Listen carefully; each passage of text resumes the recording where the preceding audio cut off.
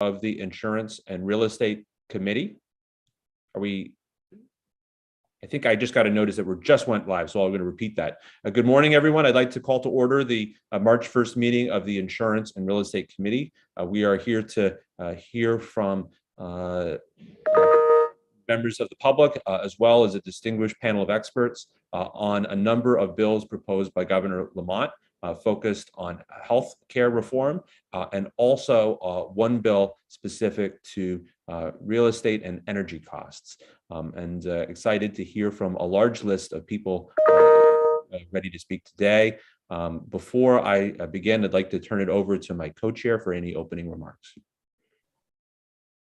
Thank you, Mr. Chair. Thank you for everyone spending many hours with us this morning on these important discussions, and I look forward to hearing from you. Thank you. Thank you, Madam Chair. Any remarks from Senator Huang?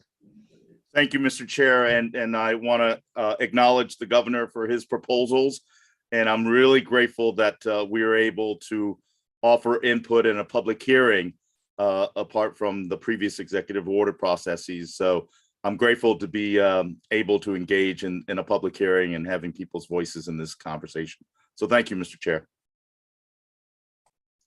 Thank you. Representative Pavel-D'Amato. Thank you, Mr. Chairman. And I just want to thank everybody for coming to testify today. Looking forward to hearing everybody's perspectives, and of course, looking forward to spending time with you, Mr. Chair, as always. Thank you. Pleasure is all mine, Representative. Let's jump right into it if we can. Our first guest is none other than this distinguished comptroller speaking for the first time to the Insurance and Real Estate Committee. It's good to see you, Comptroller Braswell. Welcome, and glad that you're joining us. Thank you, Senator Lesser. Senator Lesser, Representative Wood, Senator Wong, Representative Pavel-D'Amato, and all of the members of the Insurance and Real Estate Committee. Thank you all for the opportunity to testify in favor of Senate Bill 15, an act encouraging primary and preventative care. Healthcare affordability and access remain a significant concern for many Connecticut residents. I commend Governor Lamont for submitting a suite of bills that target healthcare cost growth while improving access and prioritizing preventative care. House Bill 5042 would codify the governor's Executive Order Number 5, which requires the development of a statewide healthcare cost growth benchmark and sets targets for increasing primary care investments. My office has directly participated in the development of the cost growth benchmark and primary care roadmap and strongly supports continued development in this area. Importantly, the bill does not impose hard caps, but rather sets goals for all stakeholders, including the state as a whole, to try to achieve. Goal setting and annual measurement will help increase organizational focus and planning for both healthcare payers and providers alike.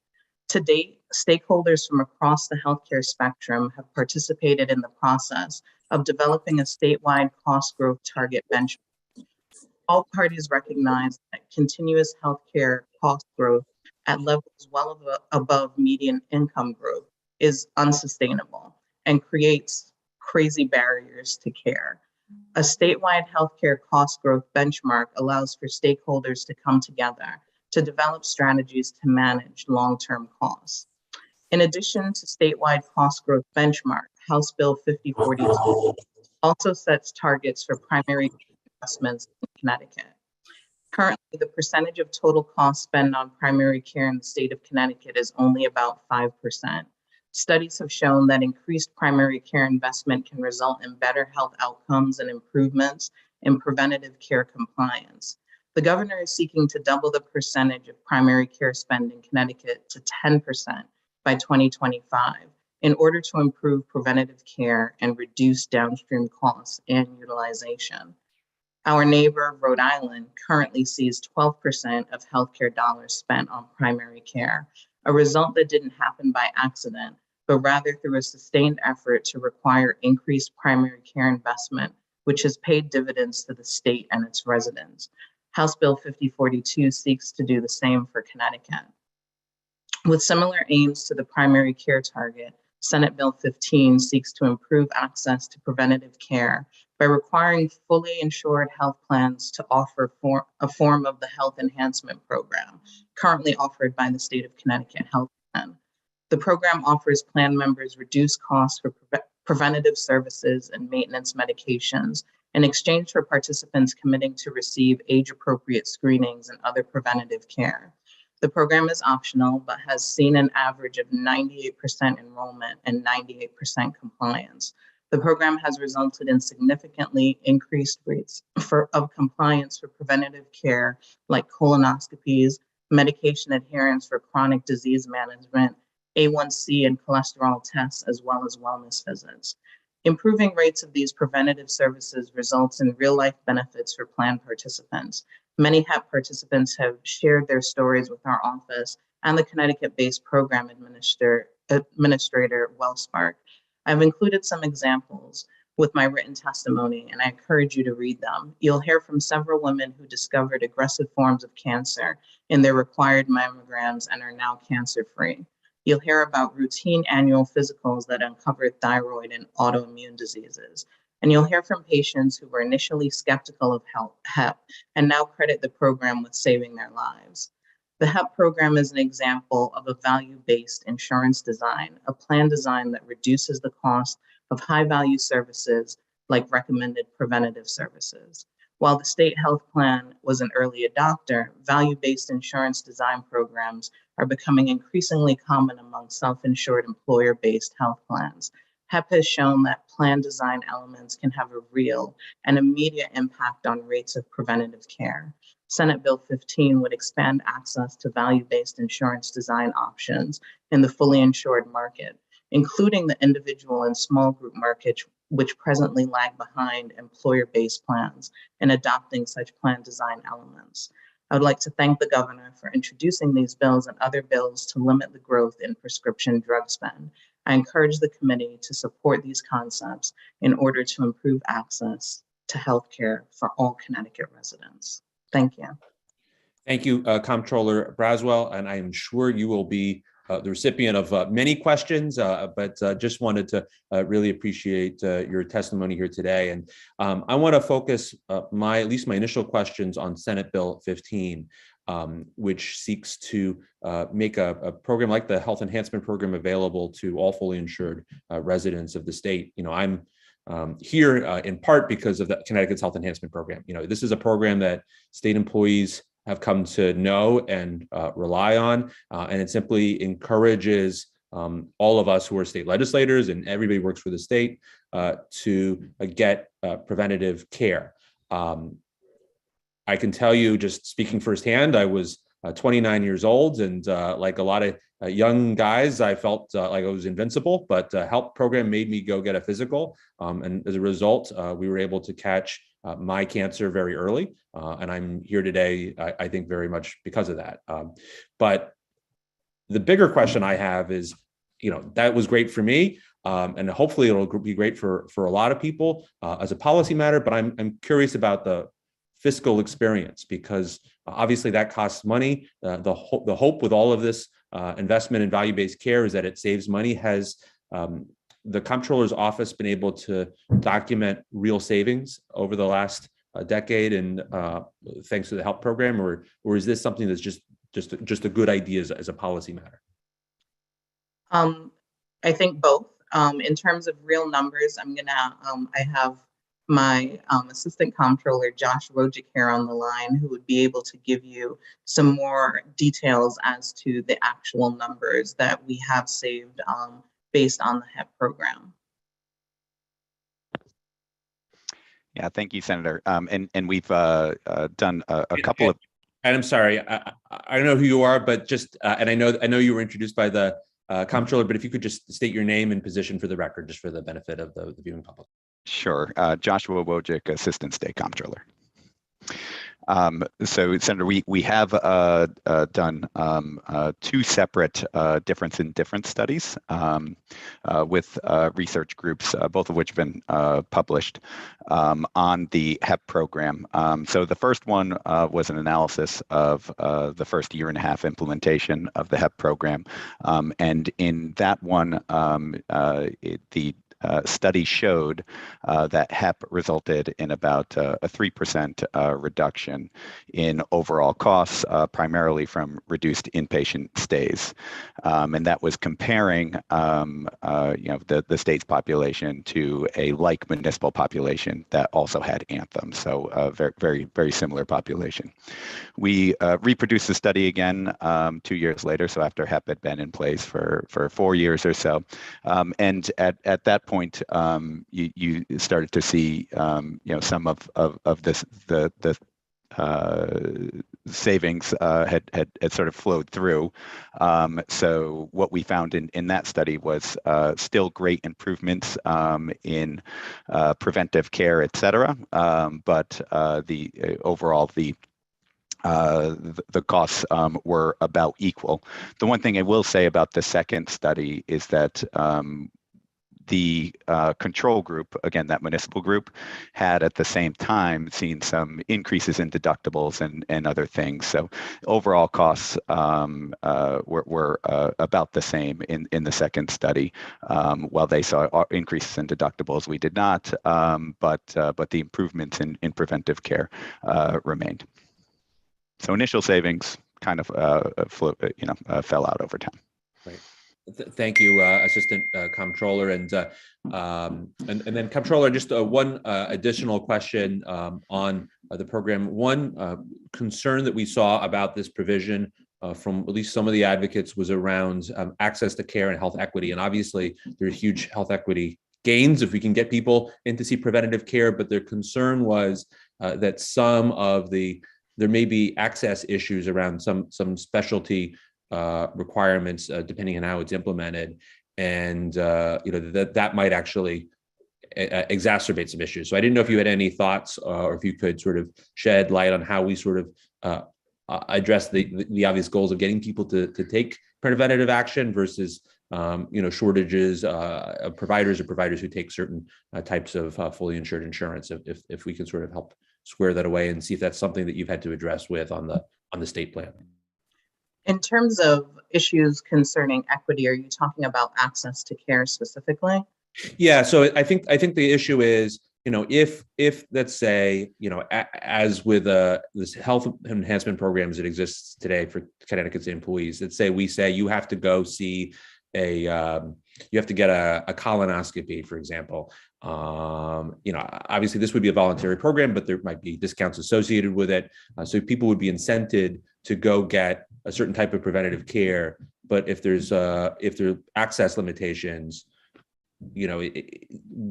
is that sort of limiting the effectiveness or creating certain additional health equity issues? And so that was some of the testimony that we got about that sort of raised that access to care issue. And I just didn't know if that had cropped up yet or it cropped up at all on HEP implementation. Now, one of the things that we have sort of addressed in terms of equity in the plan design for the state HEP program is to provide financial incentives for individuals for receiving recommended preventative care.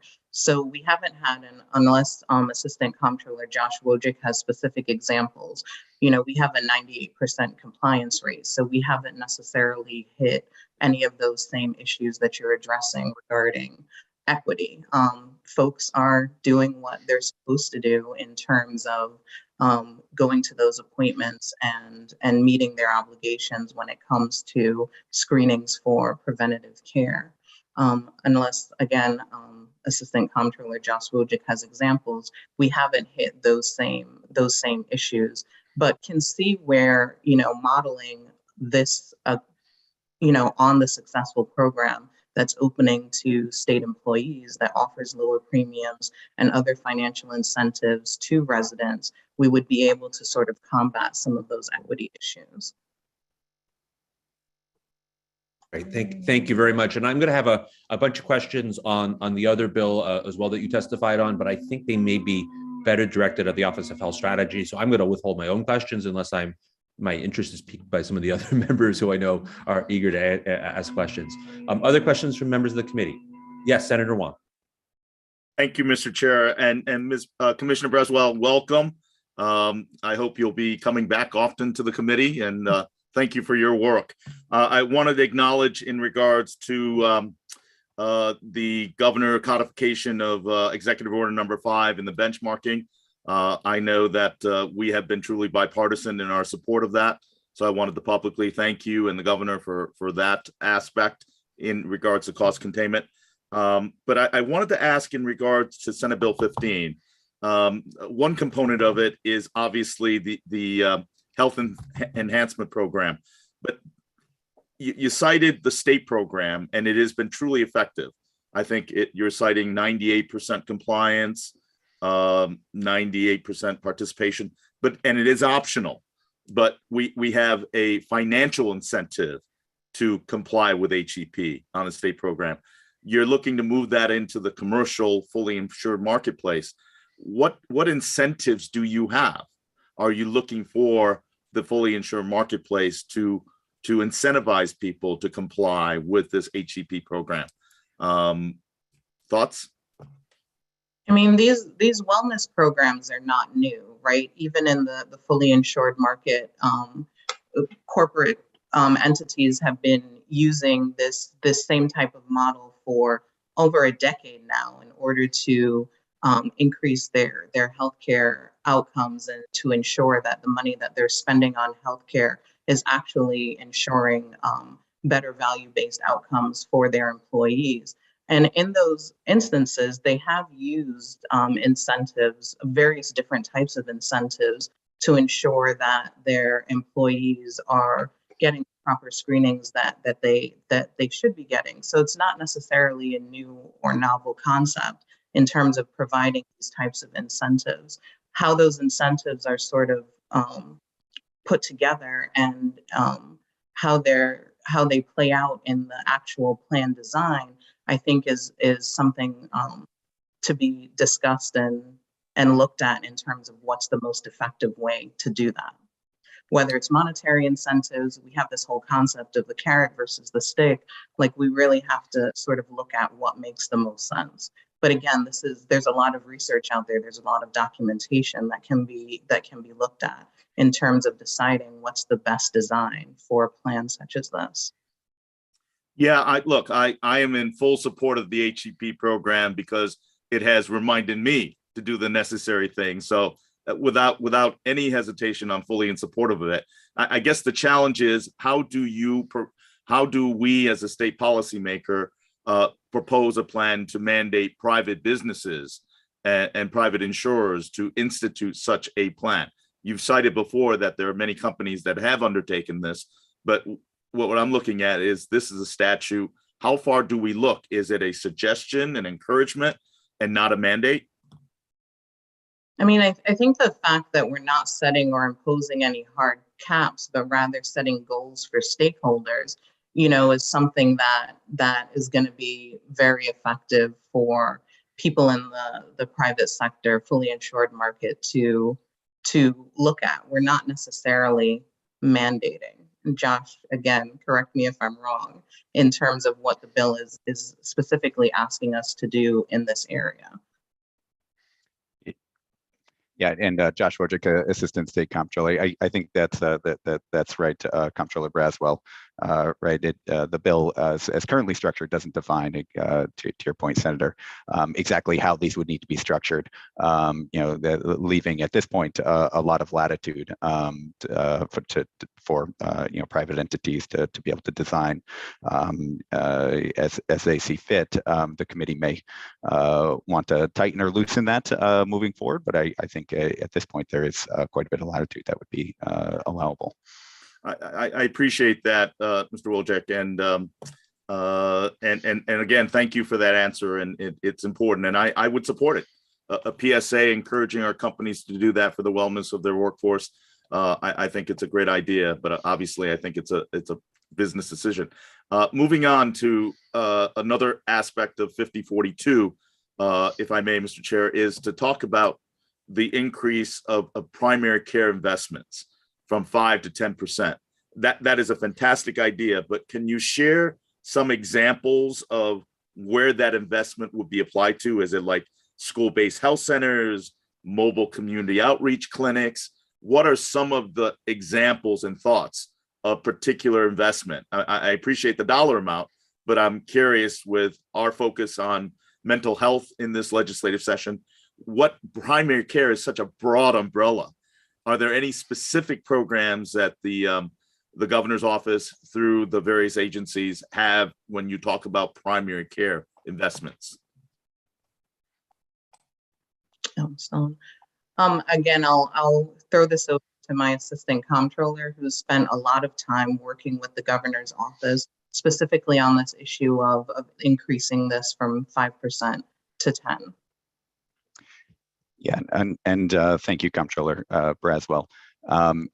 So, Senator,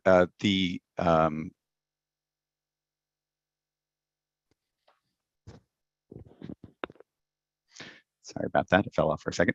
Part of the process of developing a primary care roadmap through the Office of Health Strategy incorporated a number of different stakeholders, including participants from our office. And that roadmap includes 11 different areas specified for investment. One of them being behavioral health integration into the practice team within primary care practices. So it's a significant and an important piece. Thank you very, very much. And if it's okay, through the committee chairs, if you could share those 11 specific areas with this committee, I'd be greatly appreciative. And on a final note, I just wanted to extend my offer of support and working collaboratively with the agency. And again, welcome again to the new commissioner, and I wish you well. So thank you, Deputy Commissioner or Assistant Commissioner, and thank you, Mr. Chair. Thank you, Senator. Thank you, Senator Wong. Next, I see questions from Representative Farrar. I think Representative Nuccio is next, if you don't mind, Senator Lesser. Not at all. Representative Nuccio. Thank you, Representative Farr. Thank you, Mr. Chair. And thank you, Commissioner Braswell, for being here. I do have a few questions. I need to minimize my screen so I can get to them. I'm gonna start with Bill 15 on here. And the first question that I had was around the requirement for PCP contact information to be on the ID card. I have a few questions on here from an administrative perspective. I'm wondering, there's the requirement to have a PCP contact on here, and then there's a requirement if somebody doesn't have a PCP to have phone number and contact information where they can find a PCP. So I guess my question around this is, from an administrative perspective, if I require a PCP and contact number on every ID card, if somebody changes, does that then kick in and require another ID card to be printed or provided to the insurer? Representative Nuccio, Yes. you're certainly welcome to ask anybody any questions, but I just would note that I think your question was about regulation of the fully insured market. And while Comptroller Braswell could take anything you throw at her, I'm sure we are going to be hearing from a number of folks who may be able to speak to that sort of more directly, since this is a governor's bill. And I think we're going to be hearing from the governor's office next, if that's a question more directly focused on them or on the state's insurance department, because I think it's a good question, but I don't know if that's something that's better targeted towards them. Okay, then I'll stick to, we were talking about the HEP plan. If I'm reading this bill correctly, it does require, it says in section 2, lowercase b, it shall be done. If I'm reading this correctly, you have to create at least 2 HEP plans, and it's mandating that you have some kind of incentive with it. And I appreciate the information that you provided that showed after the 4 years, we didn't really see cost improvements. You will see improvement in health, which hopefully from a long-term perspective would have cost improvements. But I just want to make sure that I'm reading this correctly. In this section, it does clearly say they shall develop not less than 2 HEP programs in there. Is that not correct? Yeah, and Comptroller Braswell, if you want me to Please just take that really quick. Yes, Representative Nuccio, I think that is accurate, and I just want to clarify my earlier statement in terms of the allowable flexibility, being that it doesn't define the structure of the programs or how much that incentive would need to be. So I think in its current state, there's a lot of flexibility. Certainly, more work to be done, but presently, I think there's a lot of flexibility around how it could be thought of to be implemented by various insurers. Okay. My next question then, if that's the case, does this somehow, are we in direct opposition of the ACA then? Because you are now mandating new coverage, a new essential benefit, basically. You're saying you have to provide at least 2 health enhancement programs under a policy. And does that put us in direct conflict with no new mandates through the ACA for essential health benefits, sorry?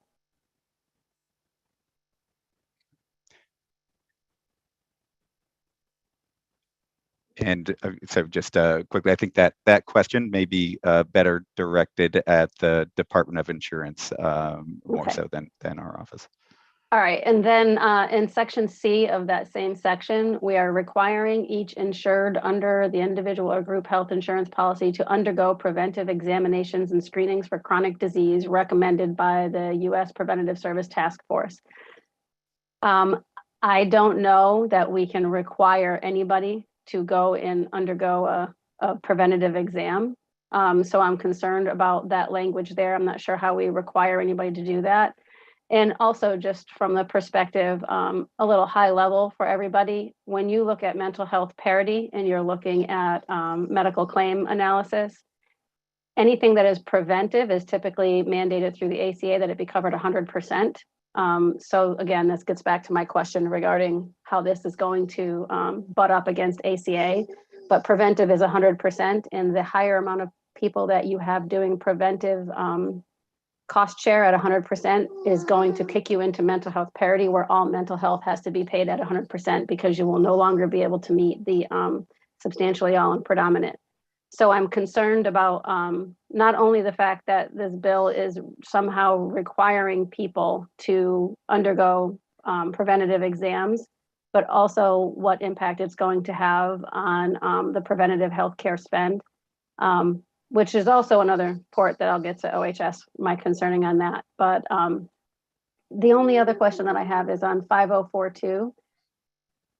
Actually, that one's probably more OHS also, because it's more, I'll just state my concern with that. I have absolutely positively no problem with incenting people to go to primary care physicians and look for preventative healthcare measures to begin with. But I've been pretty vocal with Vicki Veltri and the OHS that this has got to be something that you're going to see corresponding spend on specialists come down. Otherwise, we're just adding 20%. We're just adding more cost care to the entire model without seeing any sort of reductions. So that's basically my feedback there, but I would really like it if you guys could look into whether or not this is going to butt up against the ACA as an EHB if we're trying to mandate it. Thank you, Representative. I would just again remind all members of the committee that the Comptroller is not a regulatory body. So although they do administer the state's health plan, I think questions about regulations are probably best targeted to either the policy folks in the governor's office or the state's insurance department, which is the the regulatory body. Any more questions, Representative Nuccio, or can I turn it over to Representative Farrar? Okay, Representative Farrar. I'm good, thank you. Thanks, Chairman. Comptroller Braswell, thanks for being here. I just had a quick follow-up as referenced in your testimony about House Bill 5042. And I welcome your feedback, and certainly if you want to defer to other colleagues we're going to hear from, I welcome that as well. You kind of noted in the testimony mention of that our neighbor Rhode Island currently is spending a higher percentage of healthcare dollars on primary care. And I do think that's the case in Massachusetts as well. And I'm curious if your office is familiar in any way of how that has reduced costs. I'm kind of curious what information you might have on that topic, just to ensure that it's really informing us as we might move forward with this type of issue and legislation.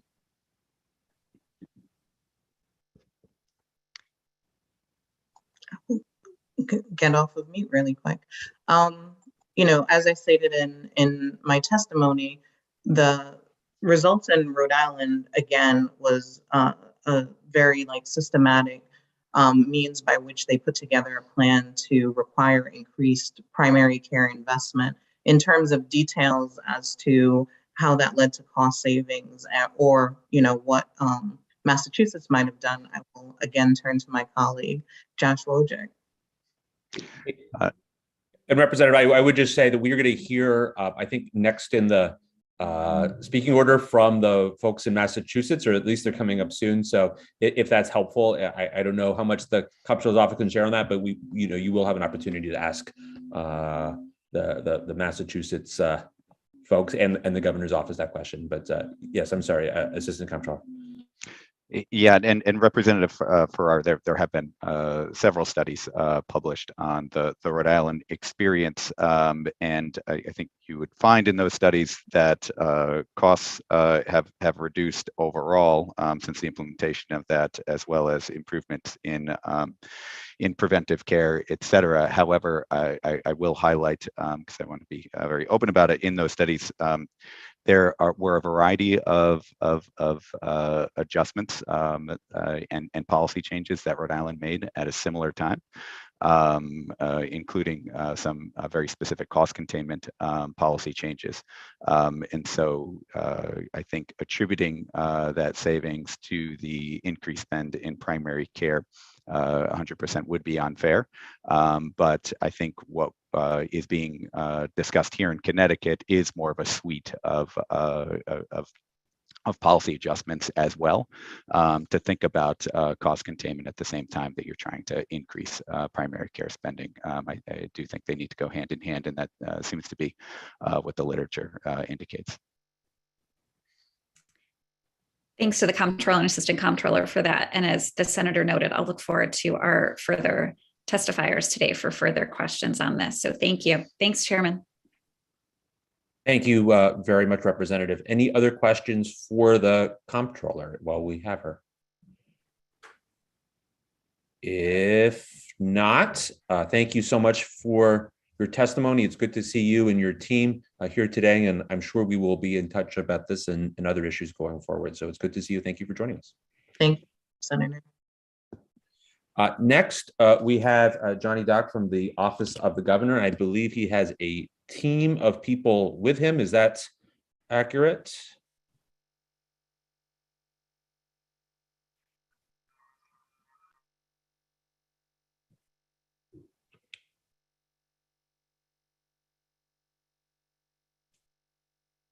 Good morning, Mr. Dock.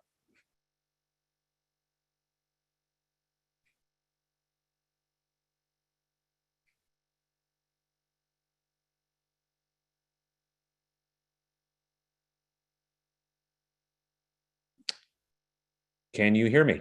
Oh, I'm sorry. I can now. Okay. Good morning, Yes, everybody. Yeah. Good morning. And Mr. Dock, I understand you have a panel of people with you. Is that? I do. Thank you very much. For the record, I'm Johnny Dock, Governor Lamont's Policy Director, and I'm going to be joined, with your permission, by OHS Executive Director Vicki Veltri and CID Deputy Commissioner Josh Hirschman, as well as a number of subject matter experts from those agencies, DCP and DSS, who will help answer your questions.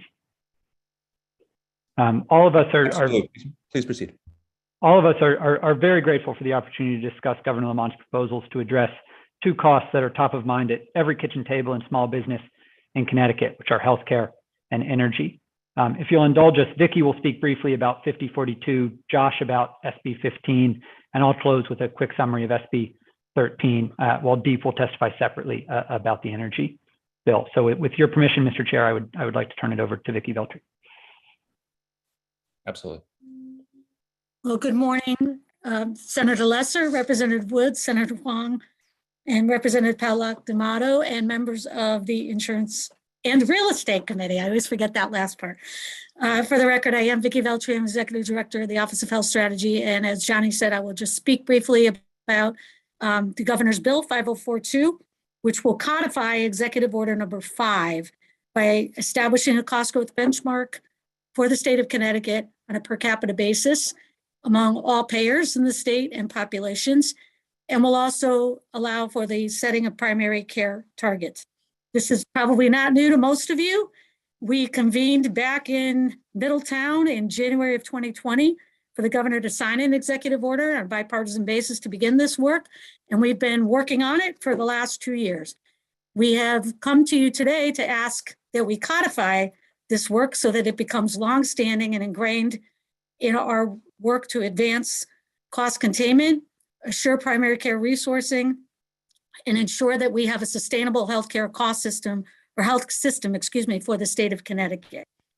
The work we've done over the last 2 years has been very transparent. We've met 66 times in public meetings with public comment at every single meeting. We've had consumers at our table. We've had carriers. We've had providers. We've had employers. You name it has been part of our work. So we've also engaged you, as you know, over the last couple of years. At least the chairs and rankings and some members of the committee have joined us over the last year or so in monthly meetings about this work. At its heart, the benchmark work is really transparency. It's about making our healthcare spending, which is now $32 billion, or at least as of 2019, $32 billion of spending in the state of Connecticut on healthcare, to make that transparent to all of you, to the public, to every person in the state of Connecticut, and to make it transparent by market, by payer, by advanced network, large provider entities, so that we could see where our healthcare dollars are going and, you know, where spending is growing or not, and where we need to take action or not to assure that we are containing costs for the state of Connecticut. Healthcare right now is unaffordable for many people in the state of Connecticut. Thanks to the Cover Connecticut program, we've been able to make healthcare affordable for additional 30,000 households in the state of Connecticut, up to 40,000 people, but we need to do better than that. And at its core, as I said, we're talking about transparency. We're not talking about cost capping. We're talking about benchmark and targeting. We're talking about better primary care resourcing and advancing care teams for the state of Connecticut, where people can get better access to primary care, address social determinant needs, and have primary care providers perform in a way that attracts them to the state of Connecticut, keeps them here, ensures better quality care, and hopefully reduce costs over the long run. With that really short remark, I'm probably going to hand it off, but I do want to let you know we are joined here today also by two people who have been very supportive of our work and have helped shape some of our work in Connecticut. And they are here to help with questions and answers about what other states are done. And they include Rachel Block of the Millbank Memorial Fund, who is helping to run the Peterson Millbank Fund for Sustainable Healthcare Costs. Connecticut is fortunate to be a recipient of funds and technical assistance through that program, along with other states across the United States. And we're also joined by David Seltz, who's a veteran of this committee now, and is the executive director of the Massachusetts Health Policy Commission, who will also be here to answer questions about other states' experiences to assist the committee in understanding what directionally we are going with this work. But finally, want to say this work has been ongoing for 2 years. We think it's time to codify it. We need to have a structure in place for ongoing transparency in the state of Connecticut about our healthcare spending. With that, I guess I'll turn it back to Johnny, who may want to turn it over to Josh. Or do you want me to do that directly, Johnny? Sorry about that. I defer to the chair. Okay, why don't we go through Johnny, since this is all the, technically you're the one who's speaking here. I just want to go quick as an aside. I think David Seltz has spent so much time in front of the Connecticut Insurance and Real Estate Committee that we're going to provide you with a Whalers jersey and a Yukon. You're now as long as we can sing Brass Bonanza while we're doing it, though. Absolutely. Johnny, back to you. We'll throw in some yard goats paraphernalia as well, David. Josh, please. Thank you, Johnny. Good morning, everyone. Senator Lesser, Representative Wood, Senator Wong, Representative Pavlak-Amato, and members of the Insurance and Real Estate Committee. My name is Josh Hirschman. I'm the Deputy Commissioner of the Connecticut Insurance Department. And thank you all for giving me the opportunity to testify today in support of the Governor's Bill SB 15. An act concerning primary and preventative care is intended to increase patient utilization of primary care. We know that patients tend to be healthier when they see their primary care physicians regularly and receive appropriate preventative care. When illnesses are caught and treated early, not only does it lead to a healthier population, it should drive down the cost of healthcare and in turn reduce the cost of health insurance. This bill makes it easier for insured members to choose a primary care provider and have that provider's name printed on their insurance card. This will help ensure that the patient's chosen primary care provider can be notified of any treatment the patient receives from any other provider. When a patient has not yet chosen a provider or a primary care provider, this bill requires the carrier to print the telephone number for the hotline to assist members in choosing a primary care provider on the card. This bill also requires insurers to place a telehealth number, a 1-800 number, on the insurance cards. Additionally, the bill requires telehealth network contact information to be included on the insurance card.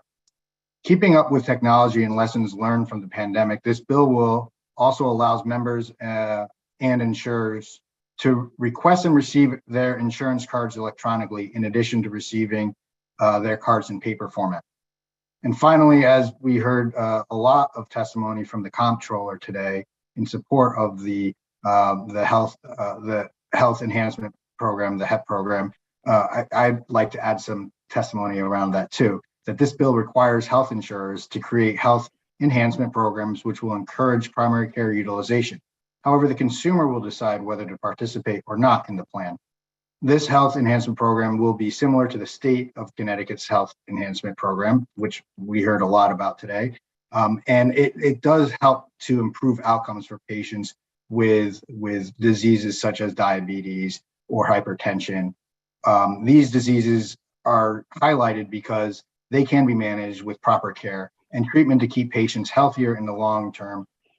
Health enhancement programs often offer discounts and incentives to receive appropriate treatment for these diseases, producing healthier patients and less expensive insurance.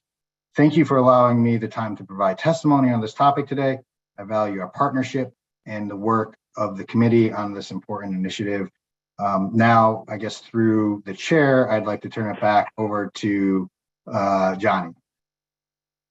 Thank you, Josh, and thank you all for your continued indulgence with us. I promise we will get to your questions soon. I'm going to talk briefly about SB 13, the pharmaceutical bill. Before I do, I just want to underline what we heard from the Comptroller and DC Hirschman about the importance of expanding the HEP program. OSC's experience was that life-saving cancer and cholesterol drug screenings increased by about 8%, even as consumers received discounts and overall prices were kept flat or even reduced. And because of how important health equity is to this committee, I just want to emphasize that those programs are especially important for minority groups that tend to have lower screening rates in some areas. Pharmaceuticals. As everyone here knows, expanding access to affordable, high-quality care requires addressing the underlying costs of that care. And one of those most significant costs is prescription drugs. Americans pay much more for pharmaceuticals than our peers in other developed countries. Thanks to our friends at the Comptroller's office you heard from earlier, we were able to analyze 50 drugs purchased through the state healthcare plan and show that if OSC paid Canadian instead of US prices for those drugs, our taxpayers and our insureds could save 57% of their costs. Even if we paid no more than double the Canadian prices, they could still save 35%. And drug prices are not only unacceptably high, they're also increasing unacceptably quickly.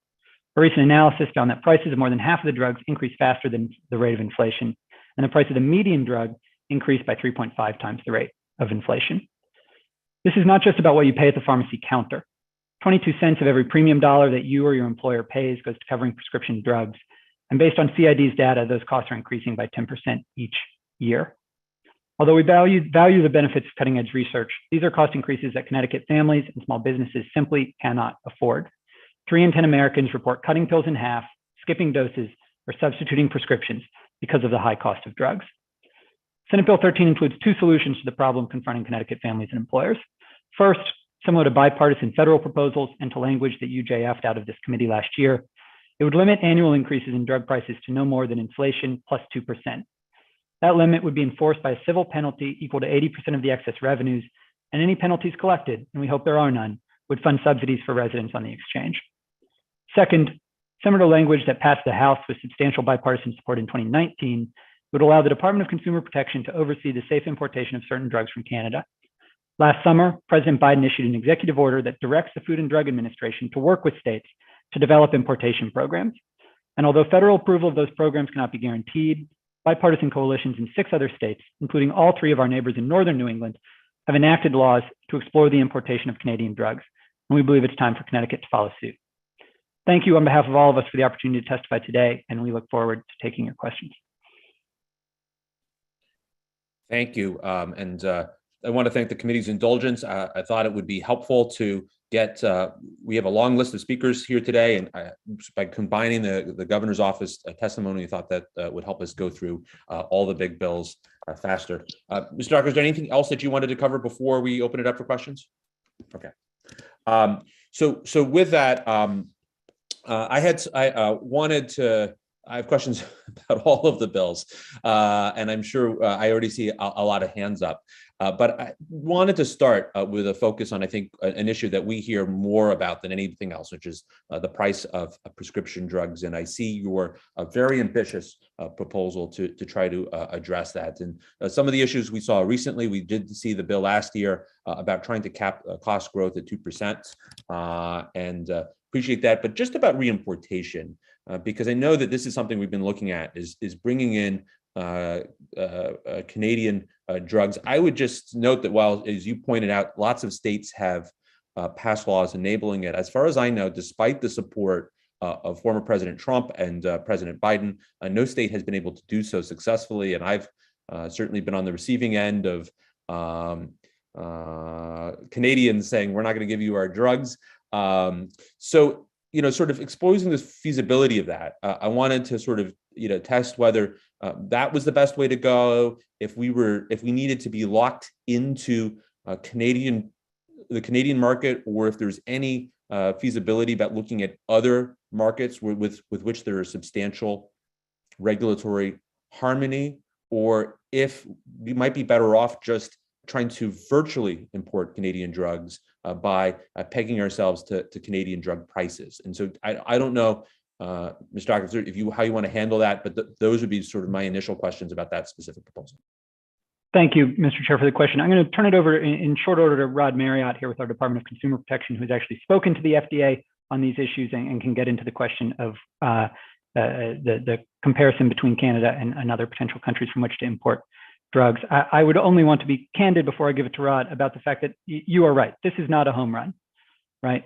6 states have gotten in line to work with the federal government to see whether we can work this out. There is not one of them that has gotten across the finish line, and there's no guarantee that Connecticut would break that pattern, but the downside risks of trying are quite low. Rod, over to you on the question of whether we can explore importation from other countries. Thank you. For the record, I am Rod Marriott. I'm the Director of the Department of Consumer Protection's Drug Control Division. Can everyone hear me okay? Yes, we can. So right now, the current federal framework only permits Canadian importation at this point in time. And I would, maybe a little bit premature to see what other countries may be viable for this, especially considering we have not seen anyone successfully do it from Canada as yet. I think when you start to look at the big picture, the supply chain access, there's a natural kind of pathway to get drug from Canada. It's probably a little more easier than some other countries that have similar regulatory frameworks. But right now, we've predominantly been focusing at the Canadian option. Okay, I appreciate that, and I think I've heard from some folks in the regulatory sphere who sort of identified Australia as a place with which there's a certain amount of regulatory overlap. I know Australia is further than Canada, but it just seemed that if there's a bottleneck, it's easy to sort of limit the access to Canadian drugs. If more countries were made available, it might increase the chances of success. But I hear what your comment about the FDA as a potential issue there. Did you have any comments, Mr. Dock, about potentially there's been some proposals about virtually importing prices, sort of pegging ourselves to, I think Nashby has a proposal along those lines. Is that something that the governor's office evaluated? Do you have any comments about whether or not that's a feasible approach? It's obviously not something we've put forward, but it's something we'd be very happy to explore with the committee. And I think we could consider pegging prices either to other countries or to the number of states around the country that have set up their own prescription drug affordability boards to conduct some more in-depth analyses on the sort of appropriate price of prescription drugs here in America. If good work has been done in other states that we can borrow without repeating it, we could consider borrowing that work. Oh, so thank you for that. So you're suggesting that we could potentially tie ourselves to a prescription drug review board, and I don't know, I think like Colorado, New Hampshire have looked at that. I'm not sure, but is that something that you're suggesting that we should consider? Yes, sir. Again, not proposing that here today, but happy to have those discussions. Okay, great. Thank you. And then just, regarding the I think the first bill that was mentioned, the codifying the benchmarking, that's been an executive order for the last a couple of years since the governor came to my own doctor's office, which was a singularly odd experience, but I was always happy to invite the doctor over to meet my physician. But wanted to just sort of check in, because I know we've gotten consistent concerns from some corners of the advocacy community about potentially unintentional adverse consequences of capitation or of and the potential impact, for example, on people with disabilities. I don't know if this is best directed to Director Veltri, but I didn't know if you had any updates based on some of the feedback we've gotten today. And I would just say I noticed a new concern today, which is that the definition of primary care seems to exclude OBGYNs. And then for women who do see an OBGYN as their primary, is that a potential access concern that we should be aware of? Great. Thank you for the opportunity to address both of those head on. As you guessed, I'm going to turn this over to Executive Director Veltri and her backup band, including those with experience in other states, to address both questions. Thank you, Johnny. Thank you, Senator Lesser, for the questions. Since the benchmark work started, we have been very cognizant of potential of adverse impacts of establishing a benchmark, even though the benchmark does not have negative consequences attached to it. So we worked early on to develop a plan on potential adverse impacts and some measures regarding how to quantify potential adverse impacts. And I'm going to ask Kelly Cinco, who's here, who's our Director of Healthcare Innovation, to talk about that plan. And then maybe David or Rachel could chime in with what they know about other states and what they have seen. So go ahead, Kelly, if you don't mind, Senator Lesser, me turning it over. Please. Okay, thank you. Go ahead, Kelly, and then we'll go to David and Rachel. Thank you. Just for the record, Kelly Cinco, Director of Healthcare Innovation at the Office of Health Strategy. Thank you for that question, Senator Lesser. One of the first things I did want to clarify, just for the record, is that this bill does not require any sort of capitation or anything like that in the payment. So I just want to make sure people are comfortable with that, but that's not included in this bill. So we do have a plan to address unintended adverse consequences. We put it together with our technical team and the stakeholder advisory board. We definitely hear the concerns, and we can also send that document to the committee if that would be helpful. We do want to note, and I'm sure David can talk about this from Massachusetts a little more, is that Massachusetts hasn't documented providers withholding care in response to the benchmark at all, but that doesn't mean we shouldn't be monitoring to make sure that doesn't occur here. So what we did do is base it on the Department of Social Services PCMH Plus Underservice Utilization Monitoring Strategy. And so the way this would work is we would do analyses to measure pre-benchmark and post-benchmark periods. And we're going to do this in two phases. The first phase, we started back in the beginning of 2021 with measures that we could do within existing resources. We did just get a data vendor online, so we'll be able to do some more sophisticated analyses. And I'll give you just a few examples of what we're planning to do. So there's three major areas you want to look out for unintended consequences.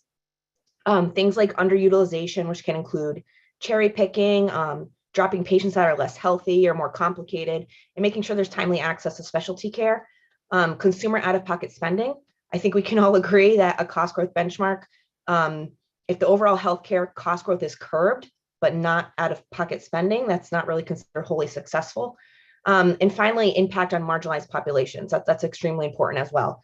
And so just to give a few examples, so for anti-stinting measures such as cherry picking, we can look at the ratio of average risk scores pre and post benchmark. For patients, like if they want to, for example, if there's a fear that patients might be dropped if they're less healthy or more complicated, we can do some analyses in the change of ratio of average risk scores for those that were in one provider organization, but then got attributed to a different one, to sort of see pre and post benchmark if there's changes there. And finally, we can measure whether there's a change in utilization of specialty care pre and post benchmark. For consumer out-of-pocket spending, there's preventative and chronic care measures we can look at. We can pull data from DSS and NCQA. There's specific measures that are most sensitive to providers restricting care, particularly for vulnerable populations. We could track that. We utilize member experience surveys and also track member grievances. And now with our data analytics vendor on board, we can even dive deeper and see if there is a change in out-of-pocket spending by plan and service carriers, as well as change in average annual growth in premiums. And then finally, something that's extremely important is the impact on marginalized populations. What we hope to do with our, again, new data analytics vendor is find a way to stratify utilization and spending data based on a number of things: income, insurance status, race, ethnicity, social risk factors, and zip codes. So these are all things that we think are very important to track. We have a very, I think, detailed plan in the works, and we are happy to continue updating this committee on where we are on that, and as well as making sure you know what's going on with the data analytics vendor and how we're going to be doing this plan. So I know that was a long answer, so I'm happy to take any more questions, but I want to make sure people understood that we're taking this very seriously, and we do want to make sure there aren't any unintended consequences from the cost growth benchmark. Thank you, Kelly. I'm sorry, Dr. Felci, did you have anything you wanted to add? I was just going to throw it to David or Rachel to see if they had any comments they wanted to make about adverse impacts, potential adverse impacts. And I do want to come back directly on point about your question about the capitation. So David, do you want to comment?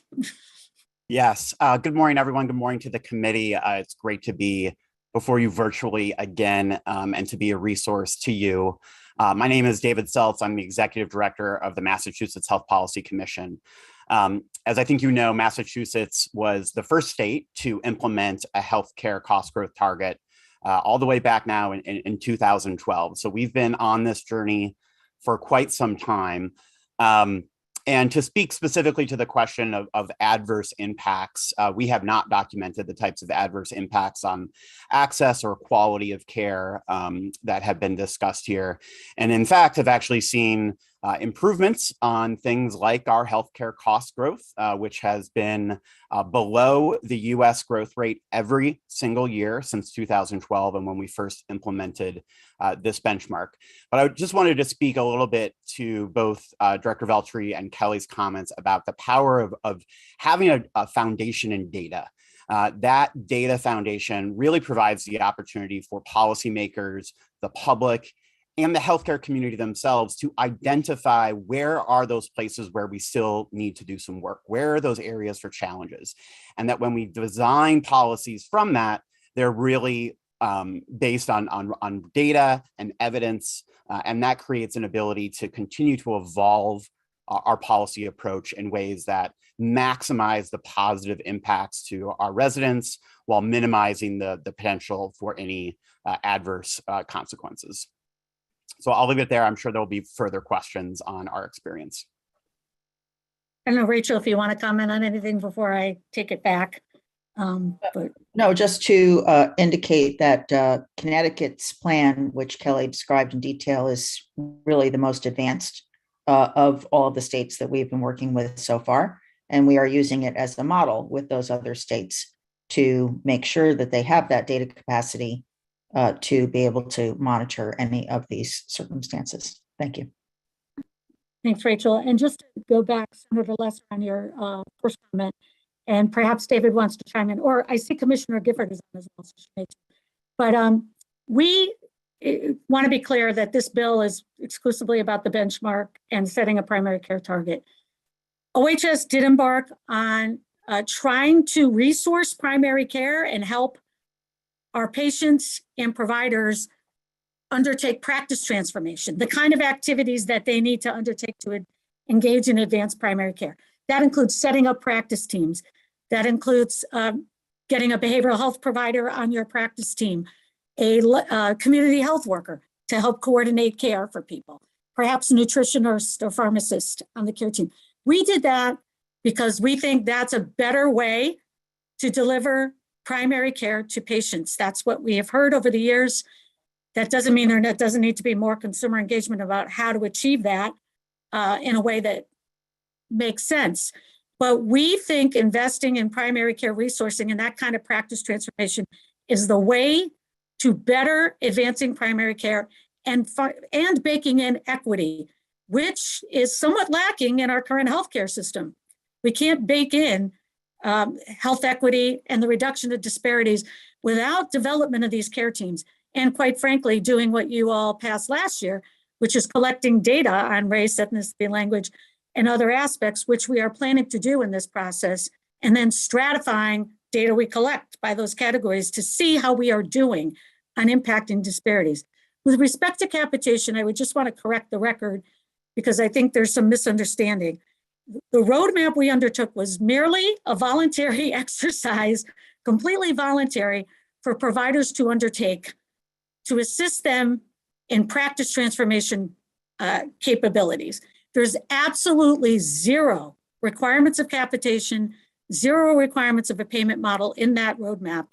We are obviously not telling Medicaid how to undertake its process. So Commissioner Gifford may want to comment on that, just to clear up the record about the primary care side of the equation, if you'll indulge us on that. Sure, we're going to have the entire executive branch in one segment, but hopefully that'll help ease things as well for moving quickly through our schedule. Commissioner Gifford, it's lovely to see you, and thank you for joining us. Just if you could identify yourself for the record, please. But if you'd like to speak to that. Thank you, Senator. Good morning, members of the committee. Deidre Gifford, Commissioner of the Department of Social Services. I had to transition from a human services hearing, so I apologize for my tardiness. Just to build on the comments, and I'll be brief, Senator, to your point. First of all, I acknowledge the appropriate concerns about a downside of both the benchmark and new payment models. But I also think it's really important to emphasize the downsides of the existing payment structure, which I think is universally agreed to have perverse incentives, which do not incentivize improvements in quality or better health outcomes, but also to talk about the really extensive data that investments in primary care do two things. They improve health and they lower costs. The evidence is pretty clear on that, which is why so many states have undertaken the type of work that OHS is proposing here. And why DSS really strongly supports the work around primary care transformation and primary care investment that's embedded in this legislation. We have been supporting primary care. Connecticut pays primary care differently than we pay other providers. To its credit, kept in place some of the enhanced payments in Medicaid that were temporary during the ACA, right after the ACA was passed. And we've seen the benefits of that in both outcomes and quality.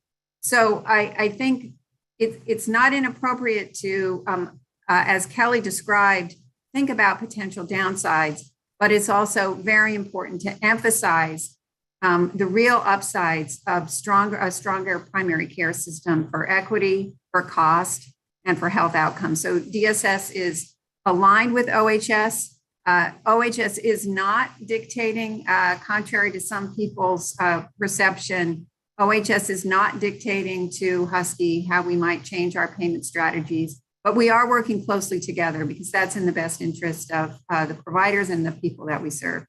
Thank you, Senator. Thank you, Commissioner. And we've got 900 executive, I think we've got the entire executive branch of state government before us at this moment. I see a lot of hands up, and with that, turn it over to Senator Wong.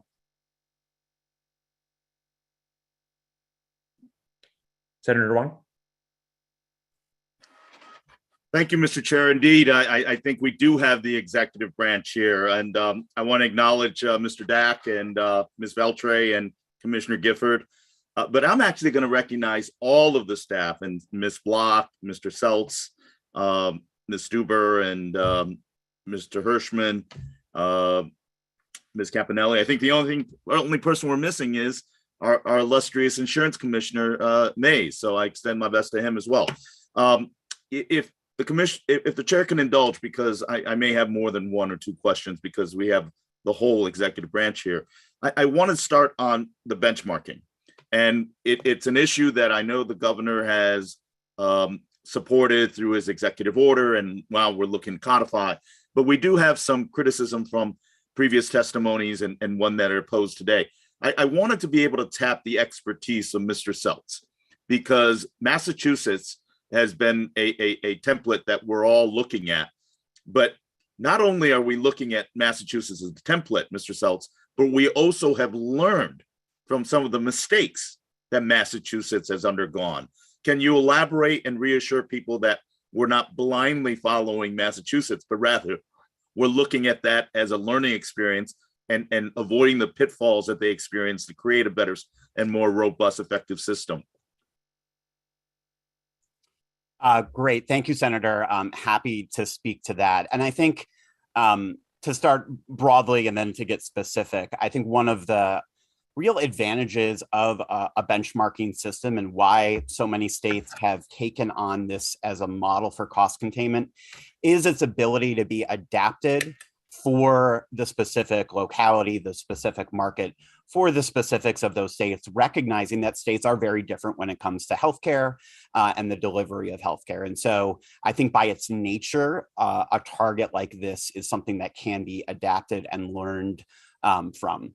One of the things that we have learned as we've tried to restrain total healthcare spending growth to either it began at a 3.6% growth target, was that by setting that target, we were not necessarily at the same time sending signals or incentives about where did we want that growth in spending to occur, and were there areas of healthcare spending that provide greater value to our residents. And so that is one area where primary care and the target of including the primary care target, I think, is a really important innovation about what's being proposed here, because you're both trying to bend the cost curve, but also underneath that, make real investments in the area that we know, and the academic literature and health science literature is really clear on this. Investments in primary care is the only part of healthcare where you actually have strong associations with increased population health and more equitable health outcomes. So I think this innovation of bringing primary care kind of within this approach, I think, is really smart. It's something that our governor has proposed as well as an evolution of our approach, and is something that he's indicated he's going to refile again very shortly. So I think that is one example of something where Connecticut has been able to learn from our experience and adapt and even evolve the model further. Thank you. And it's also important to note that we're not looking at any specific area. The benchmarking would cover the entire ecosystem of healthcare delivery, not only our hospitals, our medical equipment, but all aspects of the very costly healthcare ecosystem. Would that be correct? Yes, that would be correct. And I think to add just one more additional point on that, one of the areas that we have struggled with, as all states have, is the rising cost of prescription drugs. And as part of our approach, those are absolutely counted as part of healthcare spending, and we track that. That has been an area for affordability challenges. And so, again, I think as is being proposed here in Connecticut, other approaches that can really focus on some of these areas where we know that there are rising costs, like prescription drugs, and that you can have complementary policy approaches, I think is also something that is smart. But again, using the data to really drive that policy making discussion. What a perfect segue, Mr. Seltz, to my second question, which is the prescription drugs. And I don't know who in the executive branch can answer that. I really appreciate re-exploring the Canadian marketplace and simply looking at a best solution, not a partisan perspective of whether of one group or one party suggesting initially. I know that the Senate Republicans have initially shepherded that, but I'm appreciative that we're looking at creating solutions in reducing healthcare costs. And it truly is a bipartisan way, because we all agree our healthcare costs are unsustainable. And I'm appreciative of listening a little bit more about the Canadian marketplace with much more refinement and much more analysis. So I'm grateful of that. But two other areas that I'm looking at, I know the governor last year proposed to look at some cost controls on our pharmaceutical companies in regards to their cost model. And thirdly, I know the Senate Republican has proposed looking at our PBMs in regards to how they manage their business in regards to transparency and accountability. Any thoughts, any input on those two particular areas in addition to the Canadian model?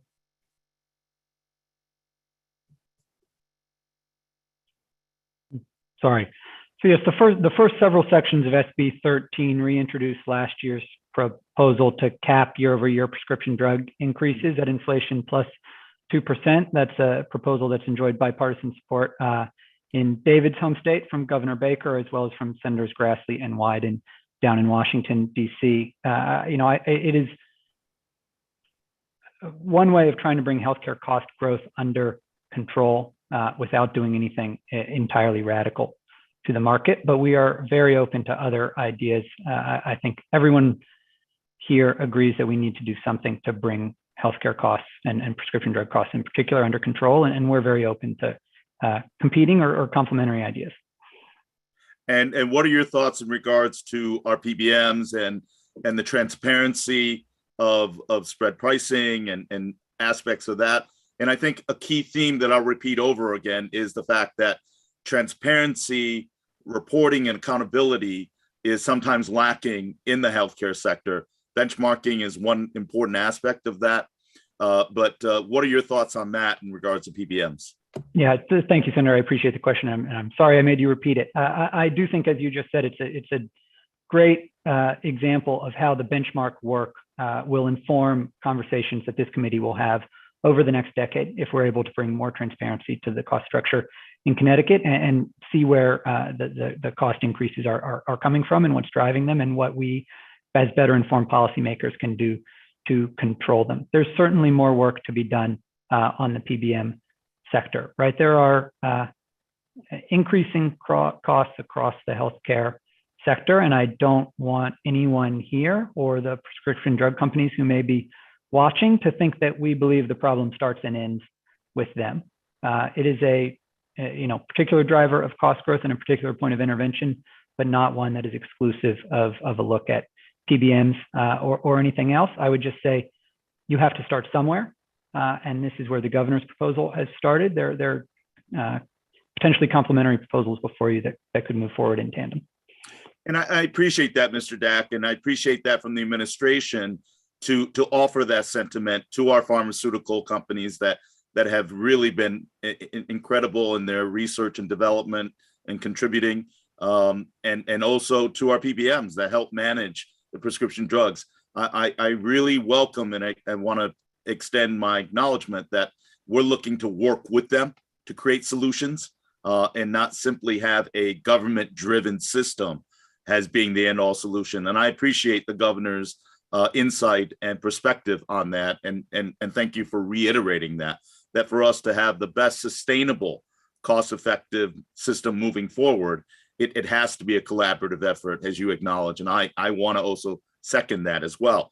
The third aspect is we touched briefly on reinsurance.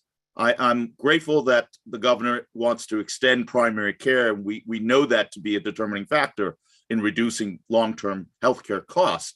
But in reinsurance, has there been any consideration from the governor's leadership to look at ARPA money or the Medicaid allocation to be able to put some funds into utilizing reinsurance to spread the risk and ultimately reduce cost? We have the Wakely report that has been offered many times that was produced by Access Health to be able to offer that reinsurance is another truly viable product in regards to cost reduction to the consumer.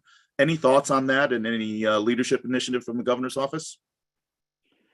So I would say generally on the ARPA suggestion, the governor is quite cautious of putting short-term funding towards long-term problems. That Wakely study, I think, assumes at least a 5-year reinsurance period, and we only have ARPA funding for about half of that.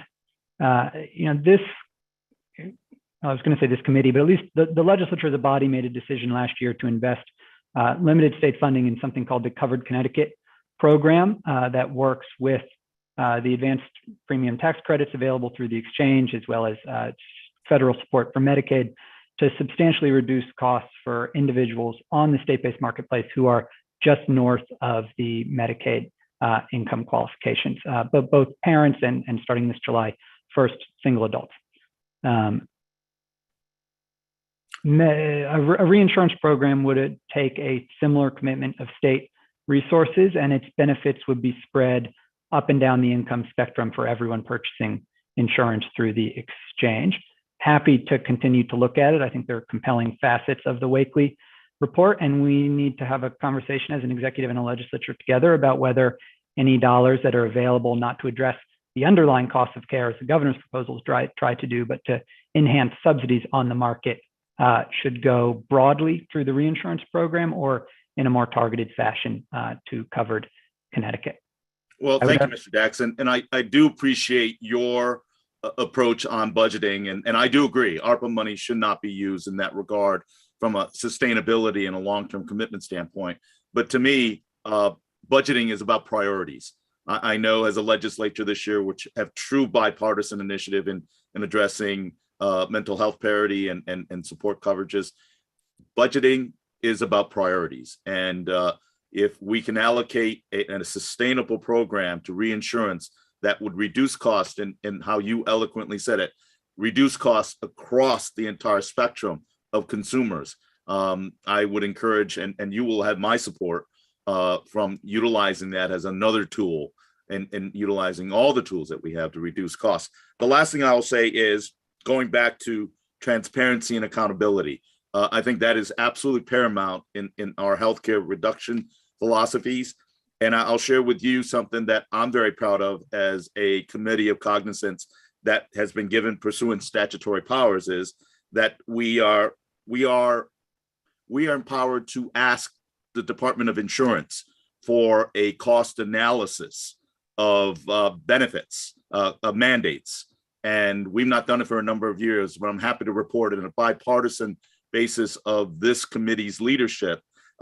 We have written a letter to the insurance department to ask for a complete cost benefit analysis of mandates that we have passed. And I hope that we will have a practice that as we move forward, any mandates that are well-intentioned and well regarded by a bipartisan basis comes with a fiscal analysis in regards to what it will cost, because everything we do is well-intentioned, but ultimately there has to be a cost analysis that all adds up. But I'm happy to report that this committee, through its leadership on a bipartisan basis, has made that request. And I believe a report will be out on January 2023. And I wanted to publicly acknowledge and applaud the leadership of this committee for having the transparency and accountability and practicing it. So thank you, Mr. Chair. And thank you to the entire team. I hope I got everybody in acknowledging everybody, because thank you for all your work. But that being said, if I miss anyone, please accept my apologies. Thank you, Mr. Chair. Thank you, Senator. Senator Anwar.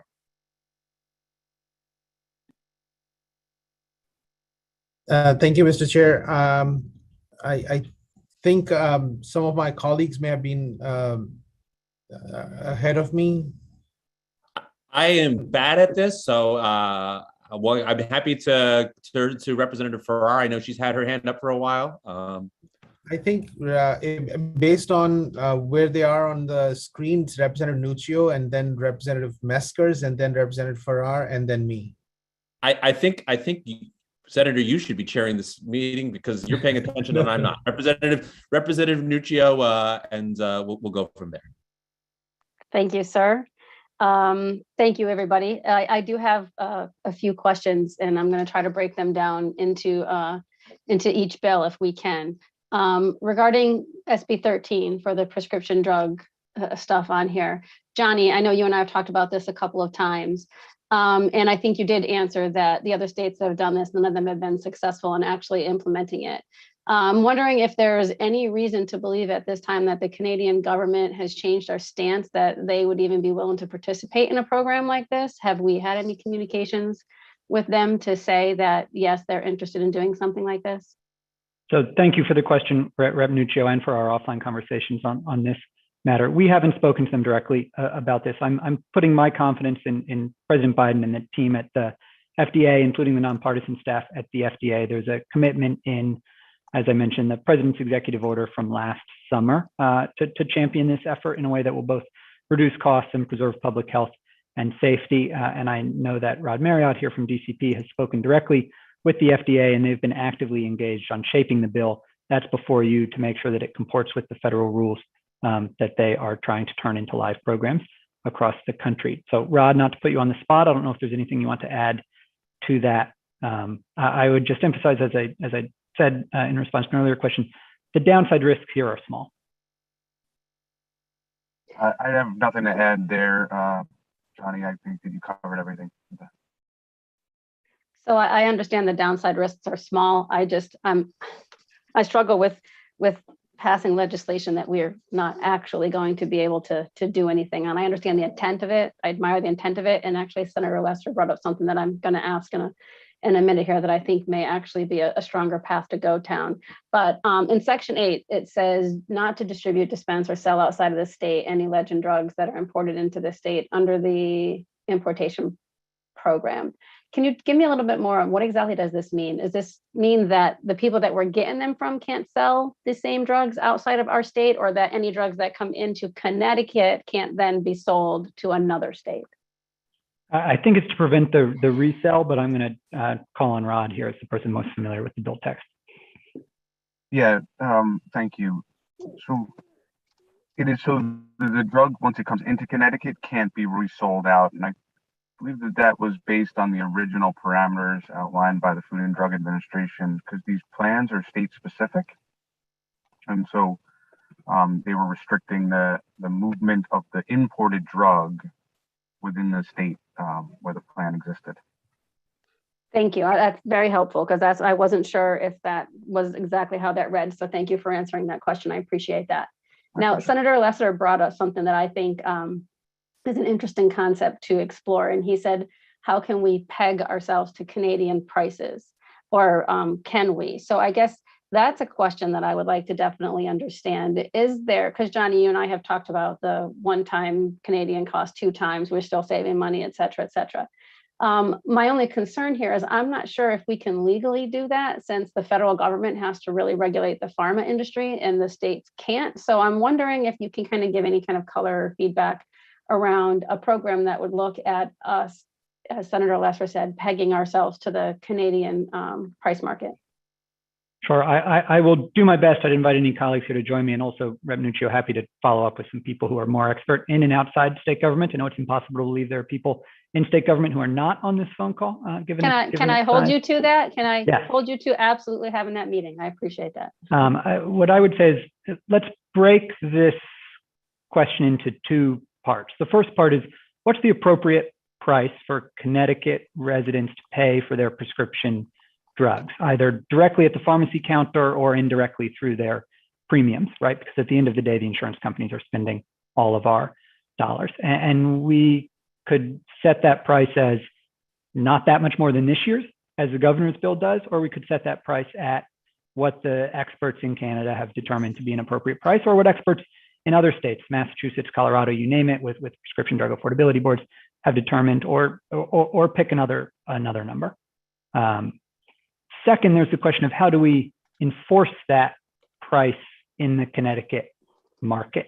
And the governor's bill puts forward one option that's been vetted by a coalition of experts, including constitutional law scholars at the National Academy for State Health Policy, NASHP, which is to say drug manufacturers can't charge more than that just price as they sell into the Connecticut market. And if they choose to exceed it, then a penalty will be levied that recaptures some of their excess profits, and at least under Section 1 of the governor's bill, reinvest that penalty into subsidies on the exchange, but they could also be reinvested into other healthcare matters, such as covering the cost of a reinsurance program, for instance.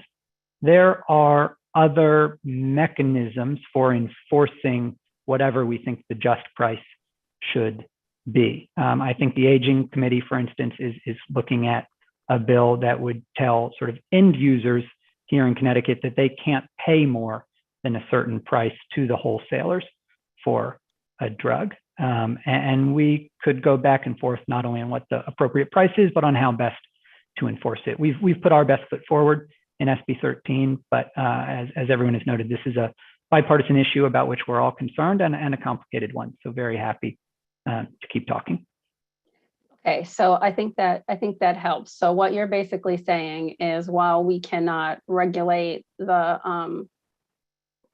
we can't regulate it at the federal level, by putting this piece of legislation in, the CPI plus 2%, that has been vetted, and that is something we can do at a state level from the pricing perspective on pharma.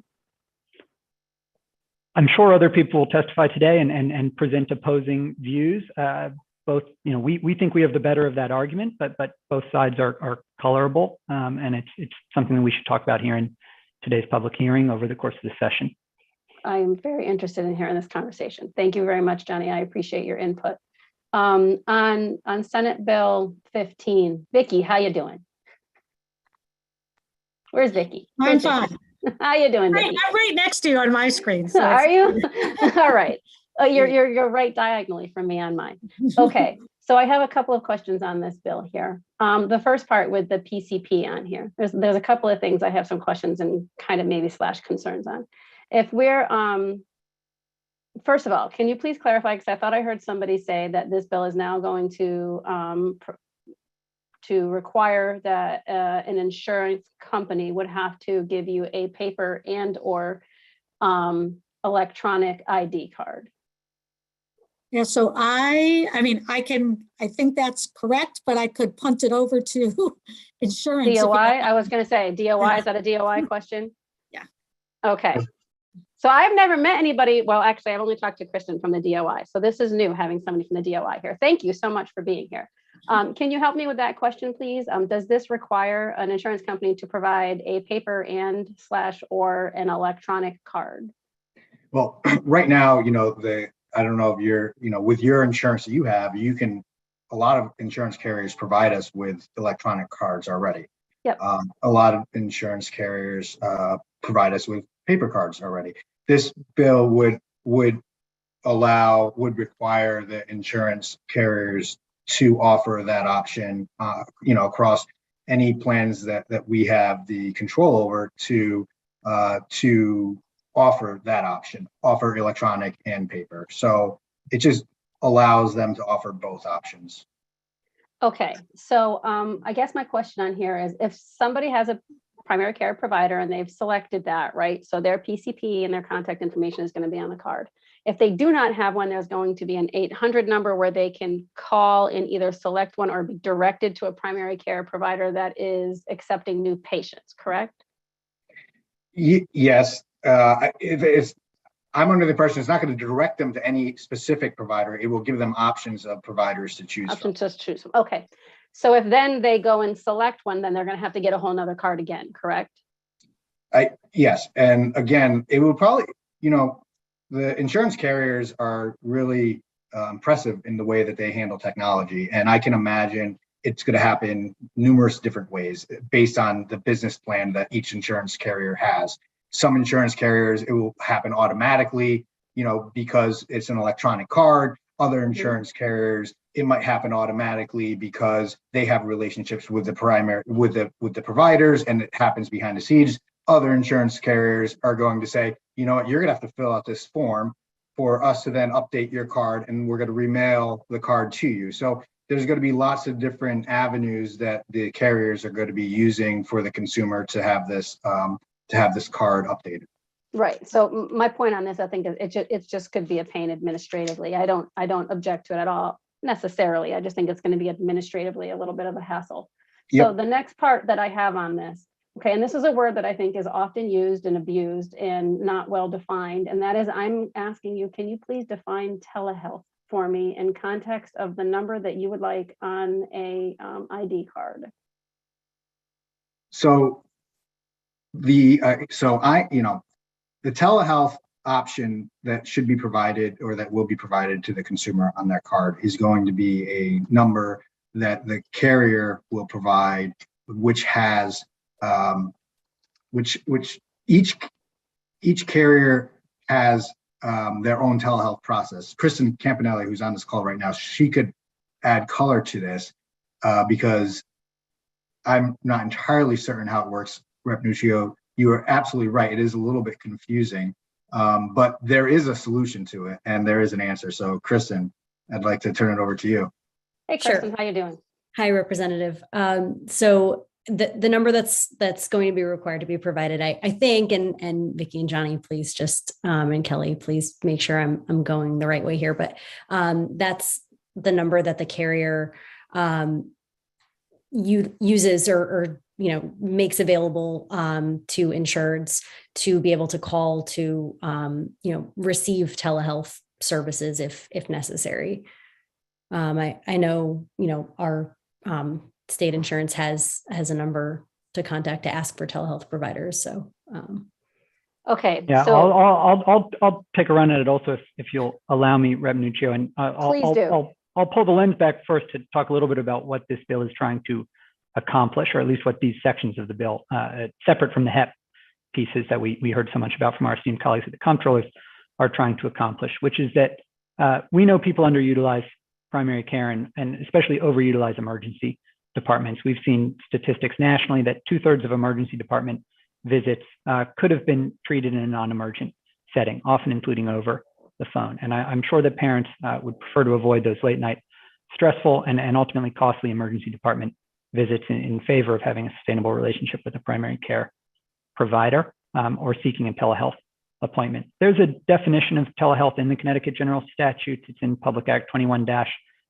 the telehealth bill that got passed in, I think, the July 20 special session and then has been amended or at least kicked out since. And it's a conversation that I'm sure you and your colleagues will continue to have as we, as a country, go, as someone said yesterday, from 0 to 60 on telehealth very quickly. But our goal is to put information at the fingertips of our patients when they need it. If you'll indulge me in a brief story, when I switched to the state Blue Care Prime Plus plan last year, I got a letter from our third-party administrator that said, we notice you don't have a primary care provider. Perhaps you'd like to consider visiting this one. And Commissioner Gifford has made fun of me for opening this letter, but I did, and I read it with interest. And when the time came to make a primary care provider appointment pursuant to my chosen optional obligations under the state HEP, I couldn't find it. And I didn't know who to call to get one. And so I had to navigate what was frankly, even for me, a somewhat confusing section of our website to find an in-network primary care provider. If there had been either a primary care provider's number on my card or a number that I could call for ready access and recommendations to those providers, I would have had an easier time. I actually would have seen a PCP several months earlier than I did. And although that didn't matter to my own health outcomes, I think there are people in the state for whom that would make a difference. And that's our goal here. I appreciate that. Here's my concern with this. The piece of legislation that you talked about, the 21-9, telehealth is again very widely misconstrued there. We talk about telehealth for chiropractors and podiatrists and dentists and everything else. That is not telehealth per se. That is virtual care going through your regular PCP or specialist. And that's my problem with that bill is telehealth specifically. If you're talking about like a telehealth urgent care, like the old MD Live or anything like that, that's a very different service than a telehealth, as the 21.9 kind of dictates it. That's why I'm asking specifically about the definition here. If you're looking for, I think we just need to kind of work on the wording on this. If what I understand what you're looking for, and I think it's great in concept. If your carrier offers like an MD Live or a telehealth, like an immediate urgent care office visit to avoid going to an ER, that I think would be good. But the bill as it stands that you referenced literally covers like 70 different types of providers and calls it telehealth, which it's not. It's virtual care. So that's my concern on here is what we're actually putting on here, who it's being directed to, and what number would be provided, and that there's an expectation for people that they're not gonna be able to call this number and get a doctor that's a chiropractor to help them, that it's more of an urgent care situation. So I would definitely like to talk to somebody about kind of refining the wording that's in there and making it so it's usable, because I think it's a good idea. You did bring up the next thing that I want to talk about, and I'm not sure if this is, and I think this might be the Department of Insurance too, but the HEP plans that we were talking about. My concern in the language here is that it is requiring insurers to provide a HEP plan, which it's a cost for the employer to provide that. And from the data, I'm sorry, I think I jumped to the other. No, I didn't. I'm sorry, my brain's all over the place here.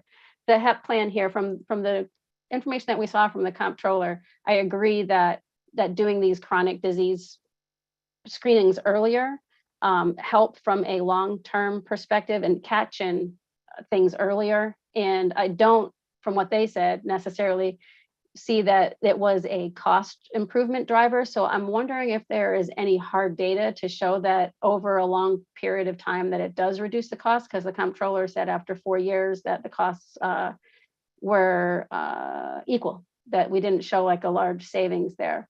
So my question is this going to be required? Because Section C says we're requiring every insurer to undergo preventive exams and screenings, and I don't think that we can require a person to do anything. So I'm not sure on the language here. It's requiring the plan to be put in place, requiring an employer to have incentives and how that would work on the exchange, and requiring an insurer to undergo preventive exams and screenings. Sure. Lots of requires.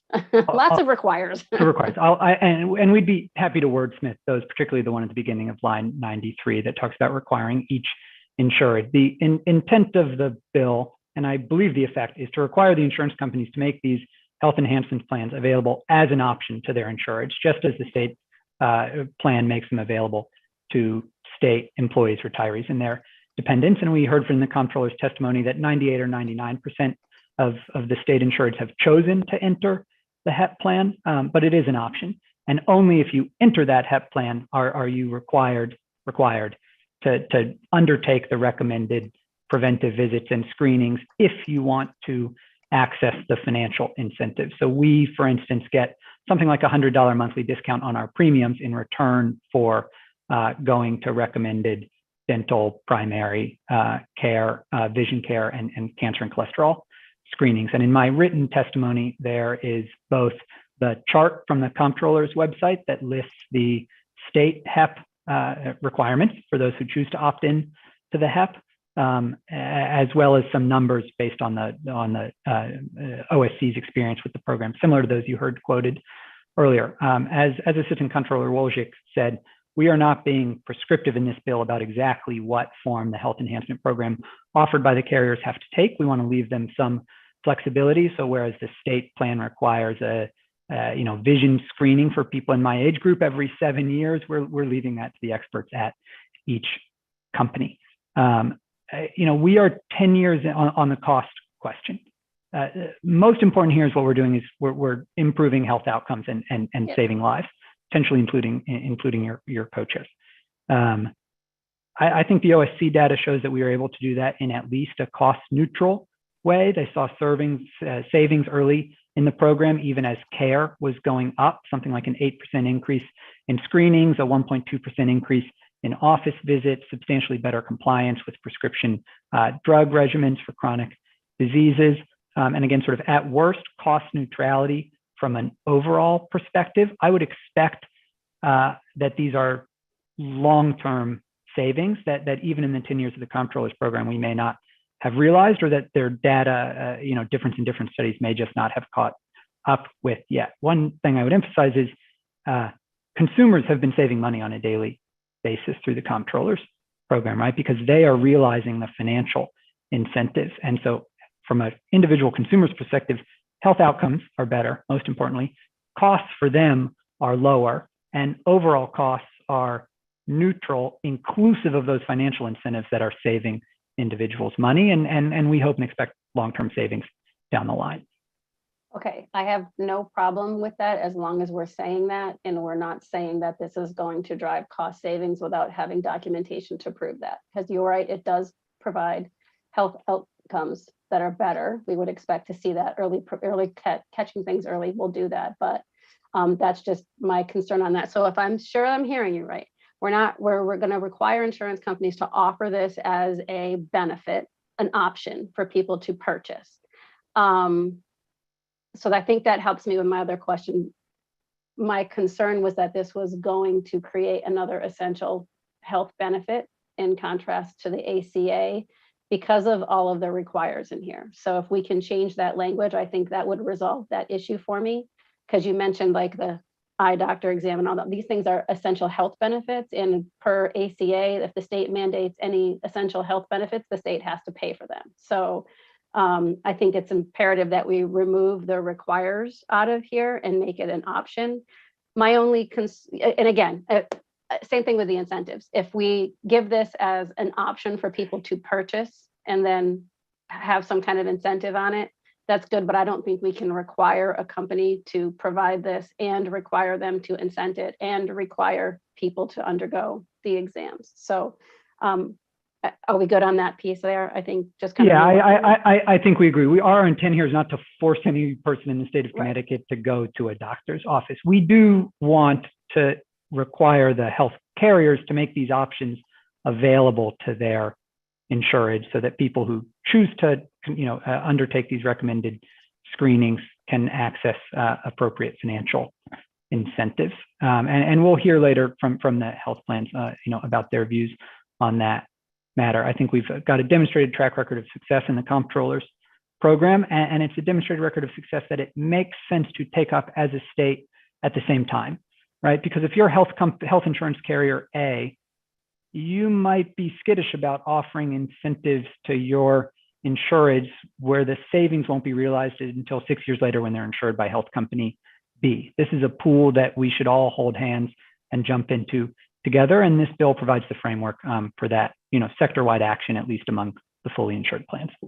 Right, and I think making it something that an insurance company requires that they offer, that doesn't mean that an employer has to purchase it and provide it. So that answers my, okay, perfect. I think we're good on that. And then the last piece, Vicki, I know this one's you. This is the benchmarking.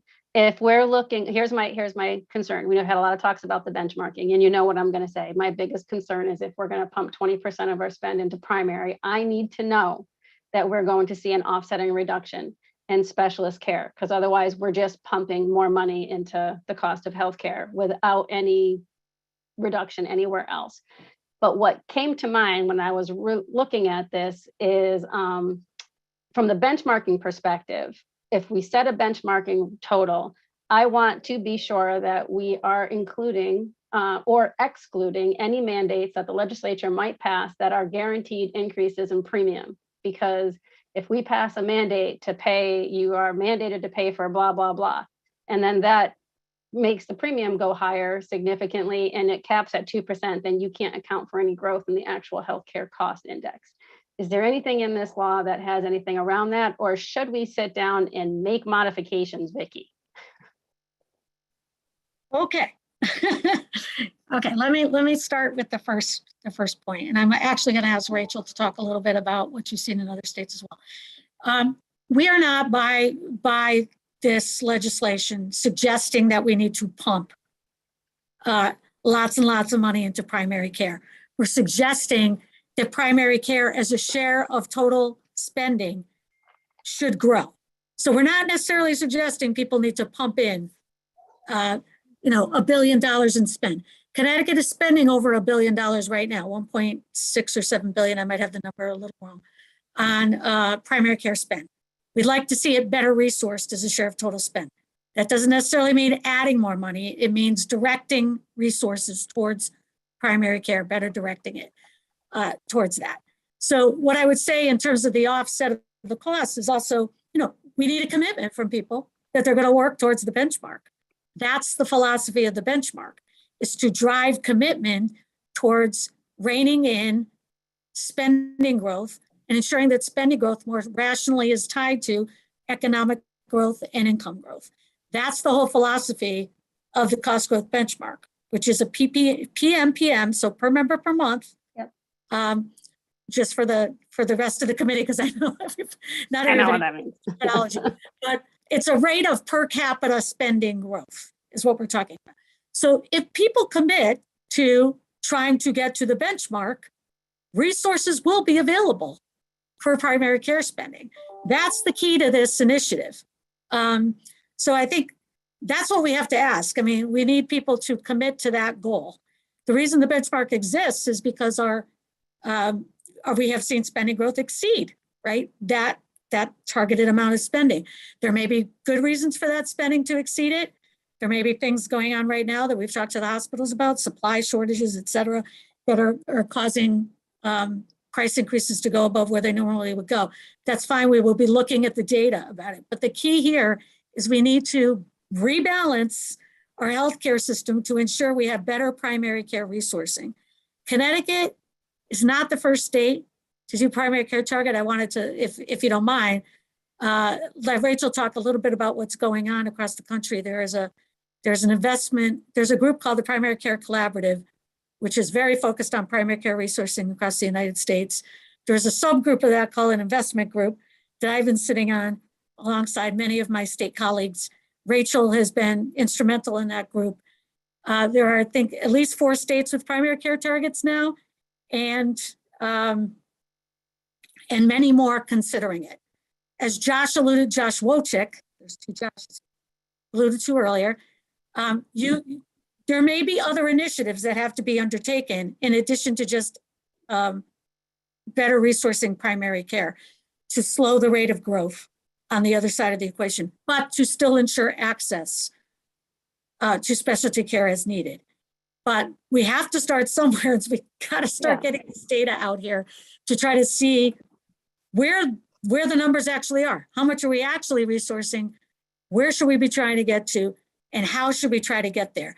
And I can tell you right now, OHS has not put on the table a specific strategy for trying to control other costs to try to increase primary care resourcing. That is the goal of the benchmark steering committee, and the goal of the collaborative work is to try to work together to drive those strategies that will help rein in some of that spending growth on the other side.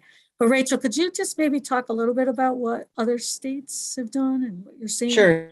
Thank you, Vicki. And for the record, Rachel Block, Program Officer with the Millbank Memorial Fund. In addition to the work that we've been doing with Connecticut and other states on their sustainable healthcare cost benchmarks, Millbank has been involved for a number of years in efforts to assist states who choose to take the path of both measuring what they're spending on primary care and then also to increase those investments. As Vicki indicated, there are 5 states that have formal targets in place. And it's not a coincidence that all except for one also have a healthcare cost growth benchmark in place. As David indicated earlier, David Seltz, these 2 things go hand in hand. And so in addition to the benchmark broader healthcare benchmark, you've got your primary care target. And then in several of these other states, they are also using insurance rate review, the focus on value-based payment strategies, and other tools to ensure that overall health spending is under the broad healthcare benchmark, but that those targets for increased primary care investment are also being made. Those other states, in addition to Connecticut, are Rhode Island, Oregon, Delaware, and Colorado. I would like to mention Vermont, which, while it does not have a target, when they created their all-payer ACO model, they required that ACO to maintain, at a minimum, the previous investment that the state had made in their particular advanced primary care model.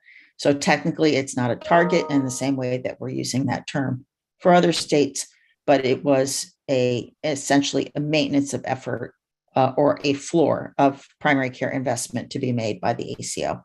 So I just wanted to mention that's a slightly different model. Finally, as Vicki indicated, we have now had another wave of introduction of state legislation in several other states to establish targets and to advance these kinds of measures. And I'd be happy to update the committee on a future date as those legislatures take action on those measures. Thank you very much. I would love to hear those. I'm being told that I am done with questions for now, so. Okay, thank you, Representative. Representative Meskers. Thank you very much. I hope you can hear me okay. I am in transit, so I don't have very good reception. So I wanted to direct my comments to Johnny Dock first. I want to thank him for his efforts and the proposals from the governor's staff. 2 comments and observations. One, I think a reinsurance pool may alleviate the pressure on pricing of the insurance product, but I'm concerned that using a reinsurance pool might ultimately not do anything to cap the exorbitant rise in our healthcare costs. So I'd be leery of a reinsurance product, and I would just leave that as a comment. The second piece of the commentary on drug importation. Yep. I'm sorry, Representative Messick, are you speaking about any bill that's before us? Because I don't think there's a reinsurance proposal. Well, there was this commentary made on reinsurance. So what I'll speak to is on importing drugs from Canada. And there's a second, thank you, I appreciate that. So on the importation of drugs from Canada, I think that provides us and the other 6 states who are looking to apply for importation of drugs from Canada. The second line of defense, should that not succeed, may be potentially to manufacture those drugs. And I would suggest that we look whether we could form a united formulary with the other states looking to import drugs from Canada to do something on the price side. And those I'd like to make, those would be my comments on the importation of drugs from Canada, which I do support. And Vicki, I think your efforts have been outstanding as we sat in our committee, and I just want to thank you for your efforts. And that'll be my brief comments before I board my plane. Thank you. Thank you, Representative, and safe travels. Representative Farrar. Thank you, Chairman Lesser. Hi, everyone. Just a couple questions, and I'll try to note the bill to make it easier. So the first question, I think, Johnny, is for you, specifically on the proposal Senate Bill 13. And I just wanted to thank you for highlighting from the start. I think you had noted that we know that 22 cents of every premium dollar that we spend now goes to prescription drugs. And I was hoping that you could illuminate a little bit about, if we were to, kind of implement this law, pass and implement this law as it's written, are there any drugs that you could point to at this point that would have violated this law and that consumers on the ground would see an effect of? So I'm not teched out enough to quote pharmaceutical names on the spot, although we'd be happy to follow up with you in writing. And if any of my more expert colleagues here can, and I would invite them to do so. In my written testimony, I go on at slightly greater length with reference to some work from KFF and a Massachusetts-based entity called ICER that have done examinations, both of just the raw increase in drug prices, detached from their clinical effectiveness. And ICER works to actually compare the increases in price for drugs that have seen really truly substantial increases in price and find out whether that's tied to any additional pharmacological benefits. I don't want to put David or Rod on the spot. I don't know if David is more familiar with ICER's work from Massachusetts. He's shaking his head. Or if Rod is better at pharmaceutical bingo than I am. But I'll follow up with you, Representative, with some examples of drugs that have seen substantial year-over-year price increases unrelated to any additional health benefits. That would be great, because I just think, for us to conceptualize, especially for constituents, what this means in their daily lives, that sort of information would be super helpful. And yeah, the ICER report is probably where you want to start, and I'll send it over to you. They look at up to 10 drugs each year and determine whether the price hikes were justified or profit seeking. And my recollection, which I would ask you not to hold me to, is that even just among that list of 10 drugs, they found in 1 year something like $1.5 or $2 billion of increased cost to the American economy that were unjustified by further research on effectiveness. Thank you for that. And kind of on this bill as well, I know one of the things that we heard last time around on this bill, and I anticipate us hearing again, was some concerns about this impacting in some way our pharmaceutical companies in regards to their R&D investment. And I just was hoping you could share, your informed perspective on what we know about the market and pharmaceutical company structure and profits, about how, we see this really as serving the consumers and not limiting the R&D function. Absolutely. The first thing I would say is that if our frame or our angle is our employer community, they're the primary consumer of prescription drugs, and they're the primary community harmed by increased prices, not in the same gut-wrenching way as the individual families who can't afford a drug, but the majority of premium dollars in Connecticut are paid for by employers on behalf of their employees with employer-sponsored insurance, and they are being racked, as Governor Lamont spoke to from his personal experience in small business at a competing event this morning, by year-over-year increases in healthcare costs that are driven by entities across the sector, but also prescription drugs. And so my firm belief is that anything we can do to bend the cost curve will benefit not only Connecticut families, but also the vast majority of members of CBIA and our chambers of commerce, who will then have more money to reinvest in their own products or their own staff, rather than pay out through the nose in healthcare costs.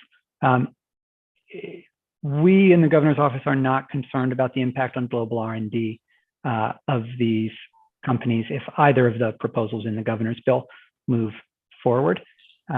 These pills are being sold by companies, and further pills are being developed on the basis of this year's profits. We don't think they need to be increased year over year. And importantly, on the annual price increase portion, we're not telling any company what the launch price of a drug should be. We are saying once you launch it, you should launch it at a price that allows you to recoup the R&D costs associated with that drug and invest in the next generation of life-saving pharmaceuticals. But you should not be able to get people used to a particular drug regimen and then increase prices on them just because your patent is running out and you want to wring whatever profits you can out of the pill before that benefit expires. On the Canadian piece, similarly, these pills are being sold, I think, at a profit in Canada. Canada actually pays the second highest prices in the OECD for prescription drugs. So it is not as though we are benchmarking against prices, where people might be selling more at or below cost in the developing world. And frankly, I am sick of Americans floating R&D costs for the entire world. These benefits are accrue broadly, and they should be shared broadly, not by residents of simply Connecticut or the United States. And I believe there's some expert testimony that's been submitted or will be coming in to talk about this at a level of detail greater than my own. Thank you. Thanks, Johnny. In the aspect of time, I'll move on to just a second quick question, I think following up on something I think I heard Senator Lesser ask at the outset, but didn't hear a particular answer to, which is around Senate Bill 15. You all can tell me who's best to answer, just to kind of get some more clarification on the treatment of gynecological services in the bill language.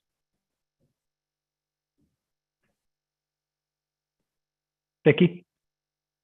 Okay, so I'll take it, I guess. So in the benchmark, yeah, the reason that language is in there right now is it's paralleling the work of the benchmark.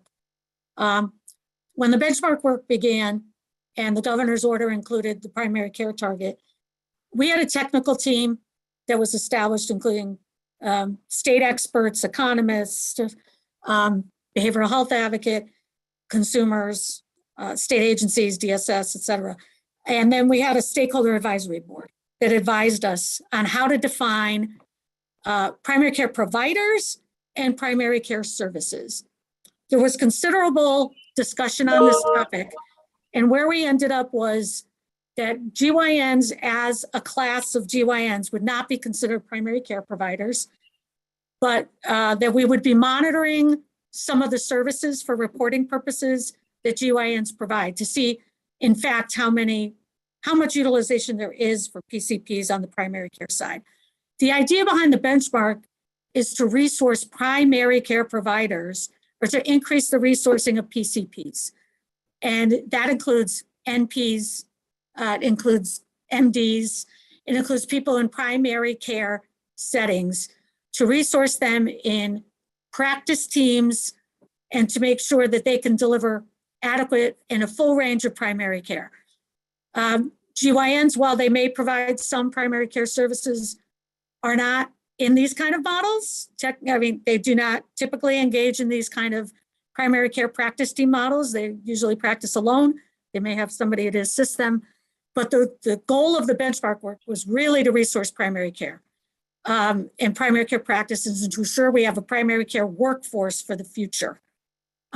With that in mind, that's why we ended up with a reporting structure of GYN providers, not considered primary care providers, but that some of the services would be monitored so that we could consider that as we go forward. As you know, in the bill, if you look at our bill, it's silent on this, or the benchmark bill is silent on this score.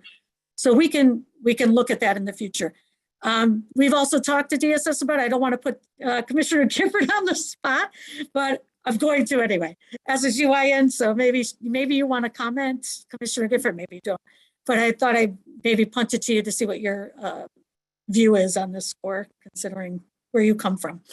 Thank you, Vicki. I would only add, Representative, good morning.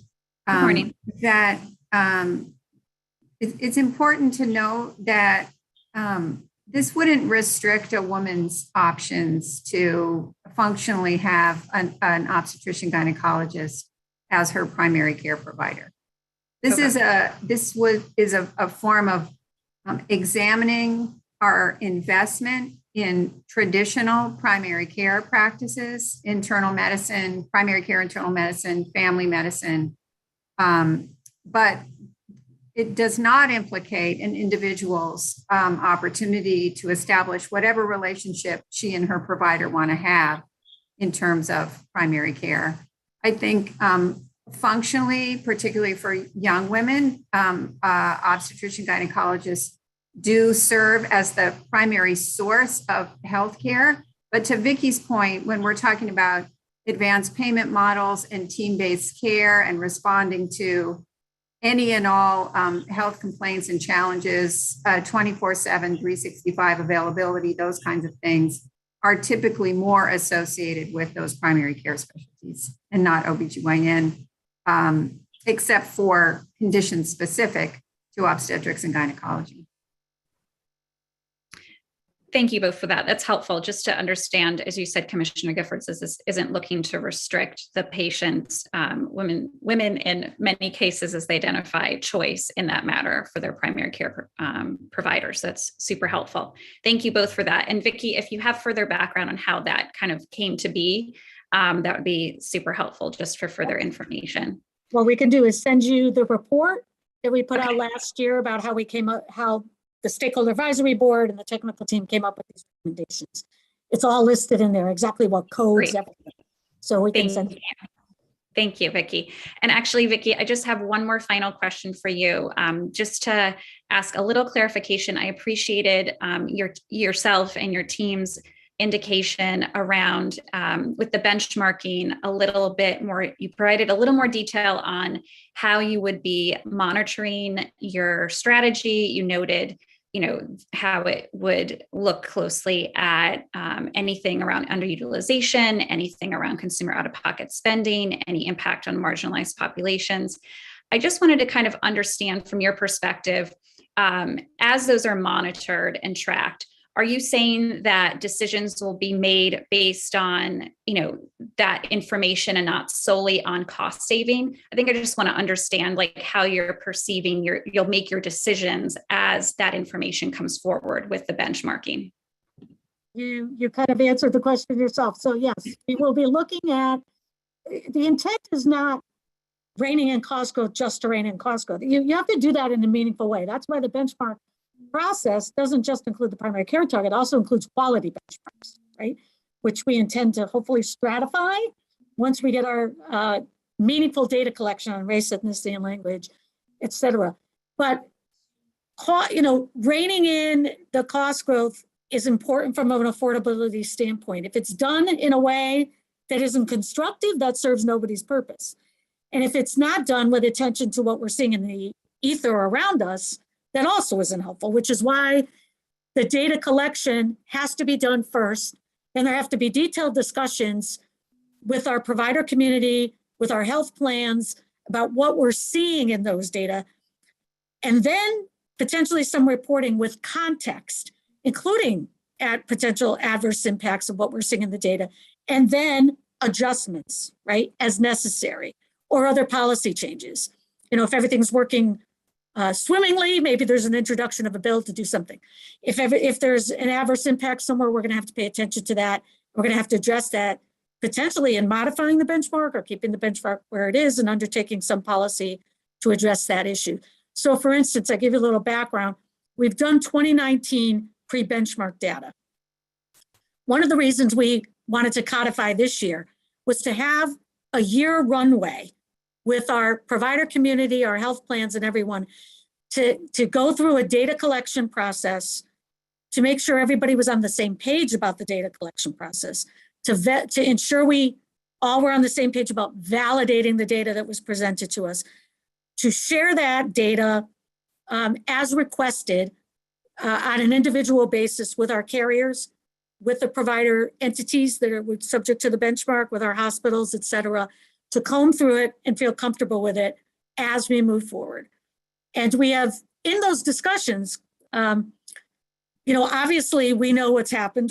We are coming on the outside of a pandemic, thank God. And we have seen what the impacts of the pandemic have been on utilization in 2020 and what's happened in 21, on potential pent-up demand in 2022. All of that is going to be contextualized. We've had repeated discussions with our hospital entities, with provider partners. We will be able to contextualize how our health system is performing alongside the data we see about, suddenly this year there are 1,000 more people with chronic obstructive pulmonary disease, or 1,000 more people with cardiac conditions. We'll be able to contextualize that. And that's as critical as just reporting out on the benchmark is, that piece of the equation. So we plan on doing that. And for the committee's knowledge, OHS also happens to collect all of the financial reporting from the hospitals. So we are able to tie these pieces all together. And we will do that for purposes of the reporting. We have assured our hospital partners and providers that will be done to make sure that we have a full picture of our reporting. So short answer is yes, all those factors will be considered as we move forward. And that is why the bill is designed as flexibly as we could make it, to ensure that there was the ability to make meaningful adjustments as we go along. Thank you, Vicki, for all of that. And Chairman, I'm all set with my questions. Thanks, everyone. Thank you, Representative. Senator Anwar, followed by Representative Pablo Camano. Thank you, Mr. Chair. Thank you each and every one for your time this morning. And as I go through these bills, I wanted to make a comment at least on bill number 13 and bill number 15, that there's a lot of work that has gone behind the scenes on this, and there's a lot of effort and thought in the aspect. So I truly appreciate the effort, and also wanted to thank you for that, because you're trying to touch on some very critical issues. The reason I didn't say 5042, I've not been able to read that yet, so that's why I'm not saying anything on that one, but I will be able to give you my thoughts on that at a later time. For bill number 13, I want to make a sad statement, not on the bill, but the situation that we are in. This bill is a pretty clear sign of the hold of the insurance industry, and to some degree, the pharmaceutical industry, and to significant degrees, the pharmacy benefit managers on our society and our citizens, that the country that makes the most medicines in the planet, the country that does the most research and is the producer of the medicines, has to import back the same medicines that we manufacture because of the system failure that has existed, not because of the state of Connecticut. Well, we have insurance industry here, but not because of the policies of the state of Connecticut as much as the federal policies, which has resulted in the governor's bill saying that we will import the medicines back from Canada. So that's the irony that we are living in the world that we are living in. And you look back, you can smile with a pain, because this is the world that we are living in, that we have the biggest scientists, the best scientists, the most research that is done in the planet is by us. And we are actually putting the money back to get the same medicines back from what we have essentially manufactured. So with that in background, I have a few thoughts I wanted to clarify in this. And again, I like this bill. I just co-sponsored 13 because I like the things, because it's moving in the right direction towards addressing the challenges that people are facing every single day. There's a part of the bill which says that if there is a shortage of the medicine in availability, we should be able to bypass all the rules that we are making right now. And what has happened in the recent past for generic market is that the PBMs have been able to pretty smartly identify ways of creating a perception of shortages and jacking up the price of the medications. And then there's shared profits that come from some of those efforts. So I wonder if there's an opportunity to have very strong, close identification of these shortages not being created for market benefits that actually is happening as of right now. Anybody wants to address that if possible? I will do my best. So the U.S. federal government at HHS maintains a list of pharmaceutical drugs that are in shortage supply. And my hope is that they police that list against the kind of market manipulation that you just outlined. We put that language in the bill to allow price hikes in the event of a shortage in the underlying drug or one of its key components. If some underlying critical component of a bill goes up substantially in price and there's a shortage, we would want that drug to still be available at market rates here in Connecticut. But we are putting our confidence in US HHS to guard against the type of bad behavior you outlined, and hope they do a good job, but I can't swear to it. And I think if as we move forward with this bill, and if there are issues, then we can always go back and reassess, because my feeling is that there will be ways the industry may find to bypass some of this. The other part I wanted to think aloud would be that it is my understanding for many of the medicines that we are targeting, the cost to the insurance industry is much less. But by the time the consumers get it, it's jacked up quite a bit between the retail pharmacies, the specialty pharmacies, and the insurance industry in collaboration with the PBMs. So what we are trying to do is to get the medicines at a low price, The issue is that we have not had the ability to fix the wholesale, the retail pharmacies, the specialty pharmacies, and the PBMs in the picture. So this may be a futile exercise in some respects, because that issue and that bureaucracy has not been disrupted in this bill. Thank you for the question. And thank you, Senator, for co-sponsoring this and several of the other governor's bills that have been put forward this session. We really appreciate your thoughtful engagement with them and your ultimate support of them. Colleagues of mine may want to jump in here, but I agree with you. The problems, there are cost control problems across the healthcare sector and even across the pharmaceutical sector, from the manufacturers to the PBMs to the pharmacies on down the line. Ultimately, the money that the insurance companies are playing with is our money. It's the money of the consumers who are paying premiums. And so if we can realize cost savings for those companies and ensure, thanks to medical loss ratios, that they are passed on to the consumers in the form of discounts on premiums, even if not discounts at the pharmacy counters, we are realizing a win for our shared constituents. I do think that this bill will put some downward pressure on the pharmacy benefit managers, and they are coming here to testify today, or at least they've submitted written testimony, so you may have an opportunity to ask them directly. But part of the value that they realize in this system is negotiating steep discounts against the pharmaceutical manufacturer's sticker price, to use a non-technical term, and then capturing a portion of that discount for themselves and passing a portion of it on to the insurance company and ultimately the consumer. If prices skyrocket more slowly than they have been so far, there will be less margin for them to capture. And I think we will see that benefit to prices. And thank you so much, recognizing that they are part of the problem as well. I would just add that if we were to look at this bill, at least the pharmaceutical cost bill, and look at this as a phase one in our minds, knowing that this would be probably a stopgap measure. In the absence of anybody at the national, at the federal level, there's hardly anyone working on this issue. That's the sad part of what we are living with right now. So the states will have to deal with it in the absence of a federal strategy.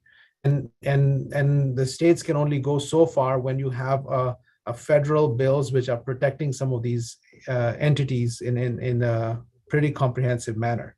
I think that we'll have to look at phase two to try and create models going forward to try and make sure that the ultimate cost to the patients for these medicines is protected. And so we should not necessarily after this celebrate that our job is done, because it will be far from done. It's a very comprehensive web of systems that have been created where I can tell you I have multiple public health students working on how the PBMs and they work, and it's quite interesting. And there'll be a book that'll be written on this at some point, which will tell us how the American citizens have been manipulated to pay the highest cost of medicines in the planet and the history of the planet.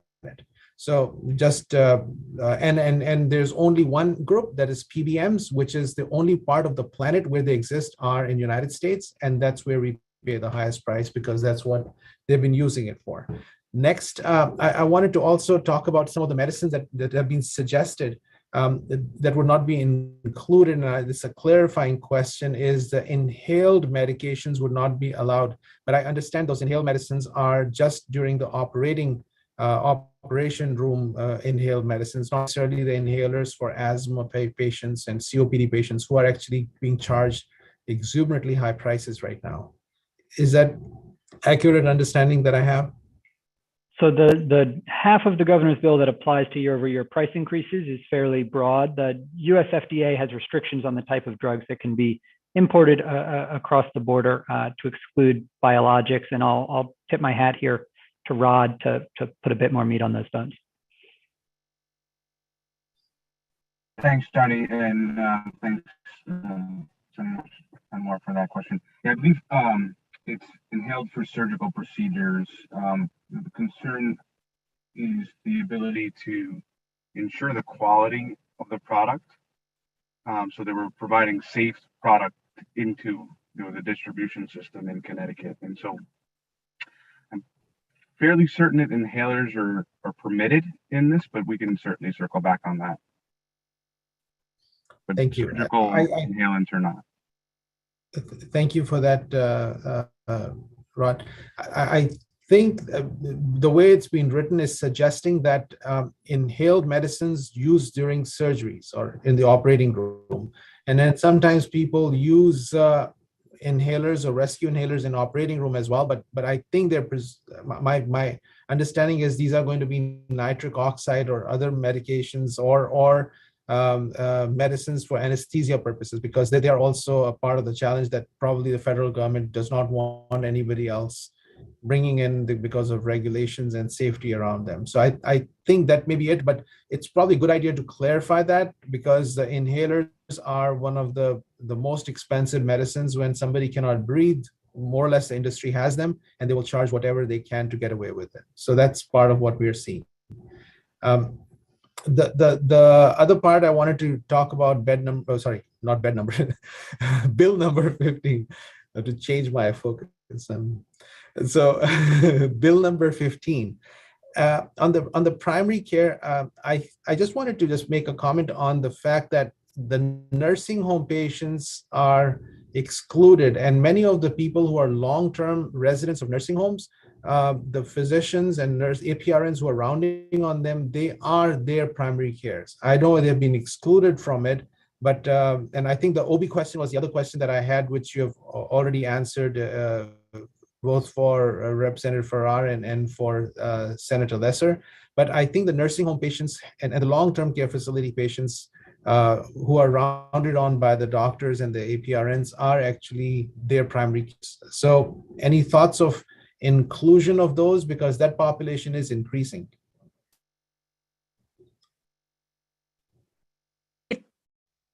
Oh, I'm sorry. I was gonna respond. If you're talking about people who are on like the Medicare program or something like that, we can't tell Medicare like sort of what to do in terms of their enrollment and their cards. So if you're talking about the Medicare population, that's a little different. People over 65 with a work history. People who are in nursing homes who may be on Medicaid. I don't want to answer that question for Commissioner Gifford, but I just wanted to make sure that the committee knew that we could not regulate what Medicare does on their cards. Senator, with respect to the benchmark on primary care, so geriatricians, internists, APRNs providing primary care services, they would be included in the benchmark calculation of primary care total spend. With respect to the name on the card, I think we'll have to go back and look at individuals. I mean, they are, to the extent that they are duly eligible and have Medicaid, we would put the name on their Husky card of the primary care physician involved in their care based on attribution. So I think we have you covered, Senator, but we can talk about it a little bit more. Okay, that's good. When Commissioner Gifford, you say you're covered, I just I appreciate that. I also wanted to talk about telehealth, and here's if we can just make telehealth permanent, but also include the definition of telehealth telephone.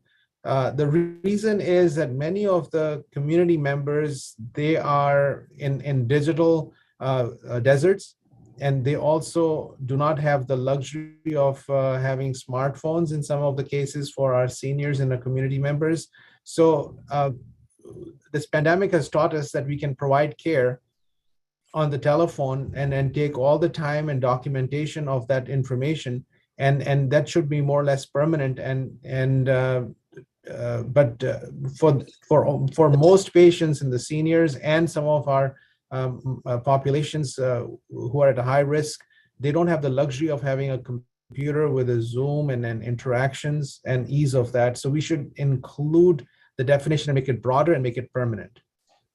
Senator, I don't mean to interject. I just would remind, we do have limitations on our cognizance, and I know that the Human Services Committee has really worked with DSS on telehealth audio only, and that's really within their wheelhouse. We're also going to be hearing soon. We raised a bill last week, a standalone bill on telehealth. So, I would hope that we could sort of focus our questions on just the governor's bills before us. Obviously, if there are things that the governor omitted, I'm sure the DSS commissioner and the other folks here can testify, but just in the interest of respecting folks' times, if we could just sort of keep our questions focused on the bills that are before us, I think that would be helpful. Okay, that was my last question. Thank you so much for the opportunity, Mr. Chair. Thank you so much for everyone listening in and answering questions. Thank you. Thank you, Senator. Representative Pavlik-Damato. Thank you, Mr. Chairman. I have one question for Dave. Is Dave still on? Yes, he's here. I'm here, yes. Hi, how are you? I'm great. How are you?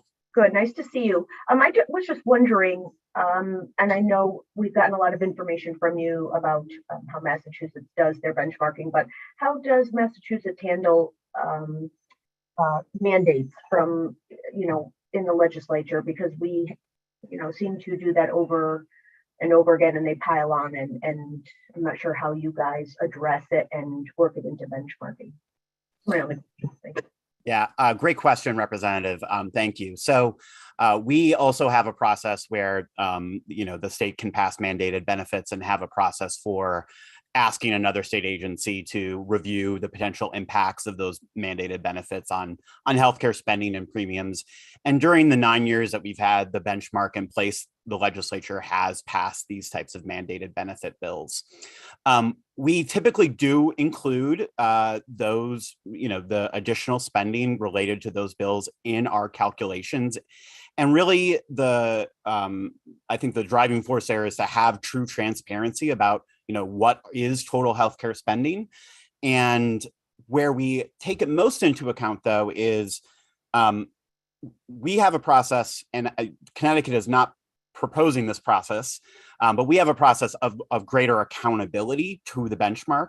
And so when we're considering accountability of an individual provider or an individual health plan to say, your costs have been excessive, we do a review of that entity. And one of the things that we really want to focus on as part of that review is, are there spending trends out of your control? Were there aspects that about your spending growth that you as either a provider or a health plan did not have control of? And we would take that, of course, into account. So I can recall in my own mind a conversation with a health plan where they had spending that was over the benchmark, and there was a conversation with them, and they were able to detail to us, here was the impact of a mandated benefit bill that did increase our spending. And so we would not, ding them or hold them to account for that. So I do think ultimately having the calculation, the total cost of care calculation, is really important so that we're really counting kind of where all the spending is.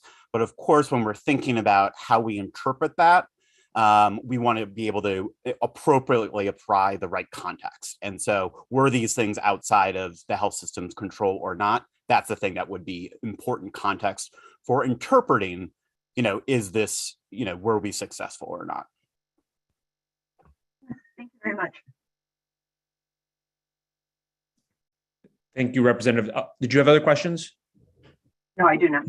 Okay, great. Other questions for this monstrous and wonderful panel? Monstrous in a good way. I just mean very large. Okay, if not, well, thank you so much to commissioners, deputy commissioners, and the entire executive branch of state government for being with us. And now I'm going to need some. I think we cleared out a big chunk of our public official folks, but now I'd like to open it up to the position, the place where we alternate between members of the public and any officials that we have not gotten to. At this point, I'd like to see is Patricia Venner Saavedra there? She's not on at the moment.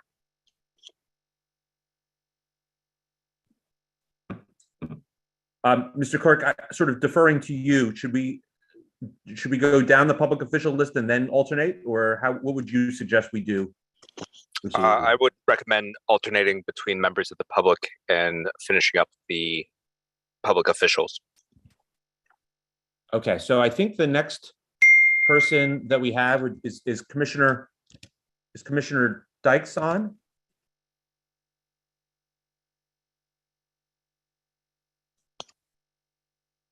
We should have Commissioner Vicky Hackett or Deputy Commissioner Vicky Hackett, who I believe is testifying on Katie's behalf. At least I see some members of her staff.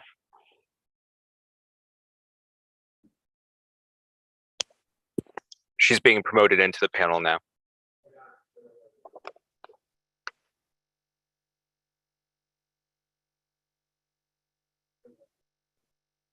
And it would be my hope that after we get through, after the folks from DEEP are done, we'd love to bring in the public as well, and then we can alternate. I don't think for speakers after that point. Hello, Vicky, the Deputy Commissioner. Good to see you. And just if you could please introduce yourself when you're ready, and anybody else from DEEP that's here. Absolutely, thank you. Good afternoon now, Chairs Lesser and Wood, and Vice Chairs Anwar and Comey, and Ranking Members Huang and Pavlak D'Amato. I'm Vicky Hackett. I'm the Bureau Chief and the Acting Deputy Commissioner of Energy and Technology at the Department of Energy and Environmental Protection.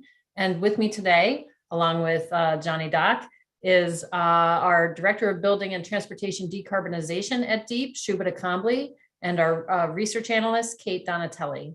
So thank you so much for the opportunity to present testimony regarding Senate Bill 14, an act concerning home energy affordability for home buyers. The purpose of this bill is to increase transparency of potential energy costs for prospective home buyers. DEEP supports this bill, which requires the disclosure of energy efficiency information through a home energy label. The label acts like a miles per gallon rating for a home, which we're used to seeing for cars, and also similar to the efficiency labels we see on home appliances. This will help people choose homes that they can afford to heat and cool, while giving an incentive to property owners to make their homes more efficient. The proposal, I just want to note that the proposal would not go into effect until next year, and it also excludes newer and more efficient homes built after 2000. This will give residents and associated energy efficiency workforce time to adapt to the new requirements, while focusing the efforts of the workforce on older and more energy inefficient homes. For many residents, energy bills are the highest annual housing cost outside of mortgage payments or rent. The Department of Energy estimates that on average, the annual energy cost for single family homes in Connecticut is approximately $3,600. That's the second highest in the nation. That signals that energy information is a critical variable in addressing housing affordability, and the availability of energy labels will enable buyers to find affordable housing that fits within their budgets. 1 in 3 households face challenges in meeting their energy needs. In Connecticut, the DOE reports that the energy burden for low-income households is 8 to 19% of income on average, which is above the commonly cited 6% affordability threshold. And inability to pay can result in utility shutoffs, which is also one of the primary causes of homelessness in the United States. There are several barriers to energy affordability, but the first step is transparency. And this proposal empowers people to make educated decisions and can drive the market toward efficient offerings. I just want to take a minute to talk about the labels that are included in this bill, beginning with the home energy score. Homeowners can get a home energy score by participating in the Home Energy Solutions program that's offered through the Conservation and Load Management Plan that DEEP oversees. For a copay of only $50 or $0 for income eligible customers, participating building owners receive a variety of energy efficiency services, such as air sealing and LED light bulbs on the first visit, as well as rebates and incentives for insulation, heat pump hot water heaters, appliances, and other efficiency measures. The average home will save well over the $50 cost in one heating season. The label is generated through the program, and it applies to single family homes in duplexes and can also be used for multifamily buildings of 3 stories or less. This home energy score allows for an apples to apples comparison of single family homes. It's asset based, meaning that it only accounts for the efficiency of a home's envelope, roof, HVAC equipment, and other characteristics. And that eliminates the influence of occupant preferences, such as thermostat settings, to standardize the efficiency level. To date, Connecticut has already generated over 46,000 scores, most of them through the Home Energy Solutions program, which is delivered by over 30 different vendors statewide. Homeowners can also comply through the disclosure of a home energy rating system index score. Those are usually performed on newly constructed single-family buildings, but can also be used for a single unit in a multifamily building. They compare a building's efficiency to a designed model home of the same size and shape.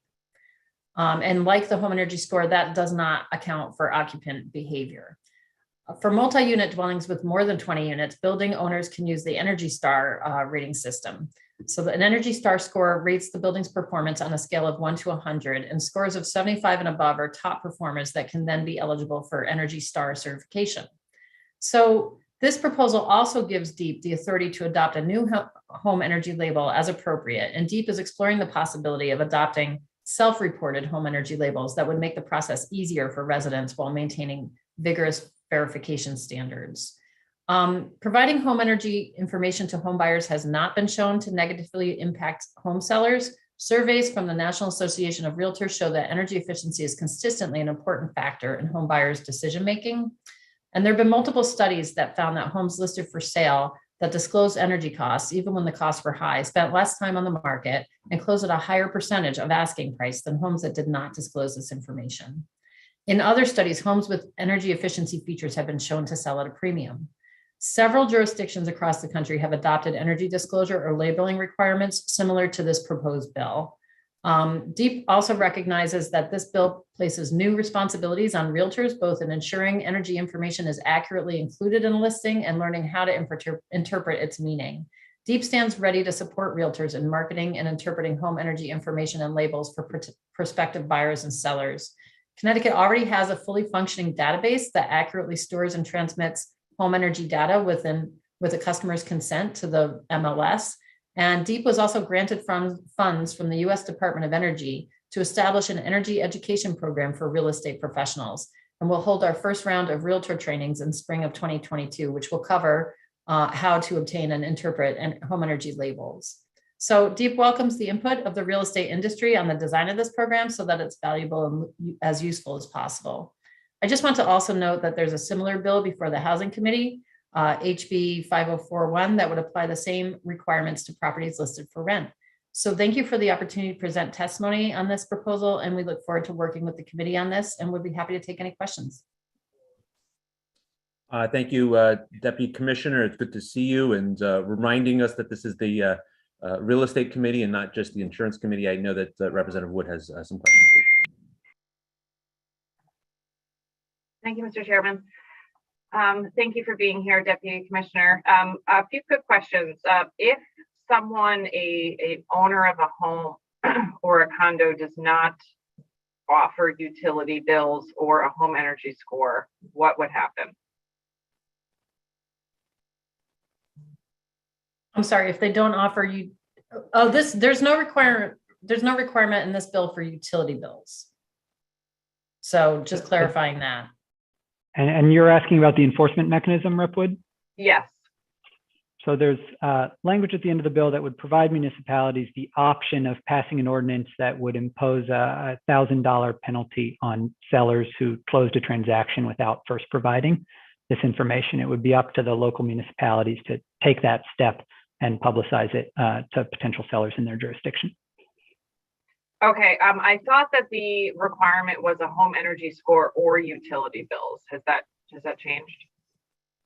Yes, the bill this year is just for a home energy label. Okay, so if you don't provide the home energy label and the municipality doesn't have the enforcement in place, you could still sell your home without a home energy score? Yes. Okay. Are realtors at risk of having complaints filed against them if, say, buyers are having a difficult time interpreting score and then move into a house and then all of a sudden they're like, you know, our energy bills are much higher than we thought. We bought a home with a great energy score. We are going to file a complaint against the realtor. Similar to what happens if you are an inspector, you know, of a home, you can have a violation labeled against you. Would realtors be at risk of having anything like this come up in the future? I mean, that's not something that I would have anticipated, but we're happy to work to develop language that could prevent that. I think that the score should speak for itself. I don't think that it should, the score should speak for itself and shouldn't tie a realtor to, any representation other than the representation that the realtor makes separately from the score.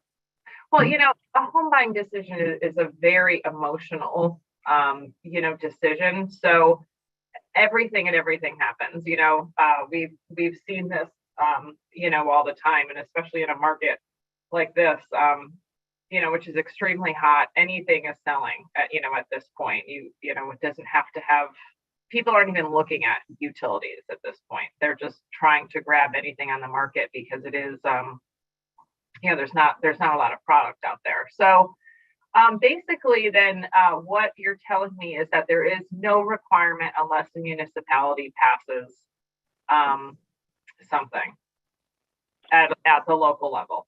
There's a requirement statewide, but there's no penalty unless the municipality chooses to enforce it. Okay, so you would not be able to have a transaction if you did not apply the energy score, or if you did not assign one. You didn't go through the home energy audit. You would be able to close this sale if you were in a municipality that had elected to impose a local penalty. You would be exposed to that fine. Okay, those are my questions. Thank you.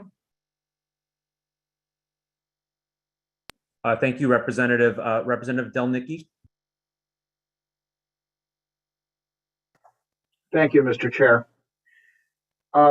Has any thought been given to the revaluation of homes in a community, which occurs, I believe, every 5 years?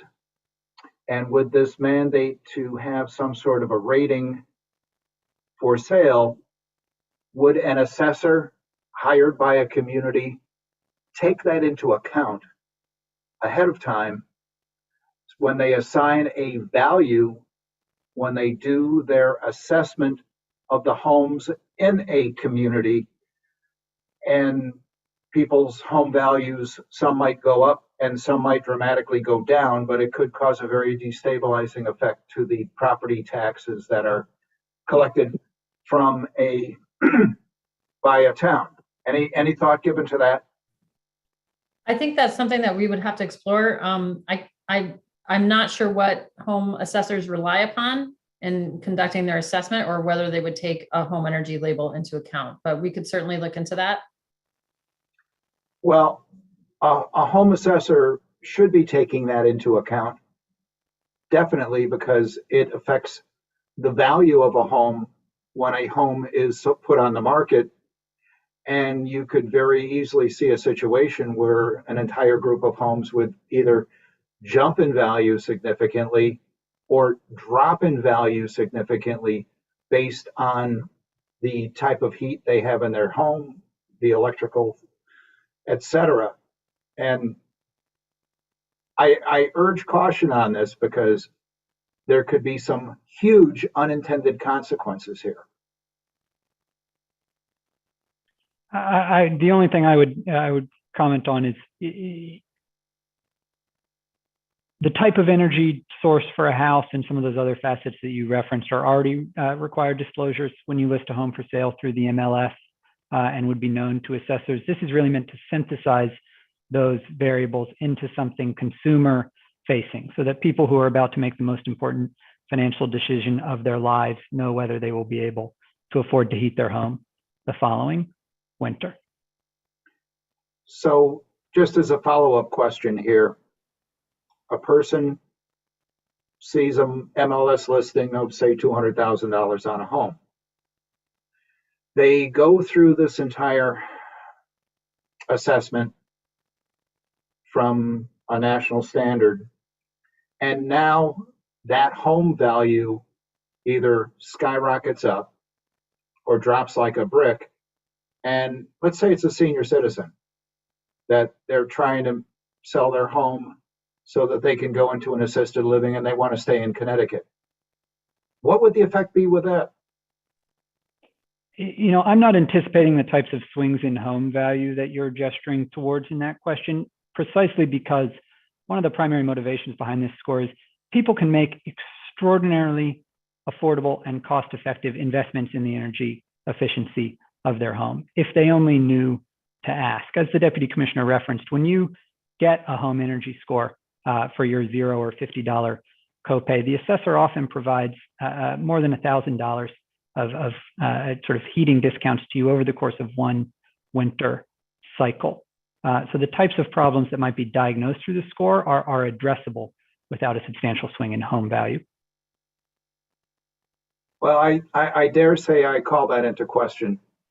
And I say that only because in my neck of the woods, the crumbling foundation issue has caused a tremendous burden and a tremendous situation where folks are actually seeing values in a neighborhood go down, even if they don't have a crumbling foundation.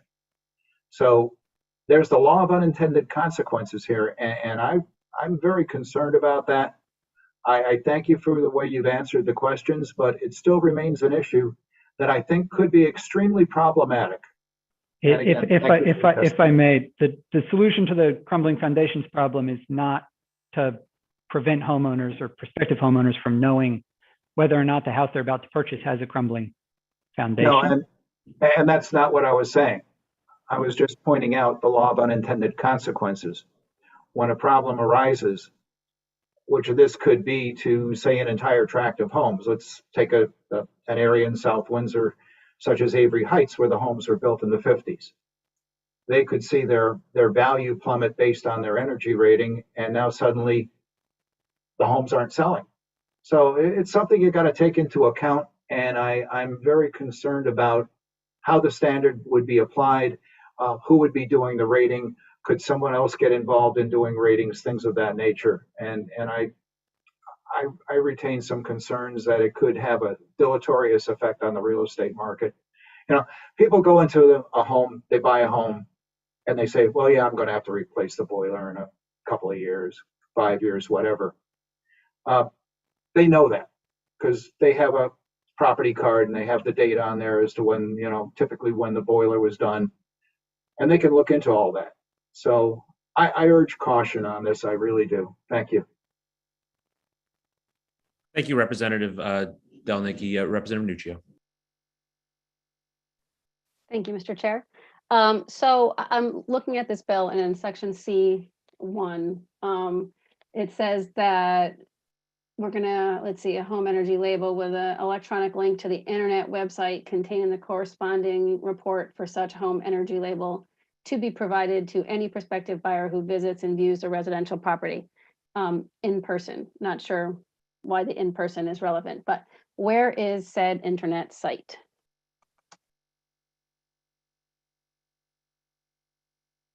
So there's a database that contains, there are various databases that contain the different home energy scores, but for the answer to where those databases are, I will turn it over to Kate Donatelli from our team. Thank you, Commissioner. Thank you, Representative, for the question. So the database that Deputy Commissioner Hackett was referring to, and the one that we use most often for home energy scores is called the Home Energy Labeling Exchange. It is administered by the Northeast Energy Efficiency Partnerships and receives home energy scores directly from the U.S. Department of Energy, as well as other home energy labels. That database is not publicly accessible. However, it does have the capability to integrate with multiple listing services, which would streamline the process of including this information in a listing. Even without the multiple listing service integration, we've seen in other jurisdictions that have similar policies like Portland, they will simply include in the home's description in the listing, so in the narrative description that appears on Zillow or Realtor.com, it'll briefly note that the home energy score for this property is X, and here's a link to where you can find the report. Other home energy labels, such as the HERS rating that Deputy Commissioner Hackett mentioned, or the Energy Star label, are available in public databases. So there are a lot of repositories out there for this information. And Kate mentioned Portland. Rep. Nuccio, I'd be happy to send you an email after this with a link to the City of Portland website. They've got some examples up there of the home energy reports that are made available anytime a home is listed for sale, with a link to the report specific to that home. It will give you a good idea of what in real life this type of information disclosure looks like. And the City of Portland planning officials offered to speak to any members of this committee that were interested in understanding how this program has been working on the ground in Portland for the past 4 years. I would appreciate that, Johnny. I think I'd like to have that information. So where is this site obtaining the information that it has on there regarding each individual home's energy score? So it does depend on the labeling question. So the home energy score is a program of the U.S. Department of Energy, and they have a central database that maintains all of the scores. However, they do have agreements with third parties, such as the Helix database that I had mentioned previously, that allows for the sharing of that information. That's just for one of the labels, the home energy score. The HERS rating index is available. It is also included in that Helix database, but it's publicly available as well through a Green Building Registry database. Similarly with Energy Star, it's in that Helix database, which is not publicly available, but Energy Star labels are publicly listed through the EPA's website. Okay, but I guess my question here is, where are, like, I live in a 1966 raised ranch, all right? So where are they getting the information on my home on its energy rating? Apologies. No, that's okay. So the information for these ratings largely comes from in-person assessments at this time. So for the home energy score, Vicki had mentioned that the primary vehicle in Connecticut for delivering these scores is our Home Energy Solutions program. And so for that, an in-person energy auditor will come to your house. They'll perform certain tests on your home. While they're doing that, they're also installing some basic core weatherization services. They take a lot of information about the assets in your home, and they put it into the Home Energy Score tool, and it does generate a score. So that's generated by an in-person assessment. The HERS rating, which is one of the other labeling options, typically performed on newer homes. And so during the construction process, a HERS rater will record certain information, again, about the home's asset and compare that information against a model to generate the HERS rating.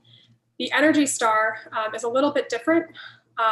This is for larger multifamily buildings. For that, the building owner can kind of generate this score remotely by inputting information about their building into the portfolio manager software that's maintained by EPA. And so that's generally how those three scores are generated. So as a homeowner, I would have to have somebody come into my home and evaluate it. Is this being mandated or required? So basically this is saying if I'm going to sell my house, I have to go through one of these audits and let people come in and evaluate everything. Correct? Yes. That's right.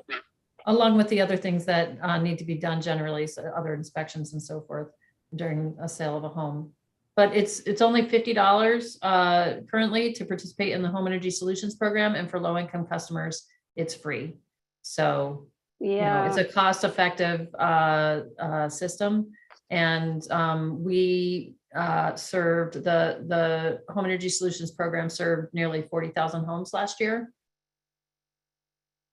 Okay, so in order for us to have this information up there, people would have to pay the $50 to be part of the program to get the testing.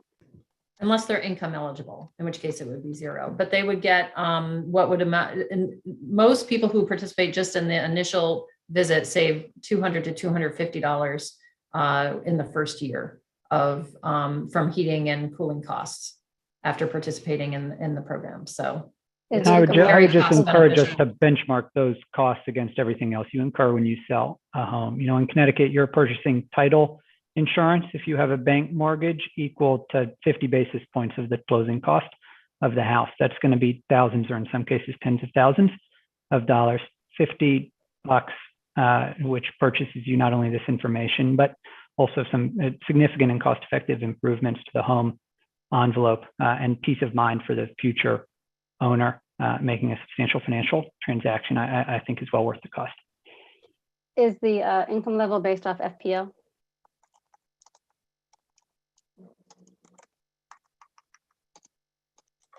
I'm sorry, Representative, I missed that question. What was the question? Is the income level you're establishing based off of the FPL? The income level for home energy solutions, it's based off a variety of things. Eligibility for SNAP benefits, for example. I can't remember is it 60%, Kate, of state median income? That's correct. 60% of the state median income is the baseline, and then there are a couple of other factors that might qualify someone for that program. Certain census tracts, eligibility for other programs that provide resources to people. Okay, so I think a lot of homeowners may not fall into that. And I'm trying to understand the reference to any homes after January 1st, 2000 being exempt. What's the relevance of this date? And also the relevance of excluding foreclosures, trustee sales, and pre-foreclosures? So the relevance of the 2000 date, I believe we refer back to when there was a change in energy code and in the building codes that reflected an upgrade, for energy efficiency purposes. Is that correct, Kate? Yes, that's correct. A few years back through the state's energy efficiency programs, we conducted a baseline assessment of weatherization in the state and that study compiled a prescriptive list of factors that would make a home weatherized. In that study, they did find that homes that were built after the year 2000, because of the code, met certain efficiency standards at a much higher rate than homes built before 2000. And so that was the reasoning there.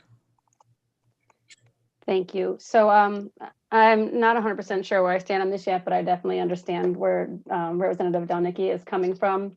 I live in an older part of town. There's not a single house over here built after 2000. And if this came in and said I needed to put new insulation, a new roof, a new heater, update all of my appliances to energy score, that would tank the cost, the sell price of my home. From an assessment perspective, this town comes up with their own way to assess things. And I don't love the idea of saying that in order to do this, you have to let somebody come into your house and do an audit and pay to do it. So Johnny, I look forward to getting that information to see what the site looks like in that, but I'm kind of reserving judgment on this one for right now. Thank you, Mr. Chair. We appreciate that. Thank you, Representative. And I will just note that I'm in my 100-year-old house right now. And if you hear drilling in the background, it's a gentleman installing insulation. So hope that'll improve my home energy score. Other questions or comments from members of the committee? If not, thank you, Commissioner Hackett, for your Deputy Commissioner Hackett, for being here today. And Johnny, I think you might be off the hook unless although we will be joined, I think, by the DPH Commissioner in a little bit. And at this point, I think we'd like to turn it over to the public portion of this meeting. And I think first up from the public, we have Charles Rothenberger from Save the Sound.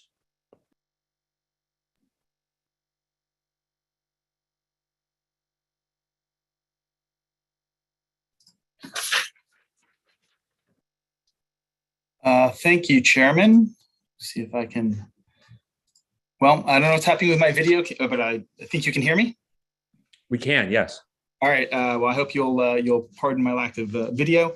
But my name is Charles Rothenberger. I'm here on behalf of Save the Sound to testify in support of SB number 14, an act concerning home energy affordability for home buyers.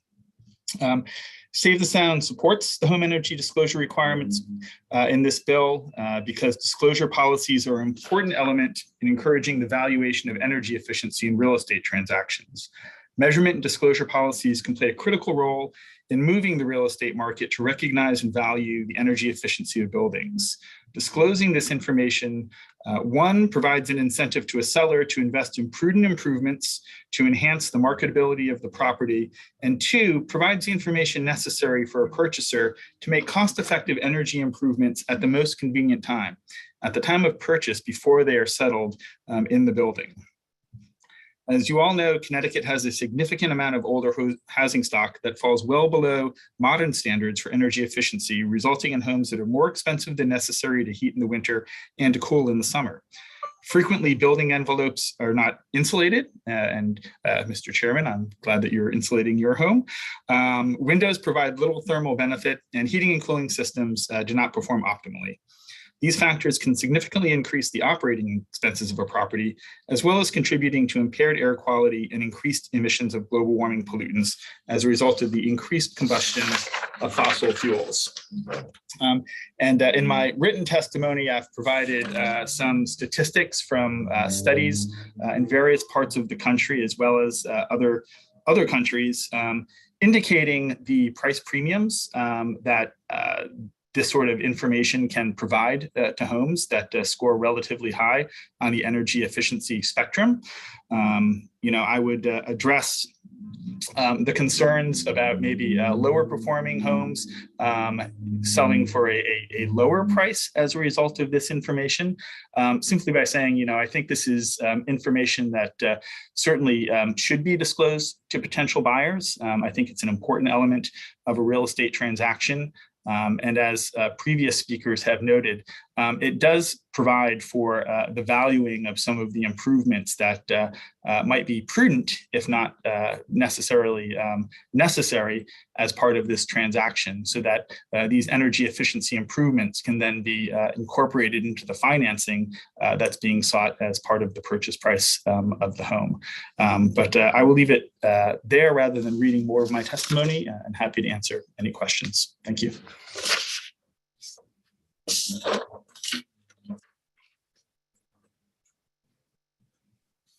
Great. I don't see any questions. Thank you so much for being here, Charles. Thank you very much. Appreciate it. So now we're going back and forth from public officials to the public. I will read off a couple names. We have Senator Kelly next, followed by John Burkhart. Do we have either of those speakers here? Yes, John is being let in now. Great.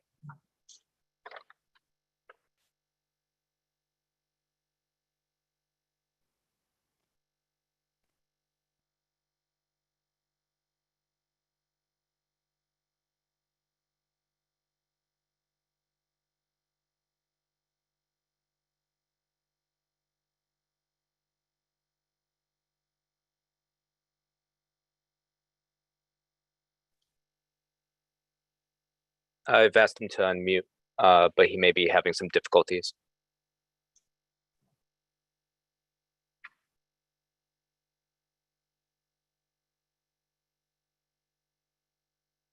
Do we have Manisha Chuthani from Department of Public Health here? Not yet. Okay, Erin McCleary. She was Hi, here. it's John Burkhart. Oh, here he is. Mute. Okay, John, you're up. I apologize for that. Had trouble.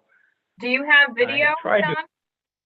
I am trying to enable that. Let's see. Okay. There we There go. we go. Thank you and apologies.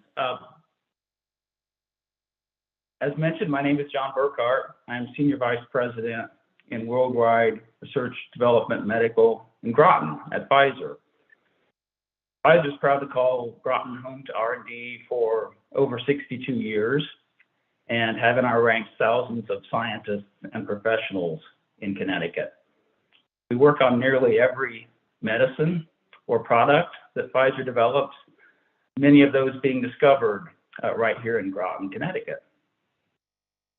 As we emerge from the pandemic, I'm so proud of the work that's been done by each and every of our Pfizer colleagues They've played an outsized role, really helping to deliver the vaccine for COVID and the antiviral pill. Both of those developed right here in Connecticut. I respectfully oppose the bill, Senate Bill 13. Although the title of this legislation is something to which we all aspire, this legislation suffers from some erroneous assumptions.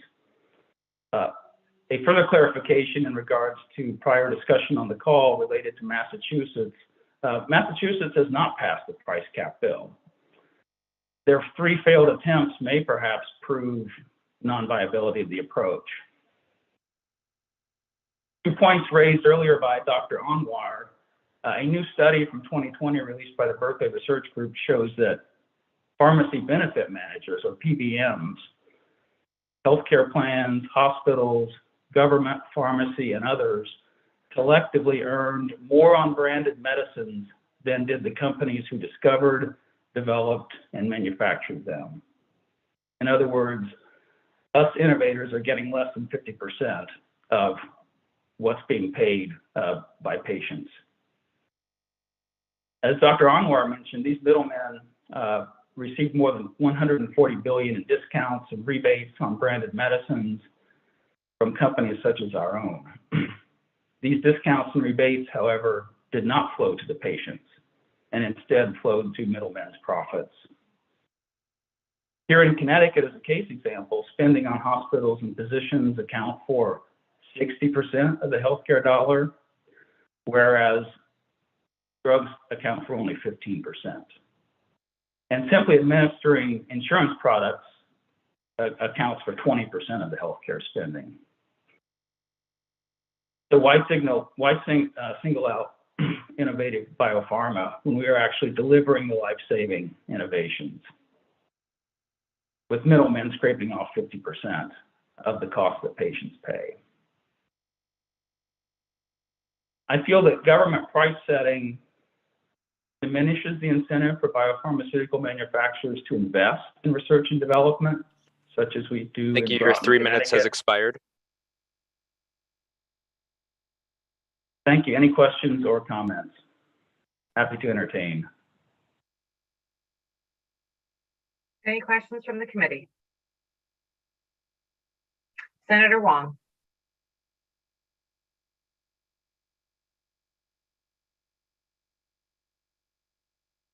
Senator, you're muted.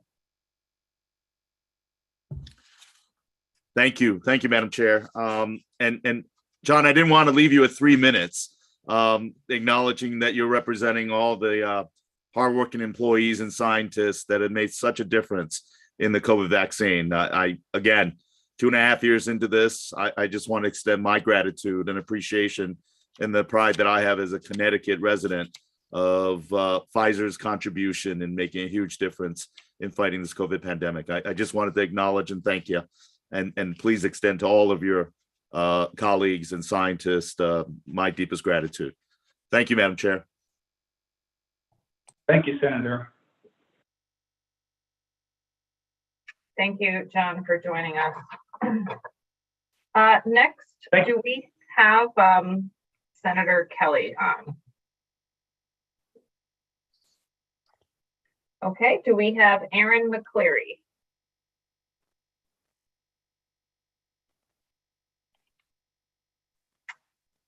Do we have Aaron signing in? What, Alex? Aaron is signing in. Great.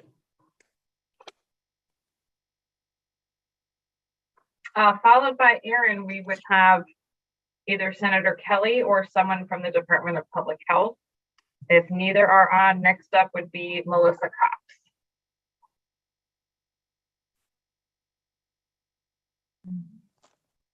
Hello, can you see me? Yes, we can see you. All right, thank you. This is Dr. Erin McCleary. I'm zooming in from in between patients right now from Plainville, Connecticut. So first of all, thank you. Good afternoon to Senator Lesser, Representative Wood, Senator Huang, and Representative Pavlak-D'Amato, and all members of the committee. I would like to thank the Insurance and Real Estate Committee for the opportunity to speak with you today regarding Senate Bill 15, specifically Section 2, the Act encouraging primary and preventative care. As I mentioned, Dr. Erin McCleary, a board certified optometrist. I'm licensed. I've been practicing advanced optometric care in Connecticut for the past 15 years. I am the immediate past president of the Connecticut Association of Optometrists, and I currently own and practice at Clear Horizon Eye Care in Plainville, where I'm coming to you today.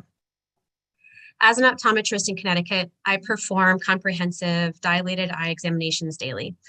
Also daily, I am seeing ocular manifestations secondary to chronic systemic disease, whether or not these conditions have been previously diagnosed prior to my examination. That means that oftentimes I'm finding signs, whether vision changes or ocular findings, that are indicative of these underlying systemic conditions. And subsequently, I have to refer patients back or help facilitate care back at the primary care doctor's office, or sometimes to specialty care. Typically, this includes, but is not limited by any means, to things such as diabetes, hypertension, cholesterol, not to mention a whole host of other conditions that we see in the central nervous system, like MS.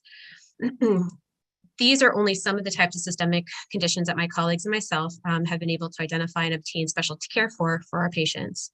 In this way, optometry is the primary care provider of eye care and can even serve as gatekeepers for all of our patients for their general health care.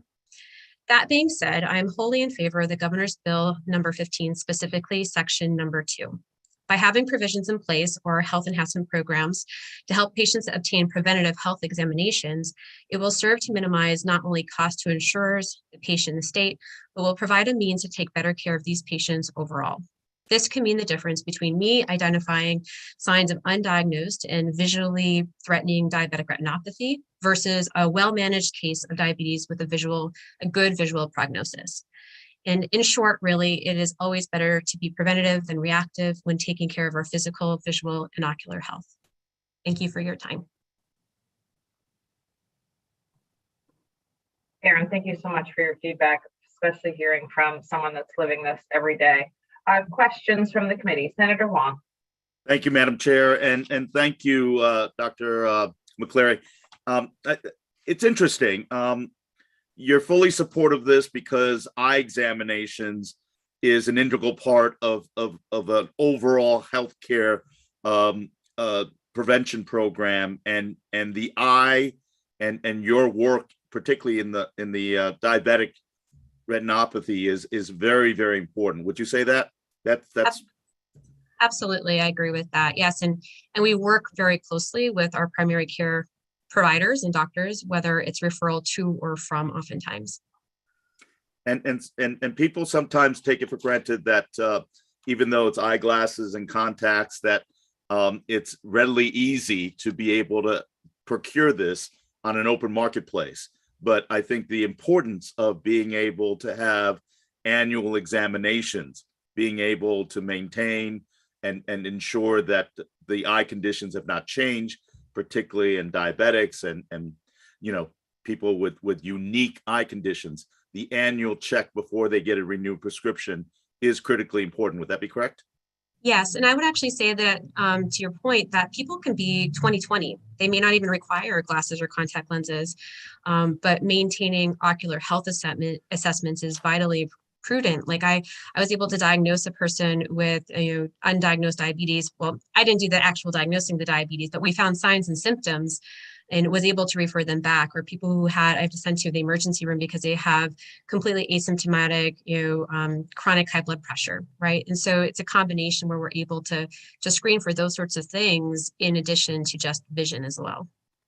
Yes, and I appreciate that. And I'd like to get from your perspective on a healthcare aspect that it is important to have clinicians, optometrists, to be able to do examinations. And I know there's tremendous pressure to look at, online contacts and online glass makers in those issues. I just want to be sure that it still is a healthcare assessment provided by clinicians like yourself, and that is important. And it should not be replaced from a free market analysis of easy get to get from a consumer and marketplace standpoint. I guess my point is it should not be a free market consumer sensitivity because there is a significant healthcare component to this. Would that be correct? Yes, eye and vision care is actually a gateway to full body care. We work closely with general physicians as well, and it's a way that we can help the person in their whole body. I agree that I believe that in-person examinations, at least with respect to vision care and eye care, is always the best, because that's the only way we're able to get direct evaluations of internal health that are directly related to external systemic health as well. But that being said, I will say that there are some tools that we utilize occasionally, like sometimes telehealth once in a while, but there's a very small niche in our eye care field where that's typical, but it can be utilized as a tool. But there's nothing that replaces an in-person eye examination to make sure that we're ruling out and screening for potential other chronic conditions. Well, I appreciate that, and thank you, Doctor. And it is important, and sometimes we forget, because there's such a readily consumer item, that it is a facet of eye care, and it is an important preventive precursor to have that clinical support on that. So thank you very, very much, and thank you for all your other colleagues as well, and also being the consummate small business that is part of the community. I think I read your testimony that it's owned by you. You're in the community, you reside in the community that you serve. You are really the embodiment of small businesses, community-based businesses. And it's important for us to support that in these very difficult economic times as well. So thank you. Thank you, Doctor. Thank you, Madam Chair. Thank you, Senator. Next up, we have Melissa Copps, followed by Liz DuPont-Deal.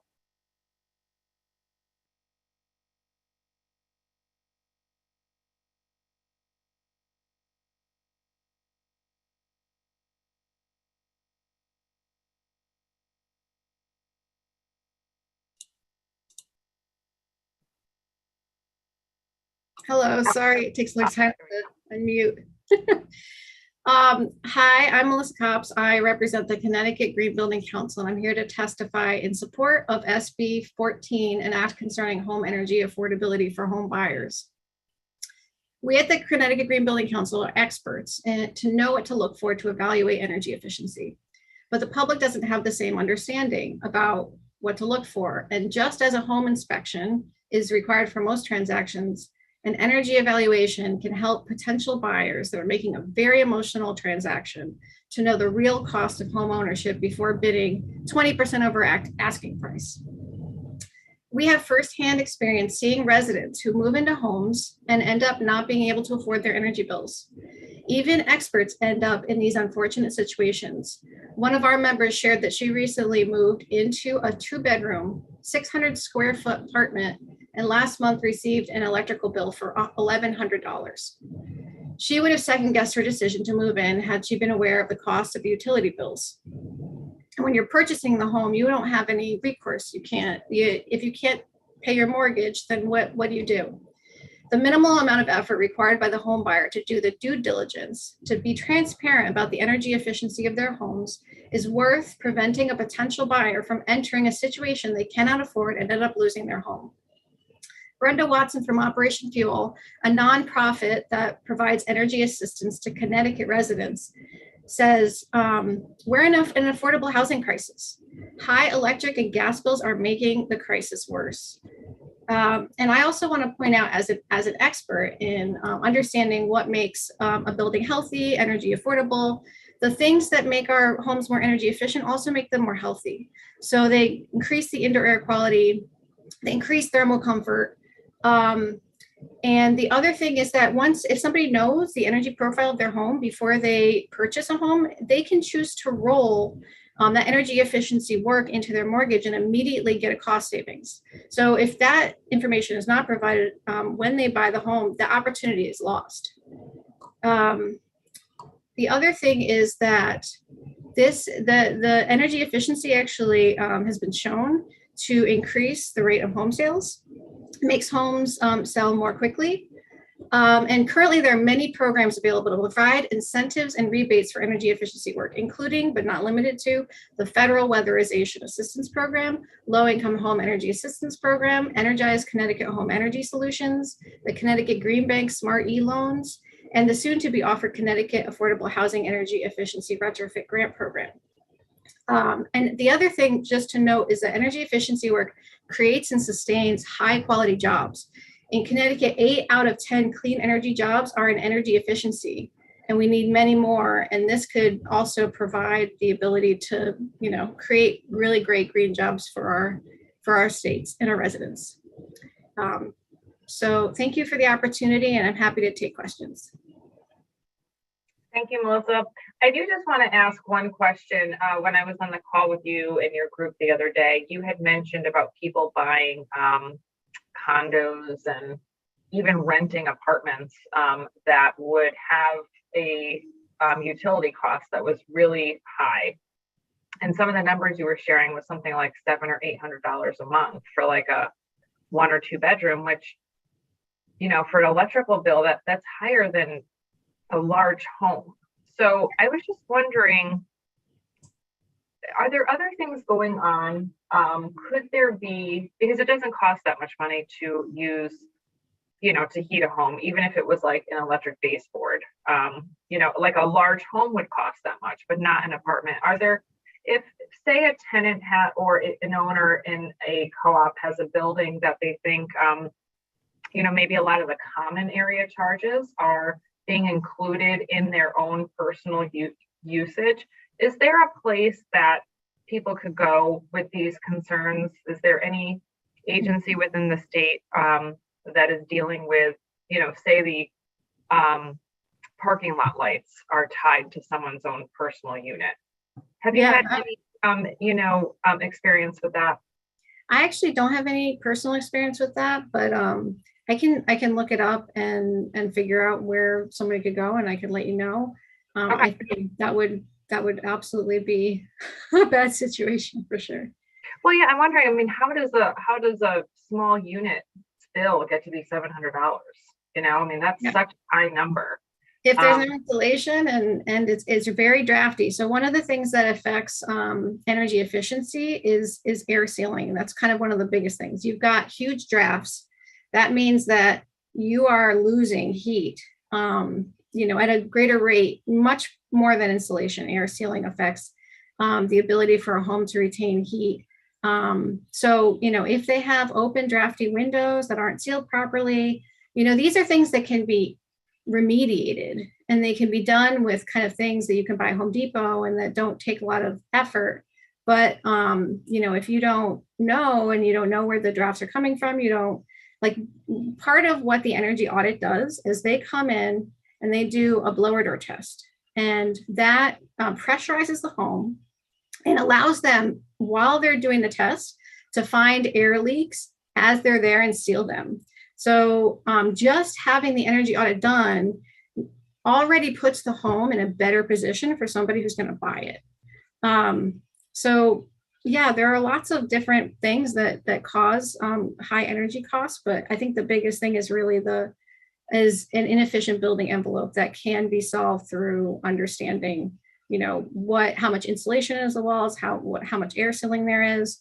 And then, then you can look at what the equipment is. Are they using oil heat boiler and a steam heat, or are they, what kind of things they can test there. But first, it's like getting the home insulation and air seal.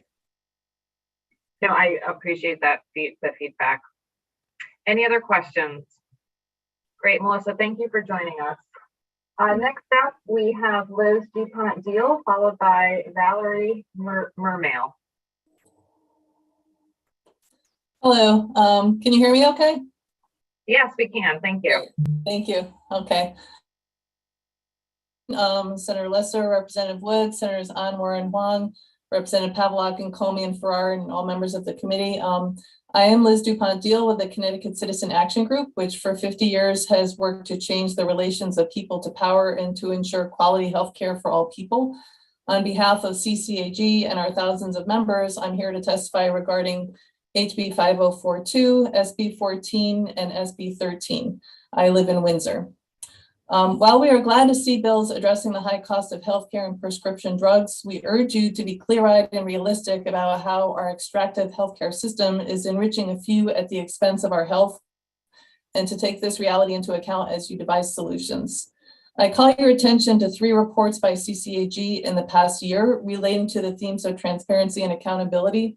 You may recall that last April, 5 insurance companies sent what only can be described as a threatening letter to Governor Lamont, and our reports focused only on these 5 companies, and the results are very sobering. As we consider total health expenditures, we need to take into account several points. In just 1 year, executive pay totaled $137 million. The reported lobbying totaled $1.4 million in 6 months, and their profits totaled $35 billion. And they spent an additional $9 billion buying back their own stock. What this means is that these 5 companies made just in profits and buying back their own stock in 1 year could have funded the entire state of Connecticut budget for 2 years. If your health insurance company is one of these 5, perhaps next time you get a claim denial, you can visit ccag.net to see their profits or their executive salaries. We ask you to keep these numbers and all that they represent foremost in your minds as you consider healthcare reform.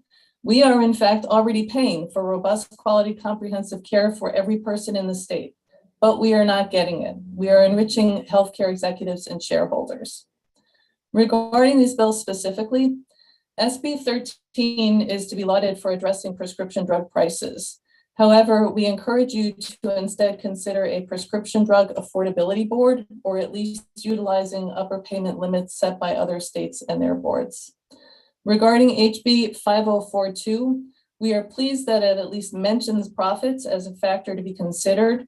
We urge you to maintain a focus on the grossly excessive profits and salaries, and to be mindful of the likelihood that capitated payments will result in limited care, especially to people who are on or eligible for Medicaid. Finally, CCAG is in full support of SB 14. In addition to the reasons stated, Melissa's testimony was fabulous. The climate emergency also cannot be overstated, and this is one of many critical steps that the state must take to curb carbon emissions. So thank you to the chairs and vice chairs and all the members of the committee for your time and attention, and I welcome any questions. Thanks, Liz. Senator Lesser. Yes, thank you, Madam Chair, and good to see you, Liz. Just a couple of questions regarding your testimony. One, just with I think the third bill you were testifying on with regard to capitation. I don't know if you heard Director Veltri's comments where she wanted to take pains to argue that, in fact, capitation is not happening. I didn't know if you heard those comments and if you had any response to that. I don't have any response specifically to that. I would, say to be mindful of that. That's a possible unintended consequence that's been discussed here. Okay, great. And then thank you. And then the first part with regard to the prescription drugs, there was some conversation earlier about the governor's office had suggested potentially piggybacking on another state's prescription drug review board. Is that something that CCAG would encourage us to look at? I'm not sure if that's feasible or not. I'm going to check into that and get back to you with a specific answer to that. Great. Thank you very much. Good to see you. And I'll turn it back to you, Madam Chair. Okay, great. I don't see any other questions. Liz, thanks for joining us today. Thank you. Next, we have Valerie Mermel, followed by Diane Loricella. And I apologize if I'm not saying names properly. I'm looking at extremely small font.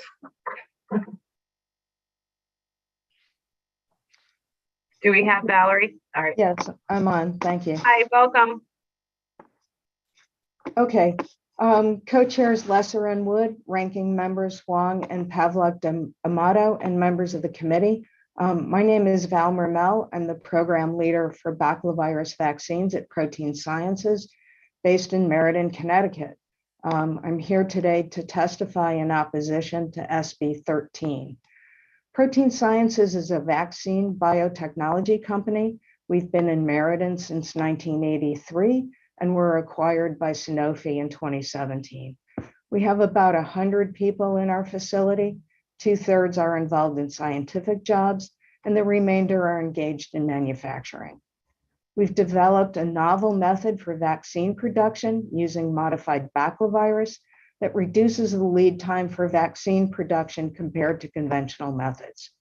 We've received FDA approval for a seasonal influenza vaccine, Flublok. We're also developing important new vaccines, which underscores the way current medicines provide a platform for future innovation by providing data, breakthroughs, and resources that are invested in developing the next vaccine, treatment, or cure. In 2020, Sanofi invested over $6 billion in research globally. A recent example of this is our partnership with GlaxoSmithKline, researching a COVID-19 vaccine, with much of that development work occurring in Meriden.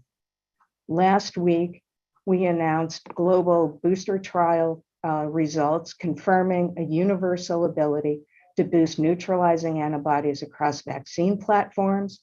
And in our phase 3 primary series trial, 2 doses of our vaccine demonstrated 100% efficacy against severe COVID-19 disease. Sanofi is also committed to addressing concerns over rising healthcare costs with our pricing principles.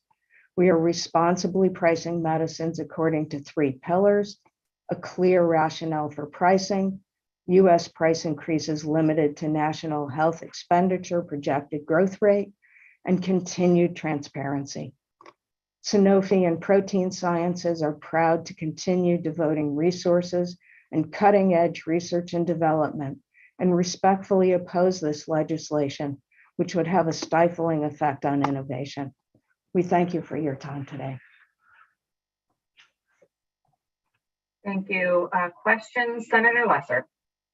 Yes, thank you, Madam Chair, and thank you for your testimony, Valerie. And I know that there are a number of folks who work at Protein Scientists, the Protein Sciences Division in my district, and I'm grateful for that. But I do have a question about another business decision made by Sanofi recently, which was to discontinue participation in the federal 340B discount drug program in violation of that provision of federal statutes, at least according to HRSA. And what we have been focused on the issue of lowering prescription drug prices, and certainly we worked together on targeting specifically insulin a couple of years ago. We're hearing directly from folks who rely on the 340B program through federally qualified health centers, that they're seeing higher prices for insulin manufactured by Sanofi and by the other 2 companies that are in that market space. And just wanted to know how that decision by your company is affecting the overall marketplace for prescription drugs in Connecticut right now. Mr. Lesser, we will get back to you on that. Okay, great. Thank you very much. Thank you, Senator. Senator Wong.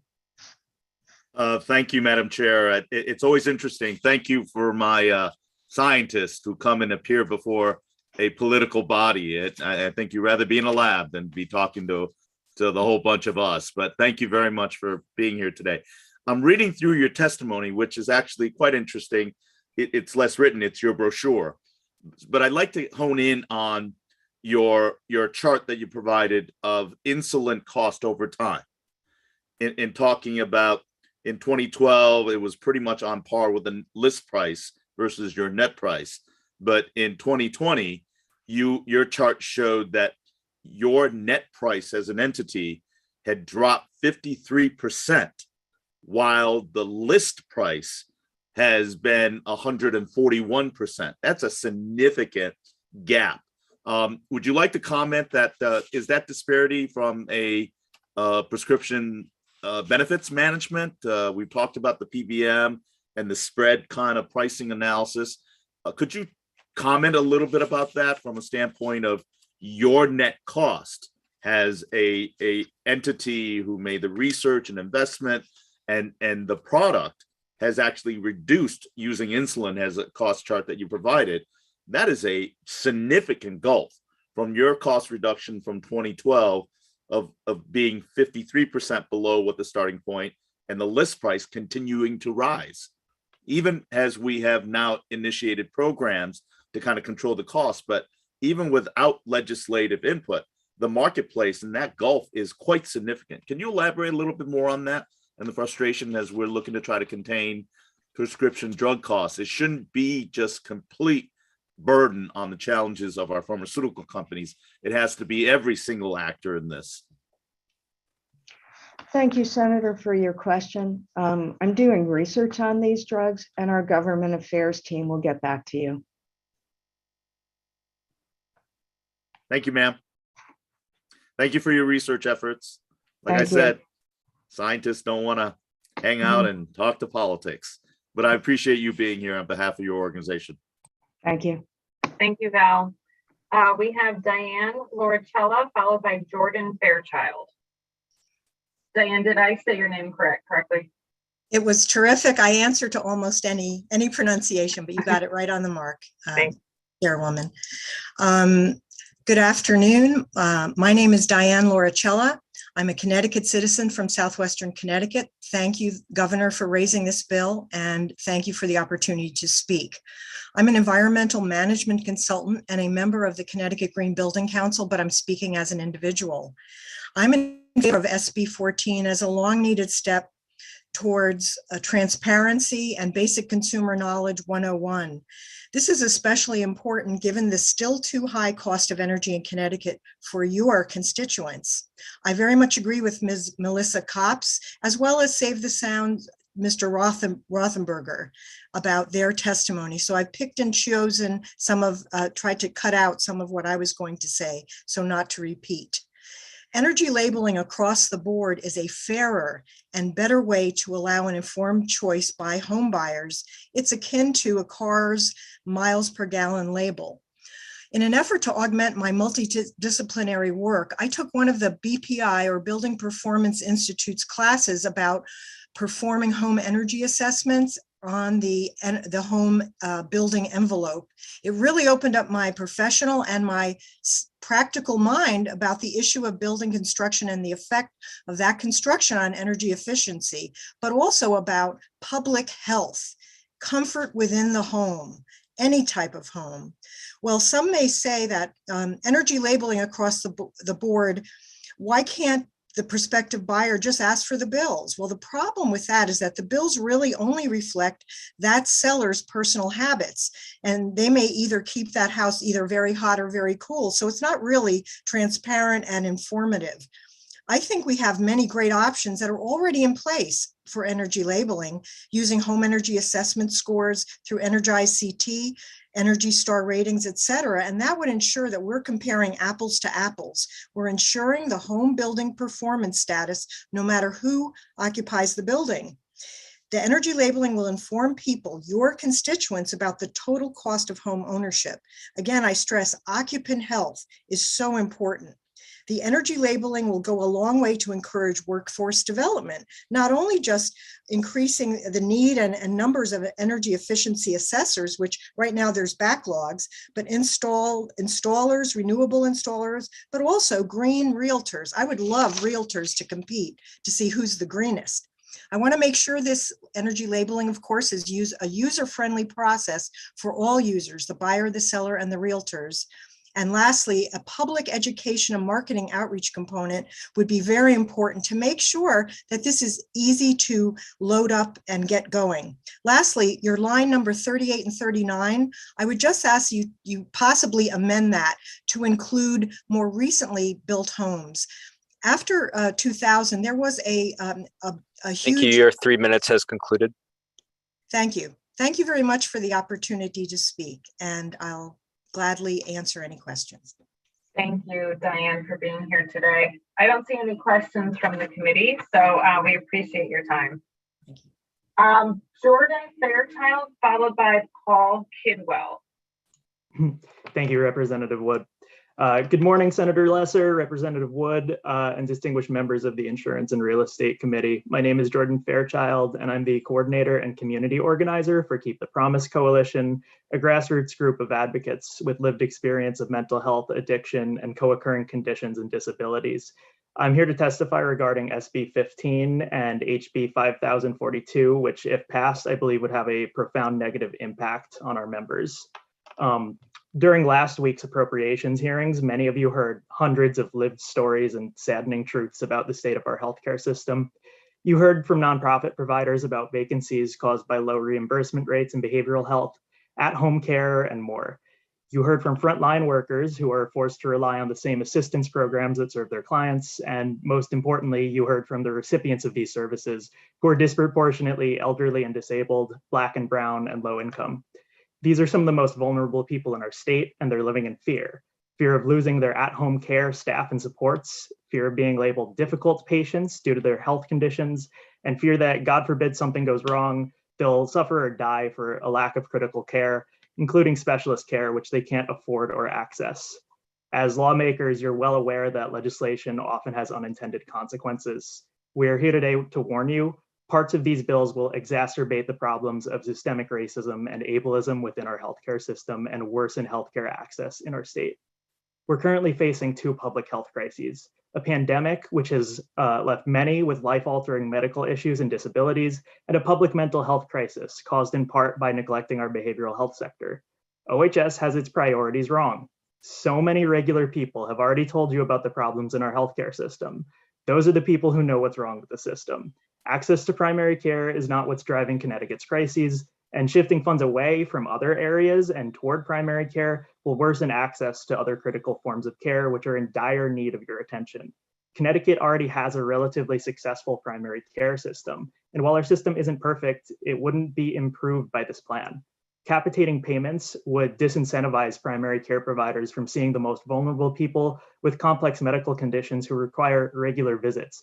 And while the bill doesn't specifically mention capitation, it does give OHS the authority to direct and monitor the adoption of alternative payment methodologies. These changes would most severely impact Medicaid, the only plan the state has the authority to control, and whose patients represent some of the most marginalized residents in our state. These proposals will only worsen the current crises and worsen the health of our population. Thank you for hearing my testimony. Jordan, thank you. Any questions from the committee? Representative Comey. Hello, thank you, Jordan, for being here. So can you just, you went quickly over a piece, and I would just like you to slow down and just explain a little bit about what you mean by that. You're talking about the alternative payments. Can you just slow that down and just expand that if you're saying that OHS has the authority to do that? Can you please talk to me about that? Yeah, there's language that mentions that OHS would have the authority to direct and monitor the adoption of alternative payment methodologies. In the roadmap that they've proposed, I think they mention over a dozen times something called prospective payment model, which I believe is really just a euphemism for capitation, the way that they're using it. So that is something that we're very concerned about. Thank you for clarifying that. I appreciate it. Look into that. Okay, Jordan, thank you for joining us today. Thank you. Next up, we have Paul Kidwell, followed by Anna Doragazi. Good afternoon, Co-Chair Wood and members of the committee. I'm Paul Kidwell with the Connecticut Hospital Association. We appreciate the opportunity to testify on HB 5042, the Cost Growth Benchmark Initiative. We look forward to continuing to work with the legislature and the governor to address healthcare affordability and access in Connecticut. We're interested in working with all parties to ensure that this legislation provides the appropriate pathway for that work. We're committed to sustaining and improving access to high-quality healthcare services across our state. It's why CHA and hospital leaders from across the state have worked directly with OHS for nearly 2 years now on the establishment of the cost growth benchmark, primary care targets, and quality benchmarks. While we have been engaged in this process, hospitals and health systems have been consumed by the response to the COVID-19 pandemic, which we know has had unprecedented impact on hospital and health system financial health, patient volumes and utilization, and workforce availability and cost. In addition, we're contending with the fastest pace of rising inflation in 40 years. We've been guided by a set of principles as we work with OHS and other stakeholders. First and foremost, we strive for a healthcare system that is accessible to all patients, provides the type of care they need when and where they need it, is affordable, and is high quality. Further, the pandemic has taught us that strong hospitals and health systems are key to the state's response to a public health emergency, and weakening that infrastructure would harm public health response in the future. Our written testimony outlines other specific principles that have guided our work on this initiative. We've consistently highlighted these principles with OHS and other stakeholders. We've also encouraged the need to understand and consider the costs associated with providing care, including the significant impact inflation is having and will have into the future, the overwhelming labor costs that have increased dramatically over the last year, pharmaceutical costs, and the continuing effects of COVID-19 on resource utilization and care delivered outside the four walls of the hospital, such as vaccination and testing. We've sought a process that is fair to all stakeholders, highlighting the need to use comprehensive data over what is convenient or supports a chosen narrative. We've asked that information not be presented in silos, understanding, for example, that underpayment by public payers like Medicare and Medicaid influences commercial payment rates. We also note the concerns raised about potential effects on access to care and believe those concerns need to be front of mind as we continue with this process. We need to monitor any such impact closely. Consistent with our principles, we've outlined in our written testimony specific suggested amendments for your consideration. I'll offer a summary of those for you today. First, we suggest that this legislation should authorize the benchmarks and targets through 2025 and require their reauthorization by the legislature for implementation beyond that date to assess the impact of the benchmark during this initial period. In developing and evaluating the benchmark, in addition to the factors outlined in the legislation, OHS should also be required. Thank you. Your 3 minutes has concluded. Pardon me. Thank you for the opportunity to testify and look forward to your questions. Thank you, Paul. I was wondering if you could just summarize your next statement that you were reading about an amendment. Sure. So what we would like to do both in the development of the benchmark and in the annual report that OHS is required to provide, we think that the context is so important here, and you've heard a lot about that this morning. But we think that factors like the adequacy of public payment rates, labor costs, medical inflation, cost of breakthrough treatments and medical advances, and the impact of COVID-19 should all be considered as part of that process. Paul, how has the hospital systems been hiring for primary care physicians? I feel that there is a huge need within Connecticut's healthcare system for PCPs, and we have this goal to reach, based on some of the bills that we are hearing today. And say this went into effect tomorrow, how would the system be able to handle this need? So if I could maybe take it at the macro level around just our staffing requirements today. So we're under pretty severe impact on staffing needs. So, and that encompasses all aspects of the operation. So obviously the legislature thus far has spent a lot of time considering the impact of behavioral health and the need to expand behavioral health providers, so licensed clinical social workers. Certainly in the nursing field, we're not training enough nurses currently to meet demand. Certainly with primary, so I think to answer your question, it would be difficult if tomorrow we needed to meet a benchmark in any workforce field, because it is hard to find of an available workforce today. I think that's why we've been engaged in the process for 2 years, to try to make sure that OHS understands what is happening on the ground today and how we sort of work to the future. And are you doing anything to make sure that your depth of providers that are coming into the state are being trained? I know that we as a legislative body have looked at tax incentives for paying off student loans, but we're all ears to be helpful as a partner in recruiting. I mean, we want the best healthcare system. We love what our hospital systems are doing, but is there anything that you're doing, and is there anything that we could be helpful with? So we're working directly with our education partners to make sure that the pathway is sort of state of the art, and that we're training the workforce for sort of preparation, right? Sort of in the hospital as soon as they graduate. We're also trying to strengthen the career ladders through the system so that the workforce that has been engaged in the work for a long period of time is helping to train the next workforce.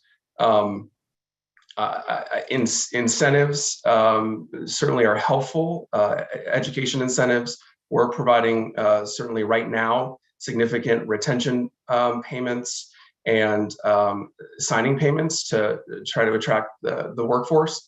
But our work has really been directly with education to try to make sure that the workforce is trained for the skills needed today. Good. Well, thank you for sharing, and I wish you the best. Thank you. All right. I don't see any other questions, so we will move on to Anna Doragazzi, followed by Paul Pescatello. Great, thank you. And hello, Representative Wood, Senator Lesser, ranking members of the Insurance and Real Estate Committee. Thank you for the chance to speak with you today. My name is Anna Doragazzi, and I'm one of the Policy and Outreach Directors at AARP Connecticut.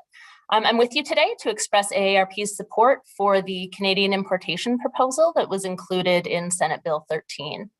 AARP cares about the high cost of prescription drugs because 70% of Americans between the ages of 50 and 64 and 86% of Americans over the age of 65 regularly use prescription drugs. And 58% of these older adults say that they're concerned about being able to afford the cost of prescription medication for themselves or a family member.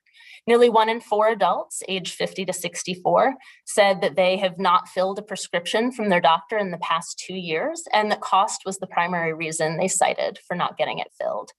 We just can't accept this as the status quo. Medication non-adherence leads to worse patient outcomes and places a significant cost burden on healthcare systems. We need to take action to relieve consumers' financial burdens, improve drug adherence, and ultimately save lives. SB 13 would require the Department of Consumer Protection to establish a Canadian drug importation program and authorize the state to seek federal approval to import prescription medication on a wholesale basis from Canada. AARP supports the safe importation of prescription drugs from licensed pharmacies and wholesalers operating in Canada and other countries with safety regulations as strong as those that we have in the United States. Why? Well, a 2020 analysis from the House Ways and Means Committee found that, quote, Americans pay on average nearly 4 times more for drugs than other countries, in some cases 67 times more for the same drug. End quote. That same analysis found that Canadian brand name drugs are about 28% of the cost of drugs sold in the United States. Another 2020 analysis from the White House Council on Economic Advisors found that in Canada, the price of a set of top selling drugs was 35% of what it was in the United States.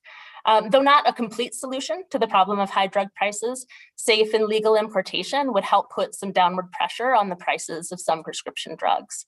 While we have supported Canadian importation bills many times before this committee in recent years and continue to do so this year, we are concerned that the 6 states that have already passed importation legislation have been unable to implement their programs due to ongoing litigation. Beyond Canadian importation, we would consider members of this committee and the General Assembly at large to consider additional proposals to lower prescription drug prices this session, including creating a prescription drug affordability board or importing the price of Canadian drugs using international reference pricing. International reference pricing would have the additional advantage of lowering the cost on biologic drugs like insulin, many cancer medications, and others that would not be allowed to be imported under SB 13. Thank you for the opportunity to speak with you today. And thank you to all the committee members who have been very genuinely engaged on the issue of prescription drug prices throughout today's hearing. While this hearing is focused on Canadian importation in particular, we'd be open to speaking with anyone who's brought up other ideas over the course of the conversation today, particularly prescription drug affordability boards. Thank you. Thank you. I don't see any questions from the committee, and Anna, thank you for all of your help and information this session. We appreciate it. Great, thank you. Paul Pescatello, followed by Don Osavar. Well, good afternoon. Thank you all for this opportunity to speak before you. Again, I'm Paul Pescatello. I'm Senior Counsel at the CBIA, Executive Director of the CBIA's Bioscience Growth Council, and I'm Chair of We Work for Health Connecticut. I'm here today to speak in opposition to SB 13, an act reducing prescription drug prices. SB 13 represents a laudable goal, but the bill reflects a misunderstanding of what drives healthcare costs and what would and would not reduce them. Let me begin by noting that drugs represent only about 15% of the healthcare spend. Only 15 cents of each healthcare dollar goes to drugs. This 15% figure has been remarkably stable since World War II, more than 75 years ago. Now, there are many other drivers of healthcare and drug costs. PBMs, pharmacy benefit managers, and other middlemen in the supply chain stand out. Now, on to the particulars of SB 13. Canadian drug importation is unworkable on at least 3 fronts. First, the Canadians are opposed. They won't comply. They won't facilitate transfer of their meds to the US. Canadians are rightly worried that drug exportation would deplete the supply of drugs for Canadians. Canada is a country of 38 million people. We're a country of 330 million people. Second, Canadians see all the requirements for all the players in the Canadian to Connecticut supply chain to guarantee safety, efficacy, potency, misbranding, labeling accuracy, non-adulteration, track and trace requirements as unworkable. These mandates would work to discourage participation in the program out of fear of legal liability. Also, it's impossible to guarantee that a drug passing through Canada from, say, Russia would not be mistaken as a quote unquote Canadian drug. Finally, I would note that the bill does not allow importation of the most expensive drugs, infused and injectable drugs, like those used to treat cancer patients. Now, the price cap provisions of SB 13. Price controls don't work. There is a long history of how unworkable and ineffective they are, documented by economists both left and right of the political spectrum. You name the good, flowers, flowers of course, but also flour, machinery, drugs, price controls don't work. Actually, they cause shortages and slow introduction of new meds. Price controls kill innovation. Price controls and the shortages and slow or non-introduction of new meds undermine patient care and treatment. They make consumers angry.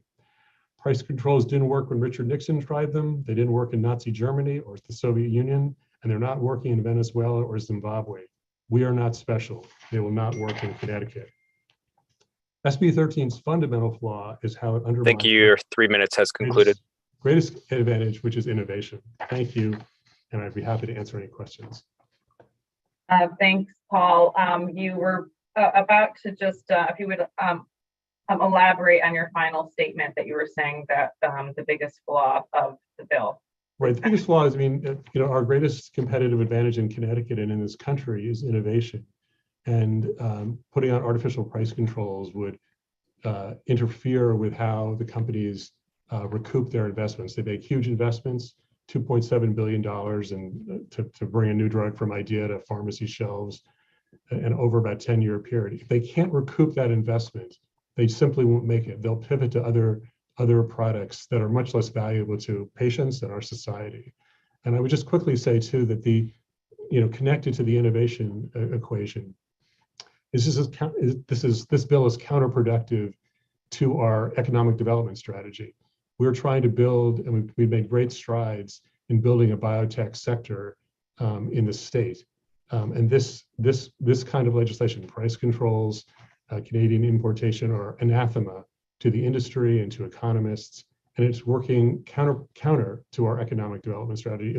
Companies do extensive due diligence and research on where they're going to open a lab, where they're going to expand, where they're going to contract. And when they say things like this is not something that makes them want to come to Connecticut.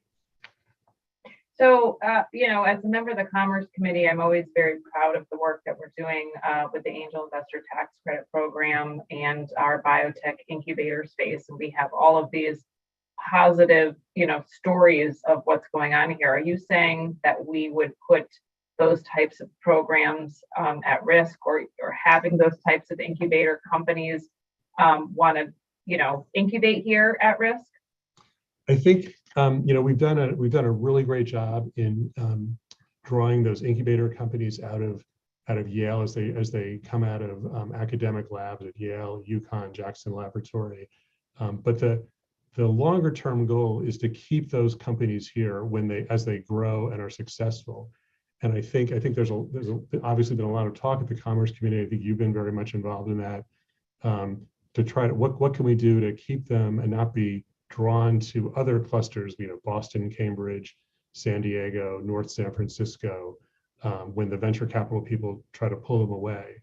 And part of that calculus for them is, well, how favorable is the state to our industry? What's it doing to nurture us? Remember, these companies, these early stage companies, they want to have a product. They want to make money. So in their early stages, they're not making money. When they get to that stage where they're making money, they want to recoup that investment. And if the state that they're domiciled in is interfering with that, that goes in the negative column in terms of that decision tree to where to expand. Great, thank you. Any questions from the committee? Robin Comey, Representative Comey. Thank you, Chairwoman Wood. Hello, Paul. It seems you come here every year and ask us not to put any more due stress on the companies, especially as they're young and excuse me, being innovative, creating these wonderful products that we all really need and depend on.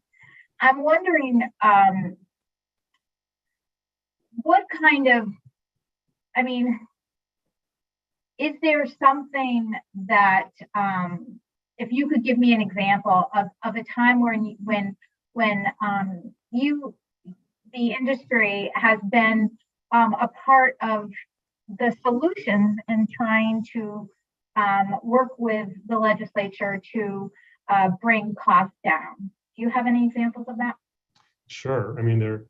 There are many examples. In my written testimony, certainly, as I said in my written testimony, actually drugs, medications, prescription medications are actually not the cause of the healthcare cost crisis. It's actually the solution. And when you think of, I mentioned in my written testimony, cystic fibrosis drugs, hepatitis C, but also all the cardiac medications for strokes and heart attacks, all the surgeries that do not occur, all the long-term care that is no longer necessary because of the solutions provided by the pharmaceutical industry. To research and development the drugs, it is what it is, and that spend has to be recouped in order for those companies to keep doing it. Okay, well, I would just encourage you. Last year, I tried to bring some pharma folks together to the table with insurers and with consumers, and pharma wasn't willing to stay at the table with us. So I just hope that you will be willing to stay at the table with us and try to help us find solutions that ensures that we're not humping all the costs all the time. So thank you very much for your testimony. Thank you. Great, thanks, Paul. Next up, we have Dawn Kosovar, followed by the Commissioner of the Department of Public Health.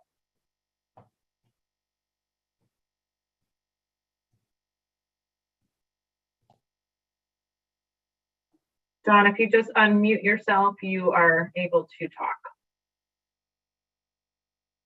Can you hear me now? Yep, we can hear you. Yay, okay, thank you. I want to thank Senator Lesser, Senator Huang, Representative Wood, and Representative D'Amato, and the committee for bringing this bill to the forefront and having this conversation today. I'm not going to sit here and read through my bill, but BioCT, as a representative, I'm Dawn Hocevar, President and CEO of BioCT, representative of the biotech community. We are in opposition to this bill. But by listening to everything I've heard this morning, I really want to talk to you from a patient perspective. I have stage 3 melanoma, and it's in remission. And I am counting on the bio industry to come up with therapies by the time I, hopefully not, go into metastases, that there are cures for me or therapies that without major side effects. That innovation is not going to be there if we inhibit innovation by only targeting the drug manufacturers on this pricing bill. I know you're very sincere about trying to help out-of-pocket costs, and as I am. However, as you alluded to, Representative Comey, you've got to bring the manufacturer, the PBMs, the insurers, the pharmacists, the hospitals, everybody to the table and truly come up with a solution that benefits the patient and what comes out of our pocket, while looking at where is the cost of that drug as it's trickled down to the patient, where is it being sucked into? Everybody's been bringing up PBMs, the insurance companies, everybody's taking their cut, and it's only the biotech companies and the manufacturers that have invested in these therapies. And when Johnny Doc respectfully said, we have to start somewhere, well, then why don't you start with the PBMs and the insurers who have not put a dime of investment into these therapies and drugs? Why don't you start there rather than potentially risking innovation for the future? So I am very much a proponent, Representative Comey and Wood, et cetera, of putting people at the table. I hope pharma will come to the table so that everybody can talk about what their role is. Right now, I don't understand what the role of the PBM is. They used to have a role, but they're not needed anymore. So why are they drawing costs out and having the rebates that manufacturers give? I don't see that as a patient. It doesn't end up coming to me. So let's work together to try to absolutely do something that affects our out-of-pocket costs. We basically have a sick care in this nation. We don't have health care. And so Connecticut isn't going to resolve this on their own. Thank you. Your 3 minutes has passed. I'd love to see Connecticut do something really profound that the rest of the country can follow. Dawn, thank you so much. Representative Comey. Hi, Dawn. I just want to say I'm glad that, I've been worried about you. I've been thinking about you. Dawn lives in Branford. So I just wanted to say I'm glad that you're, that the melanoma is under control and that you're being controlled with that. So I'm just sending my wishes and for good health for you. Okay. Thanks. Thank you so much. Senator Wong. Thank you, Madam Chair. And Dawn, great to see you. And most important of all, continued health to you. You've been such a consummate professional in all the years I've known you. I'm grateful that you shared, but beyond that, you have been just an incredible advocate for the industry and being a leader. So thank you on that. 3 minutes is not enough. And I wanted to extend that if there's anything else that you wanted to offer, and I really want to hone in on one thing you mentioned is that the industry and the bioscience has been a major contributor and an economic engine to the state of Connecticut in regards to job and businesses, and that you recognize that cost is a significant factor. And I'm appreciative that as a representative of the science and the businesses that help fuel this state's economy, that you understand that we all have to get together as part of an ecosystem to really address some cost. The disparity that I just brought up with Sansapel was that we've been very sensitive to insulin cost in our entire state in this country. But what's not really known is the fact that the net cost for producers and pharmaceutical organizations have dropped, while at the same time, the list price has continued to rise. And there may be political reasons, there may be real rational economic reasons, or it may be just a business profit margin business model reasons. But ultimately, we had talked with the governor, and one of the things that I know that Chairwoman Wood and the members of this committee is really looking at is transparency, accountability, and an opportunity to really get dollars and cents numbers so that we can make true analytical, efficient decision-making processes. So I appreciate that. But I'll leave to you if there's anything else beyond the 3 minutes that you had to present. And bless you, Representative Comey, anything you want to add in addition to that, respecting the great work that you do on behalf of the scientists who hate the political process. Well, Senator Huang, I just want to say thank you. Thank you for your kind words. And I really want to thank you for all of your support of this industry. And you really do understand what this industry is bringing to the table for patients, and at the same time that we need to do something to curtail the cost. So I really appreciate that very much. And if I could just real quick for Representative Comey, you had asked a question about what solutions have pharmas come up with. And one of the things that I'm sure you guys have heard before, but again, it gets back to where does that dollar go as it leaves the manufacturer, and that is rebate pass-through. Making sure that the rebates that the PBMs get actually go to the patients and that it doesn't get kept by the PBMs or the insurance companies. That's huge and that's critical, and I wish I could hear somebody talking about that. Thank you so much. Thank you again for your work and your members, and I'm going to leave by saying thoughts and prayers on your continued health. Thank you, Madam Chair. Thank you, Senator Anwar. Thank you, Madam Chair. I'm in 2 hearings, but I actually heard enough of what you had to say to be able to say thank you for speaking, and hope you feel better. And I can tell you the PBMs will remain our biggest challenge.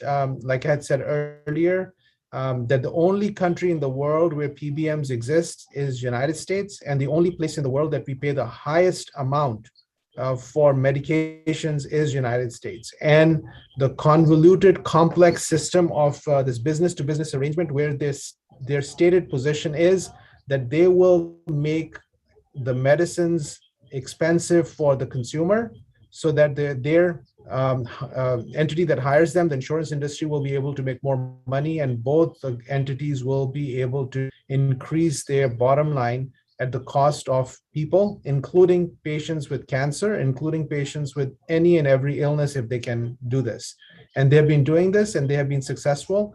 They are controlled and protected by some federal laws, but thankfully, there are legislators who have caught on, who have seen people die with some of their efforts, are willing to stand up and identify ways to dismantle this, and this needs to be done. So you've reassured me, and I'm hopeful other legislators, that we have a responsibility towards our fellow citizens, the people we represent, to protect them. Thank you for that. Thank you. Thank you, Senator. Don, thanks for joining us today. Next up, we have Manisha Jithani from the Department of Public Health, followed by Garrett Sheehan. Thank you very much for the opportunity to speak with you today. And I apologize that I had to take this testimony from the car as I'm returning back from a press conference. But I'm here as DPH Commissioner today to support Senate Bill 15, specifically its intended goal to increase preventative healthcare screenings through the expansion of the Health Enhancement Program. And this is a similar program that we have offered through state employee health plans. Now, this particular type of program offers lower monthly premiums to all members to be able to utilize preventative health service visits as recommended by the CDC. And this would include dental cleanings, vision tests, cholesterol tests, screenings for breast, cervical, and colon cancer. And what we've seen through this pandemic and through the behavioral risk factor surveillance survey that we conduct, and most recently was collected in 2020 through DPH, is that there are differences in rates of some of these preventative screenings that are done, particularly for breast cancer and cervical cancer, according to income levels. And we see a similar pattern with colorectal cancer in terms of the Medicare eligible population and younger populations. And so what we saw in the COVID pandemic is that there was a decline in cancer screening procedures, which happened through this pandemic. And I do believe in DPH is supportive of these HEPs because we think that it really does have the potential to increase screening at a population level and should strongly be considered. So thank you for the opportunity to testify on this important piece of legislation. Thank you, Dr. Giussani. I appreciate you taking the time and in the car here. Is there anyone that has a follow-up question for the commissioner? Senator Wong? Thank you, Madam Chair, and welcome, Commissioner, and thank you for your work during these very difficult times. A lot of challenges, but nevertheless, before I start, I just want to maybe caution the audience that you're on the passenger side and that you are not driving. So I wanted to make sure, in case people had any questions, I wanted to point that out. But in regards to the CARE and Senate Bill 15, could you add something additional from a standpoint of the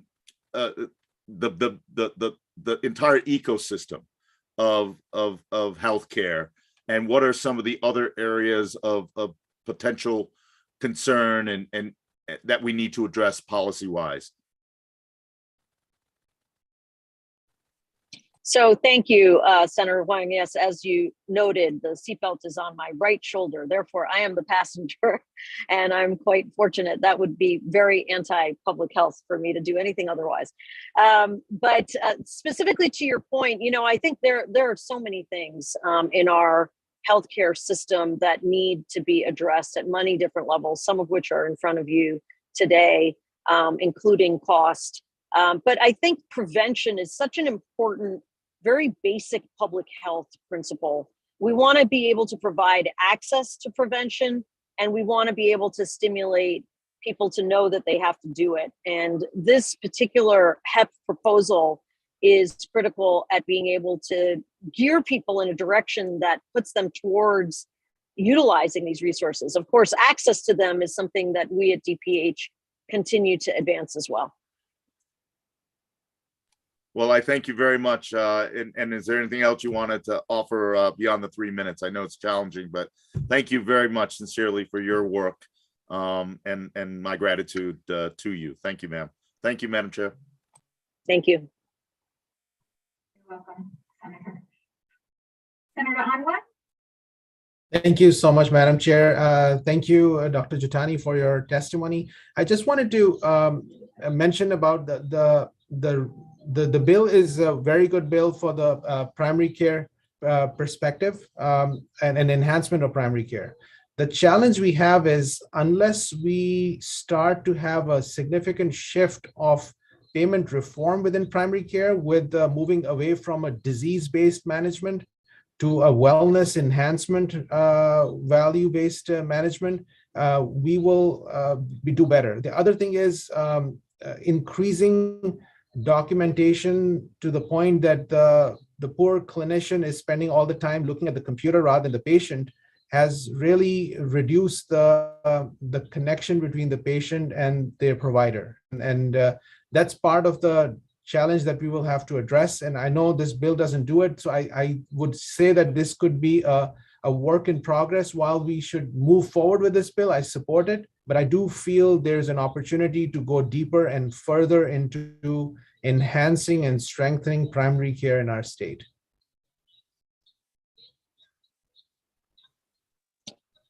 Yes, Thank you, Senator Anwar.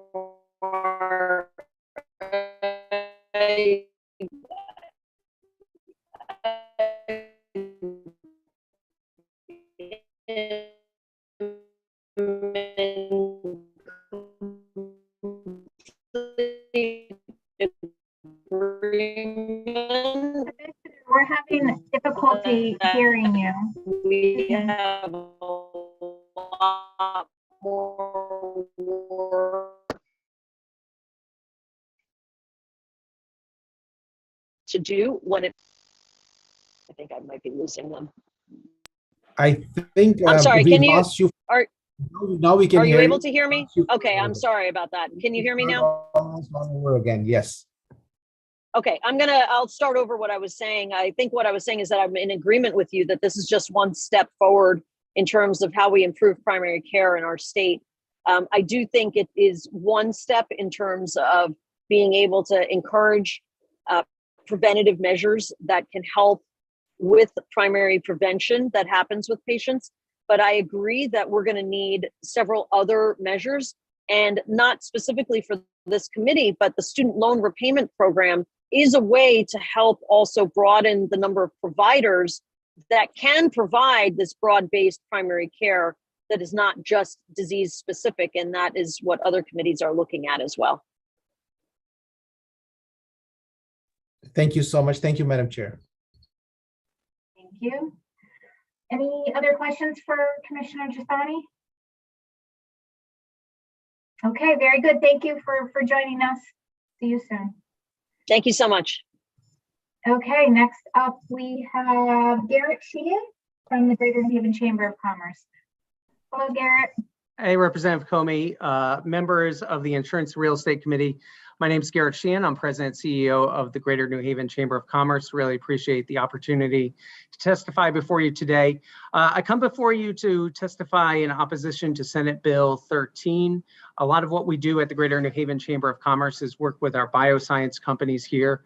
But before I start talking about them, I also want to mention, obviously, we have a lot of small businesses across our region who are struggling with their healthcare price. So we are very concerned about the cost of healthcare.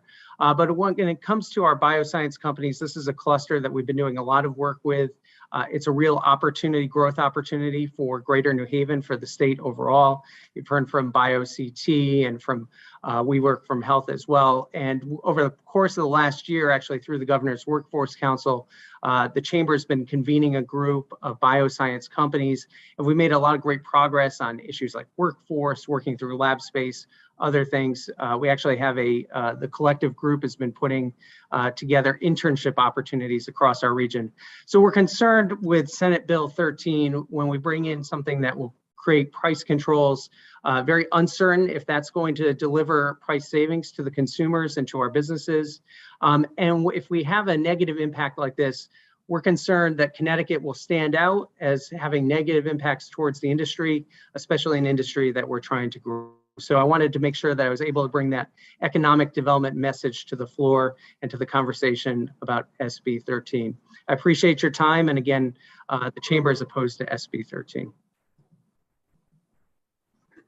We hear you loud and clear. Thank you, Garrett. Any questions for our guest? Not today. Seems you did a good job. Thank you so much. Great. Thank you. Bye. Okay, our next speaker is number 25, I believe, Karen Healy. And following Karen Healy will be Ellen Andrews.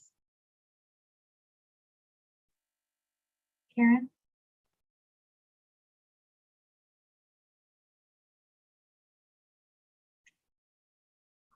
Just wait a second.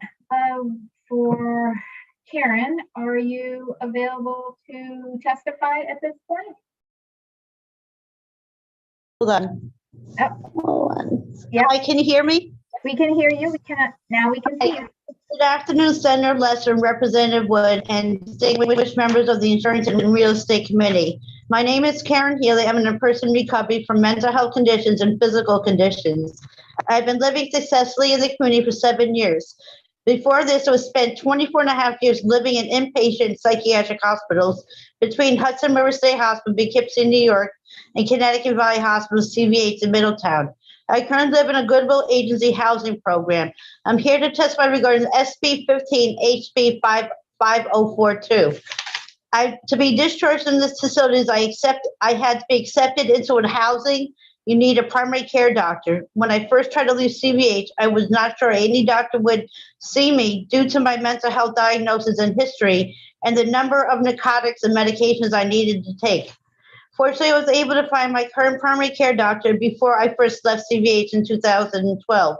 I see my doctor every 3 months, knowing I can see my primary care doctor when I need to have previously prevent me from going to emergency rooms. Being able to see my primary care doctor fortunately meant that I can get the care I need before a problem gets worse. I'm worried that my primary composition would make it much more difficult for people with mental health conditions, disabilities, and other complicated health conditions to be seen by primary care doctors, since no matter how many times I need to be seen, my primary care doctor will be paid the same flat rate. I also am concerned how this would affect Husky patients, especially if competition hard to enforce other plans which aren't controlled by DSS. A lot of the care has made the biggest difference in me, community-based and not clinically care. It's also important to me that more is done and ensure these community services, which are important, included as a bigger part of the plan, so that I don't lose access and continue seeing my home staff and behavioral health care. That means the world to me. If these bills were in place when I was trying to get out released from CVH, I wouldn't be where I am today and might still be seeing a CVH 7 years later. Thank you so much for hearing my testimony today. Karen, thank you for your bravery coming out and talking to us about your personal story. It's really meaningful for us to hear that. I'm trying to see if anyone here has any follow-up questions for Karen. Well, how long have you been out of the hospital, Karen? How many years? I've been out since December 4th of 2014. All right. Living in my own place and getting a job and being with my family now than being in a hospital where it costs way too much money to be there. Excellent, excellent. Well, keep it up and keep going to that doctor every 3 months. Thank you. Thank you. All righty, that was good. At least someone said something. Yes. Okay, we are going to next number 26, Ellen Andrews. Hi, Ellen. Hi, thank you. I'm Ellen Andrews from the Connecticut Health Policy Project.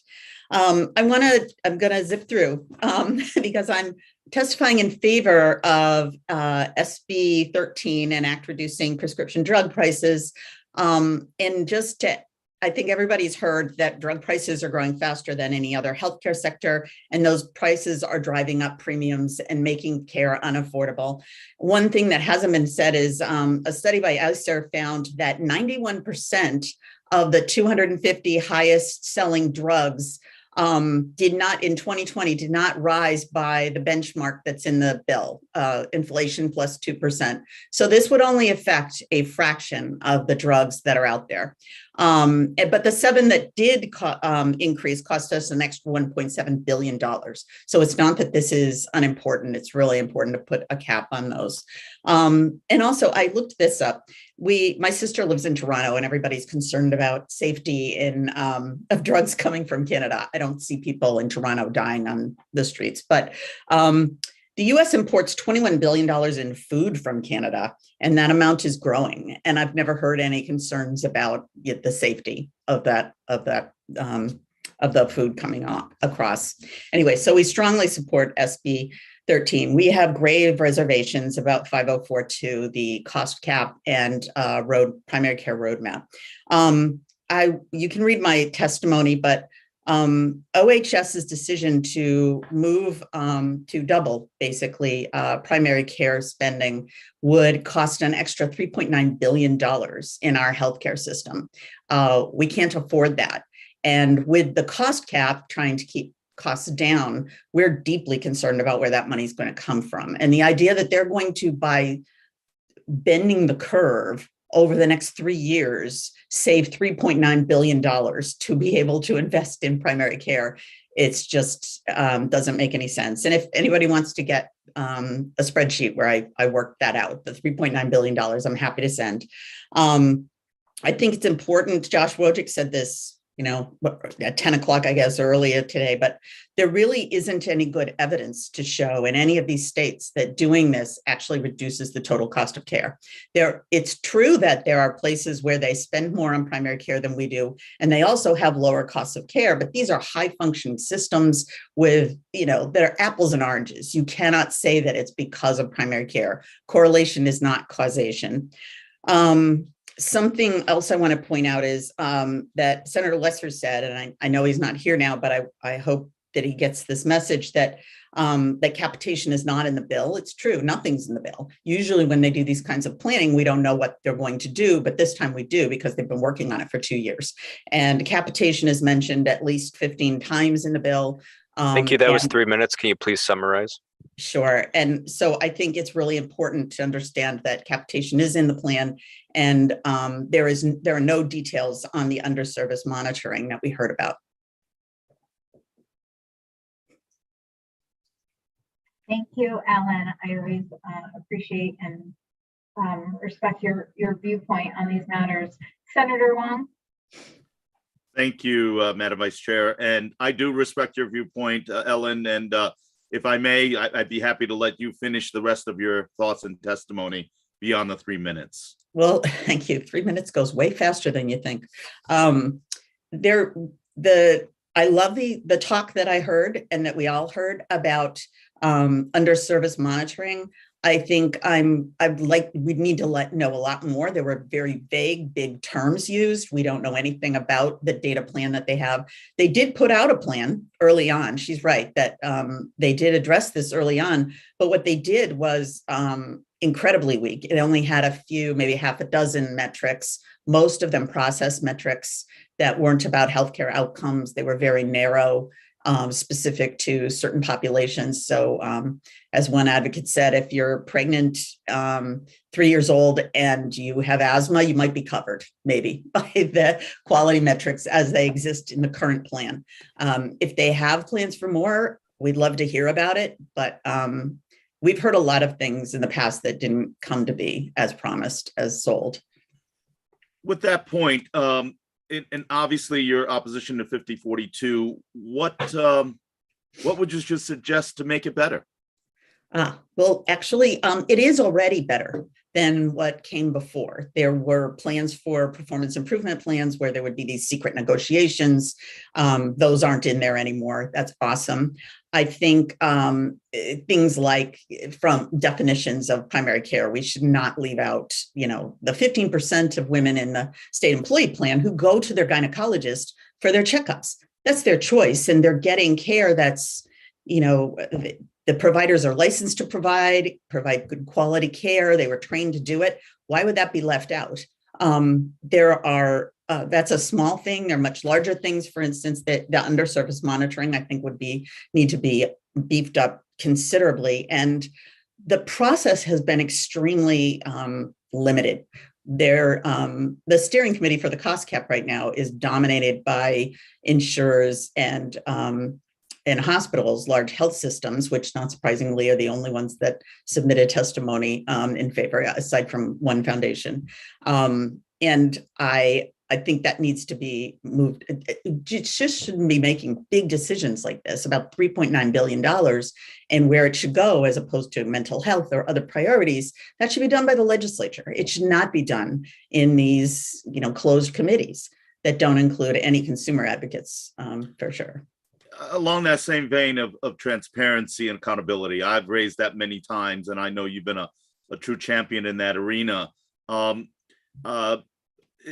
Talk a little bit about something that you made me aware of, the All Payers database, which is one of the gems in regards to transparency, but we don't fully utilize it or fully made aware of it. Could you just do a little bit of a description of that database and the value of that from a transparency? Yeah, well, I mean, first of all, I don't know, because there isn't a lot of information about it. We hear about it in sort of pieces. It's certainly not available. There's not the system that there is in other states where you can, generate maps, for instance, of where people are getting kinds of utilization. It can be an incredibly powerful tool.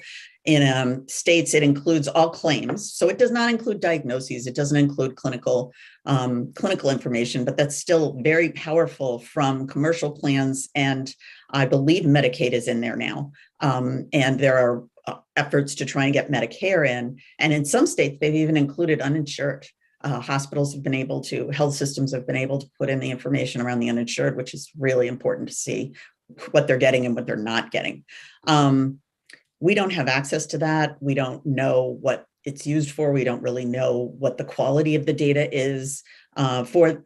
And just as an example of why we're concerned, the OHS has asked the insurers who put all their data into the APCD to also separately send it to Baylor and Mathematica, their consultants on this, because the APCD data is not workable for the analyses that they're doing. I don't know the details of that. I don't know that anyone outside OHS does. Well, given a big advocate of having data and analytics in regards to making policy decisions, I just wanted to get your thoughts quickly in regards to your thoughts on the committee leadership and insurance requesting from the insurance department a cost benefit analysis of mandates. What did you think of that decision? I think that's a great idea. I think we need to do that. I think it's important, for as somebody who pays premiums, which we all do, and pays taxes, consumers do pay all the bills. We pay all the bills and our taxes, our lost wages, and knowing whether we want to spend our money on this particular mandate or this one. We really ought to have, we don't have the information right now. It's really very ad hoc. And it's basically whoever can organize, can get a mandate in front of the, in front of the committees, in front of the legislature. So it's not that I don't believe in mandates. I just think we ought to have a more thoughtful process about how we decide on them. Well, thank you, Ms. Andrews. And I'm just appreciative of the content and information you provide, and thank you for your advocacy. Thank you, Madam Vice Chair. Have a great day. You too. Thank you, Senator. Representative Farrar? Thanks, Madam Chair. Hi, Alan. Nice to see you. Hi. I have a question for you, kind of following up a little bit of what you shared as a summary. So thanks for summarizing some of your remarks based on what was shared earlier today. We heard earlier today a few different proposals of how this approach in 5042, really would bring down costs, would save consumers money. And you've shared in your testimony that that just hasn't borne out in the research. Can you kind of help us reconcile those things and what we might be missing in those two comments? Sure. I think it depends on what, whether something's worked and whether it's saving money. It kind of depends on how you measure that. And it is true that Massachusetts is really the only state that has a mature program that we can compare with. And I have great respect for Massachusetts' Health Policy Committee, for David Setz. They've done a great job. I think even they, within their report, admit that it has not reduced consumer costs. It has not lowered premiums. They still have a problem. And they are working very hard on it in smart ways, but this is tough to do. The report only gets you so far, and it has to, first of all, be believed and trusted. And back to the data questions, that Senator Wong brought up, but it, you have to have the things to go forward, the levers to go forward to move the dial. And I know that in Massachusetts, they have been running up against those kinds of problems. I think, drug pricing is one of the big ones. And this, SB 13 is something the state can do to address that, that's meaningful. I think, other things that this committee has raised around consolidation could do that too. I just don't know that we need I'm never going to say we don't need more data and that we don't need more reports. I get giddy when I see new reports and data sources, but I think we can also move forward to actually getting something done. Massachusetts's cost cap, I think they did some things very well. I think it's been oversold in terms of savings For instance, we are not, and our premium and co-insurance and co-pay cost sharing rates trends are about the same as Massachusetts is, both before and after their commission started. The costs started coming down across the country a couple of years before their commission was put in place. So it's hard to say how much of that is just something that was happening everywhere and how much of it was because of what they did. I don't want to take away from what they did, and I think we could do this a lot better, and it could be meaningful, but it's still step 1A in getting it done. There's still going to need to be policy changes, not necessarily all legislative changes, but they're going to need to be changes in the way we deliver care and how we pay for it, and also the connections to the 90% of healthcare influencers that have nothing to do with healthcare. Things like our health behaviors, things like where we live, and a lot of health risks. So that was way longer than you wanted to hear. One other thing, if I can just take a second, on capitation is that it was said that it was voluntary, and I want to clarify that. It is true that it is voluntary for practices. It is voluntary for health systems. It is not voluntary for consumers. And the consumers that you've heard from and that you've gotten information from are very concerned about going into a system where their provider is paid a set amount, whether they give you any care or not. And you know, I think that's a very reasonable concern. And on that concern, and thank you for bringing that up, Ellen, on that concern, I think we kind of asked questions a little earlier too about concerns about this effort potentially exacerbating health disparities, especially kind of in this moment when they've been illuminated and deepened through COVID. And so to your points around kind of the concern about capitation, to you, is that rightly connected to health disparities, and what other concerns would you have based on that? Yeah, there are a lot of concerns around it. I mean, I think some of the connection to community that is in the roadmap, if they actually follow through, we've heard this before again, but that could help with disparities, and I would support pouring money into that. Now, I don't know if we need $3.9 billion, but that would work. Their plan to look at risk scores to see whether, Black and brown communities, low-income folks, people in seniors are being harmed by this is risk scores do not take into account social determinants of health. They don't take into risk scores are routinely gamed by health systems. It's a little bit of a predator-prey relationship. The risk scores try to change it. And so it is not a mature field to say, okay, the risk scores are fine. Therefore, nobody was dumped out of a practice because they were difficult, because they had a mental health problem, an undiagnosed one maybe. There's just a lot of other ways that people can be can lose out on getting access to care. And actually our providers are in a very good position to know who's a difficult patient, who's a no-show, who needs you to go and get transportation to get them in, and who just shows up. And they may look exactly the same in a risk score. So that's not protective at all. Thanks, Ellen. That's very helpful. Thank you for all of your feedback and context. And I'm sure all of us might have further questions. We'll follow up with you after the hearing. Thanks again. Anytime. Thanks, Thank you. Thank you, Representative Farrar. Representative Nuccio. Thank you very much. Hey, Ellen, how you doing? I'm good. How are you? Good. Thriving. I have a couple of questions for you. One, I have some, I'm wondering, I only have 15 minutes before I have to go to another meeting, so we may have to take some of this explanation offline. But there's a bit of a push to get OBGYNs in there, and I'm not sure exactly what's driving it. TMI, when I went to my yearly exam, I talked to my OBGYN and I said, hey, this is going on. What do you think about that? And she said, absolutely not. I am not a primary care physician. Like if you were coming to me for your blood pressure and your diabetes or anything, any kind of regular testing, she's like, I am not the person to do that. Like I am here for a very specific thing, and it is preventive care, but it is not primary care. So I'm really kind of trying to bat around listening to what everybody is saying on why the push to put OBGYN in is as primary care, because I'm not sure if we ask all the providers out there, we're going to get a solid majority that says we need primary care OBGYN. And Right. then the second thing I wanted to kind of reference quickly is the all claims payer database. I'm like you, I'm a data wonk. So, I like having the data. And I think part of the problem, if I could get your opinion, is I don't think everybody is putting in their claim data. And there's no teeth in that law that says everybody has to provide their claim data.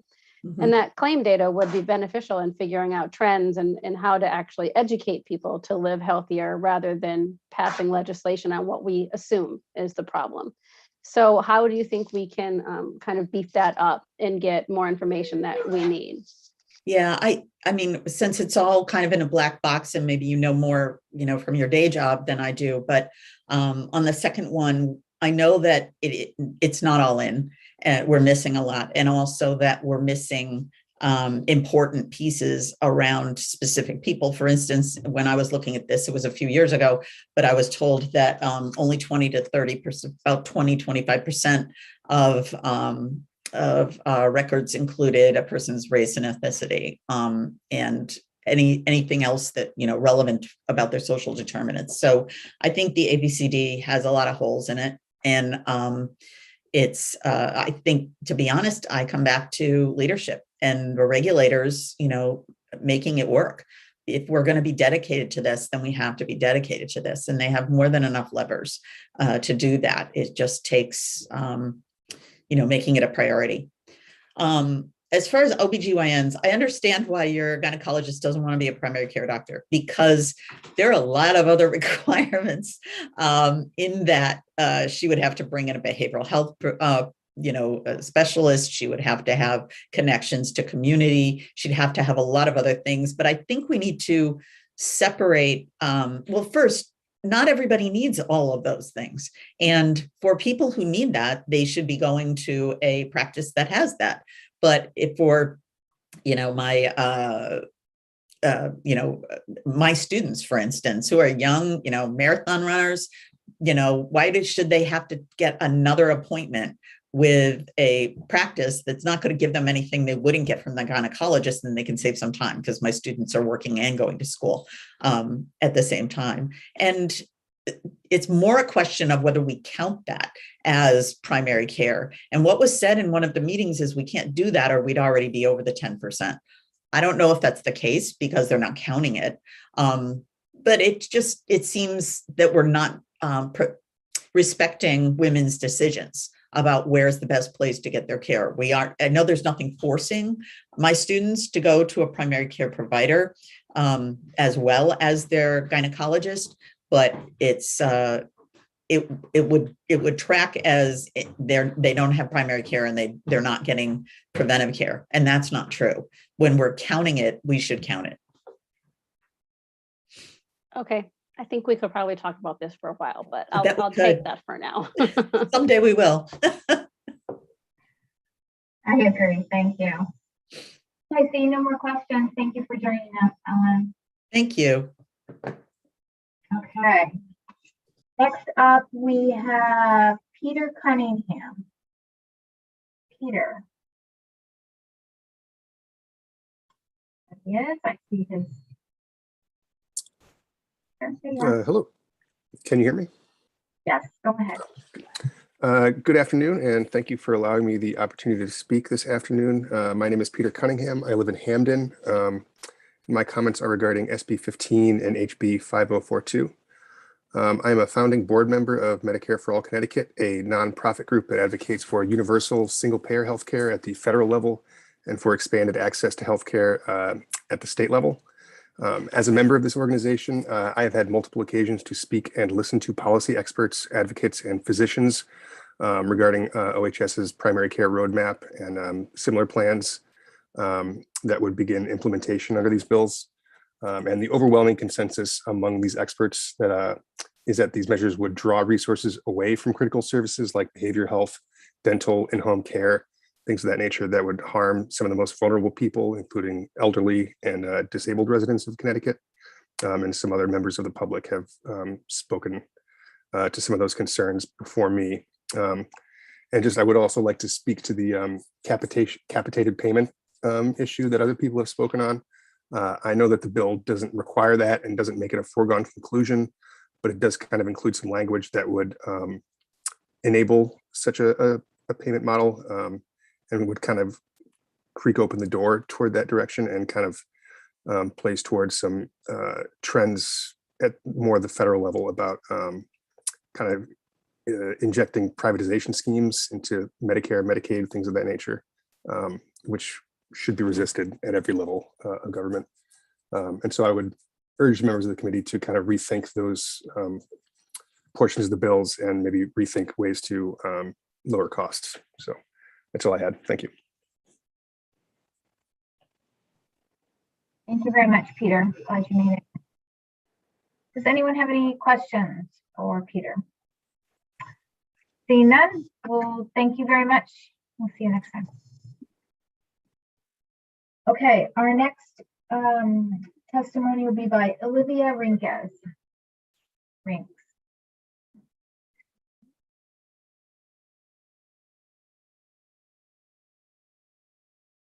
Olivia, are you able to join us? Turn on your microphone and your camera if you are able. Thank you. Hi, thank you so much. Can you hear me? We can hear you. We can't see you, but we can hear you. Oh, thank you. Sorry, I'm driving at the moment. Okay, thank you. My name is Olivia Rinkus. I'm from North Stonington, Connecticut. I just want to say thank you to the insurance committee for the opportunity to speak. I am hoping to testify today. I am testifying in opposition of two bills, SB number 15, an act encouraging primary and preventative care, and also HB number 5042, an act concerning healthcare cost growth. I really can only echo some of the sentiments that other folks have already testified to, but I feel that these bills will, not deny the importance of primary care. Bills of taking resources away from other more specialized care things, such as dental.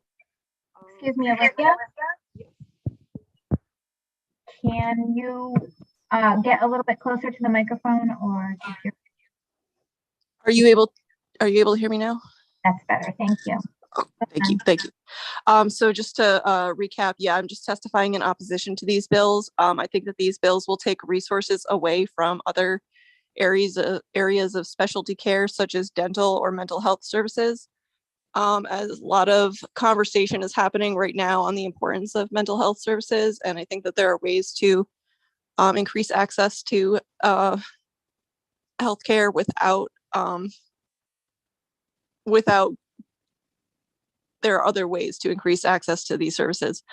I also would like to echo what others have mentioned about the capitations and the potential issue there of with primary care physicians, getting paid with a one-size-fits-all fee. That could definitely decrease their incentive to provide, the topmost care that they can to their patients. And for those reasons, I am opposed to these bills. Thank you very much. Thank you, Olivia. Thank you for taking the time to share your opinion with the committee. And seeing no questions, I just want to wish you a good day and drive safe. Our next testimony will be Sheldon Taubman. Sheldon, are you here? Yes, I am. Can you hear me? I can and can see you too. Go ahead, Sheldon. Welcome. Thank you very much. I'm Sheldon Taubman. I'm the litigation attorney at Disability Rights Connecticut.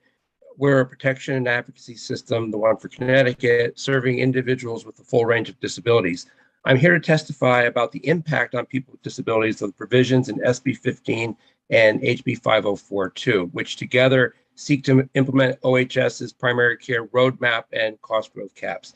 Taken together, these bills will likely harm access to healthcare for all patients, but particularly people with disabilities, elderly individuals, Black and Brown people who already suffer health disparities, including particularly in the form of underservice.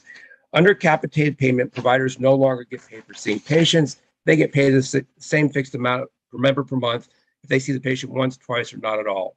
And I know there's been a discussion about how the bill 5042 does not expressly say capitated payment. It says alternative payment methodologies, but OHS has for years been pushing alternative payment methodologies, and it always wants to push specifically capitation. And we know that that's what's intended here because the roadmap document, which they've relied upon extensively and testified before this committee about, refers to prospective payment as the goal 15 times. Prospective payment is identified in page 11 of that report as being the same, identical to capitation. It is capitation. So we need to understand that if 5042 is passed, including the authorization for them to develop these methods, these payment methodologies, it will be giving a green light for broad imposition of capitation on primary care providers and, frankly, other providers. And this incentive will mean that primary care providers will not want to see patients. They don't get paid. They'll be incentivized to send them out to specialists who are going to have their rates paid, their payment rates cut, because we need to move more money to primary care under this plan. Also, although it says it will apply to all payers, the capitation will inevitably mostly fall on Medicaid folks. That's what's happened in the past when OHS or its predecessor tried to impose these kinds of payment methodologies. In the end, they could only control Medicaid, so it typically would fall heavily on Medicaid. It'd probably be other payers as well, but particularly we can expect those folks who disproportionately include people with disabilities who are going to be adversely affected. I just wanted to address a couple of the things I heard today that are misrepresented. One, Ellen Andrews already addressed, the claim is voluntary. It is not at all voluntary for patients. So the consumer doesn't have a choice. Second, this about health equity disparities, and Representative Farrar asked about this. Right now, we have a significant level of health disparities, and not exclusively, but mostly underservice. Capitation necessarily incentivizes underservice. So yes, it will exacerbate existing health disparities. In addition, it's been suggested that this is a whole new kind of prospective payment, a whole new kind of capitation from decades ago. Thank you. That was 3 minutes. Can you please summarize? It's not. Sure. I'll just wrap up to say capitation means a prospective payment, and it's been tried many times and hasn't worked. Medicare has been trying these payment models for a while. None have demonstrated meaningful savings or quality improvement while presenting these risks. And lastly, OHS says that they want to get broad input from consumers and stakeholders, but the reality is that when we believe over 100 people submitted comments in opposition to the roadmap, which they intend to become incorporated in these bills, and they said they would publish those comments so everybody could see them. Well, they withheld them, and neither the public nor you have received all of the comments, way more you've heard today, in opposition to the roadmap and what would be incorporated under these alternative payment methodologies if they had the authority to do this. Thank you very much. I'd be happy to answer any questions. Thank you, Attorney Tubman. Are there any questions here today? I don't see any. Thank you so much. I appreciate everything that you do to advocate for the disabled and coming to our committee and bringing the folks with you to make us aware of some of the holes and flaws of that you see as in the bill. Thank you. Thank you. Okay, next we have number 32, Carol Scully from the ARC. Hi, Carol. Hi. Thank you for having me. My name is Carol Scully, and I'm the Director of Advocacy for the ARC Connecticut, the state's oldest and largest advocacy organization committed to protecting the rights of individuals with intellectual and/or developmental disabilities. And we also promote opportunities for their inclusion in the full life of their community. The vast majority of individuals that we advocate for receive Medicaid home and community-based services. and/or Medicaid state plan services to support their lives in Connecticut communities. I'm here to testify regarding HB 15 and HB 5042. The Connecticut's IDD population already experiences barriers in accessing both primary care and specialty care, especially those individuals living in rural areas and underserved communities. We view the roadmap for strengthening and sustaining primary care being promoted by the Office of Health Strategy as misguided and potentially damaging to a system that people we represent already have a difficult time successfully navigating. The ARC is part of the Cross Disability Lifespan Alliance, and together with our alliance partners, we oppose these bills as follows. These bills implement the Office of Health Strategy's primary care roadmap and cost growth caps. Taken together, they will likely harm access to healthcare for all patients, but particularly people with disabilities, elderly individuals, and Black and Brown people who already suffer health disparities. Under the OHS primary care roadmap, parts of which are in SB 15, the intention is to move large sums of money, about $3.9 billion a year by 2025, to primary care and away from other areas of healthcare, including areas that actually need more money. At least in the case of Medicaid, this includes providers of behavioral health services, adult dental care, in-home providers, and PCAs, where there is a general recognition that payment rates are already inadequate. Access to primary care has never been identified as a significant problem, so in our opinion, this is addressing an issue that doesn't exist. Under OHS related cost growth cap proposed in HB 5042, another goal is to cap total annual health expenditures. Shifting large sums of money to primary care providers necessarily means there will be less to go around to pay for these other services where access is a significant problem. The roadmap also includes a radical proposal to pay all primary care providers under all health plans on a quote unquote capitated basis. Thank you. That was 3 minutes. Can you please summarize? We are really frightened that this will really affect access for people with disabilities and the elderly and a lot of people on Medicaid waivers, their ability to access the services that they need. Thank you. Happy to take questions. Thank you so much, Carol. I really appreciate your comprehensive testimony and just summing it up at the end so clearly that you're very afraid of what this might, the impact of this legislation would be. So thank you. I don't see any questions, but thank you for the work you do for the ARC Connecticut. We're always happy to have you folks here at our committee because it's not often that you come to the insurance committee. Thank you. We're always happy to be here. Okay, bye now. Bye now. Okay. Next up, I see number 34, Corrine Bustani from Beringer Ingelheim. Hi, Corrine. Hi, thanks for having me. And good afternoon, Representative Wood, Senator Lesser, Representative Pavalok D'Amato, Senator Huang, and members of the Insurance and Real Estate Committee.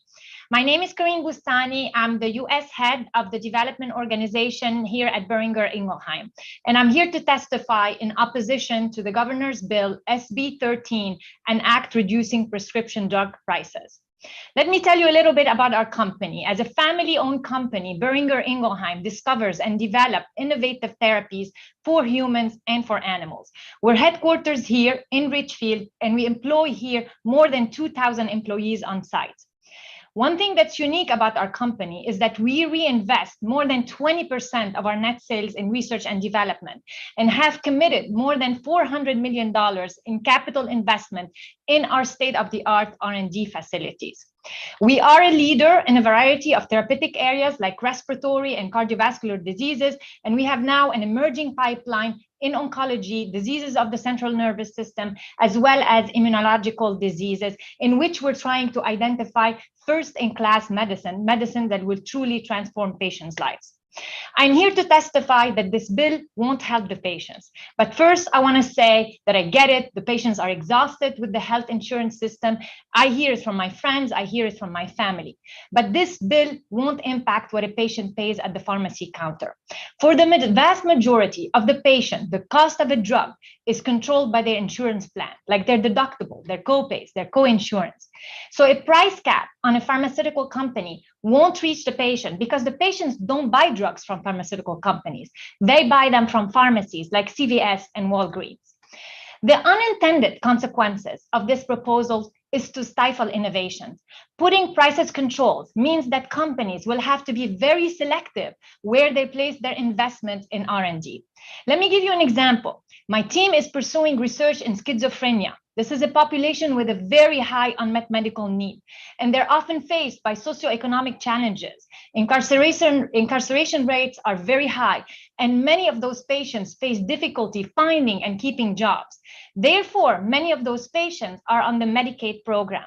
Medicaid, as you know, has penny pricing, meaning we make pennies on medications sold through Medicaid, or in some cases, we actually pay Medicaid in order for the patients to access our medicine. In order for my team to continue pursuing research in schizophrenia, we need to make the investment case. With penny pricing in Medicaid and now a possible cap on the commercial market, it really forces us to redirect the investment to other areas of innovation, and thereby leaving these patients without the treatment that they need and that they truly deserve. I want to close by recognizing our scientists who have not missed a beat during this pandemic, who have been here present on site in the labs, working very hard during this pandemic, and without whom the outcome of this pandemic would have been completely different. Reach your 3 minutes. Can you please summarize? I want to thank you for your attention. I want to thank the committee for your time, and I'm happy to answer questions. Thank you so much, Kareem. Thanks for coming today. Anybody have any questions from the committee? Oh, Representative Pavlov-D'Amato? Nope. Okay. Thank you so much for coming. I appreciate for having me. Thank you for your contribution. Okay, our next person up is number 35, Wyatt Bosworth. Good afternoon. Can you hear me? Yes. Great. Thanks so much. My name is Wyatt Bosworth. I'm Assistant Counsel for CBIA. We are Connecticut's largest business organization with thousands of member companies, small and large, representing a diverse range of industries across the state. Thank you so much for the opportunity to testify on two bills today. The first, House Bill number 5042. This is the benchmark and primary care investment bill. CBIA has supported OHS's efforts to begin developing a cost growth benchmark in compliance with Governor Lamont's executive order in the past, and we support this effort to make it a permanent program today. Exposing the true drivers behind healthcare costs will not only pressure payers and providers to abide by the state-established benchmark, but the data collected will also provide tremendous value for future healthcare legislation that can be narrowly tailored to address the root of the problem that is rising healthcare costs. At the very least, benchmarking provides critical information that will help policymakers develop cost containment measures to mitigate out of control healthcare spending that drives up insurance premiums for individuals and small businesses. And at the very best, benchmarking will incentivize providers and payers to take concrete steps to rein in spending and lower insurance costs for everybody. So we urge passage of this bill. The next bill, Senate Bill number 15, this is an act encouraging primary and preventative care. This bill makes meaningful strides to build off the progress that OHS is making to benchmark cost growth and increase primary spending. We support this bill because it's one of the many available tools to help bring relief to small business health insurance costs. By way of background, wellness programs have become staples for large employer health plans for some time now. According to the Kaiser Family Foundation, 84% of large employers offering health benefits offered a workplace wellness program in 2019. An estimated 63 million covered employees, including 59 million at large employers, work for firms which offer health benefits and workplace wellness programs. Despite the large uptake of wellness programs amongst large employers, small employers have not followed suit. According to a recent survey conducted by the National Small Business Association, only 22% of small employers currently offer a wellness program, despite 93% stating that the health of their employees is important to their business bottom line. A RAND report from 2015 also found that about 33% of the smallest firms in this country had wellness programs. There's a number of factors that contribute to this wide discrepancy between large and small employers regarding wellness program uptake. First and foremost, large employers, many of whom are self-funded, have a direct interest in maintaining a healthier workplace because it's the employer who is taking on the insurance risk of the employee pool and ultimately paying out claims. Second, large employers have more resources to administer a wellness program compared to small employers who frequently cite the difficulty to administer a wellness program as an implementation. Thank you. That was 3 minutes. Can you please summarize? Sure. So while this bill is technically a mandate for employers and it will result in a small cost to implement, we're supportive because there's stacks and stacks of data that shows either a cost neutral outcome or a potential return on investment for small employers. Just to close out, thank you for extending my time. We're appreciative of the governor and this committee's determination to enact policies that will steer more insured lives to preventive and primary care services. And unlike other mandates that CBIA has opposed in the past, this mandate through the Health Enhancement Program contemplated in Senate Bill 15 has the potential, if tailored appropriately, to give employers another tool to help their employees avoid serious disease, incentivize healthy lifestyles, foster a healthier, less costly group experience, and ultimately reduce employee premiums through monetary incentives. So thanks so much for the opportunity. Would be happy to take any questions. Thank you very much, Wyatt. Thank you for your facts and figures and your support of the bill. Senator Nguyen. Thank you, Madam Vice Chair. Good afternoon, Mr. Bosworth. Thank you for your testimony. One of the areas that isn't covered in the bill, and I think was briefly chatted with the Office of Health Strategy and the governor's administration, was the Wakely report on reinsurance and the request to place some financial commitment to it and budgetary priority to reinsurance to reduce across the board. I think one of the administration officials said that reinsurance would reduce costs across the board.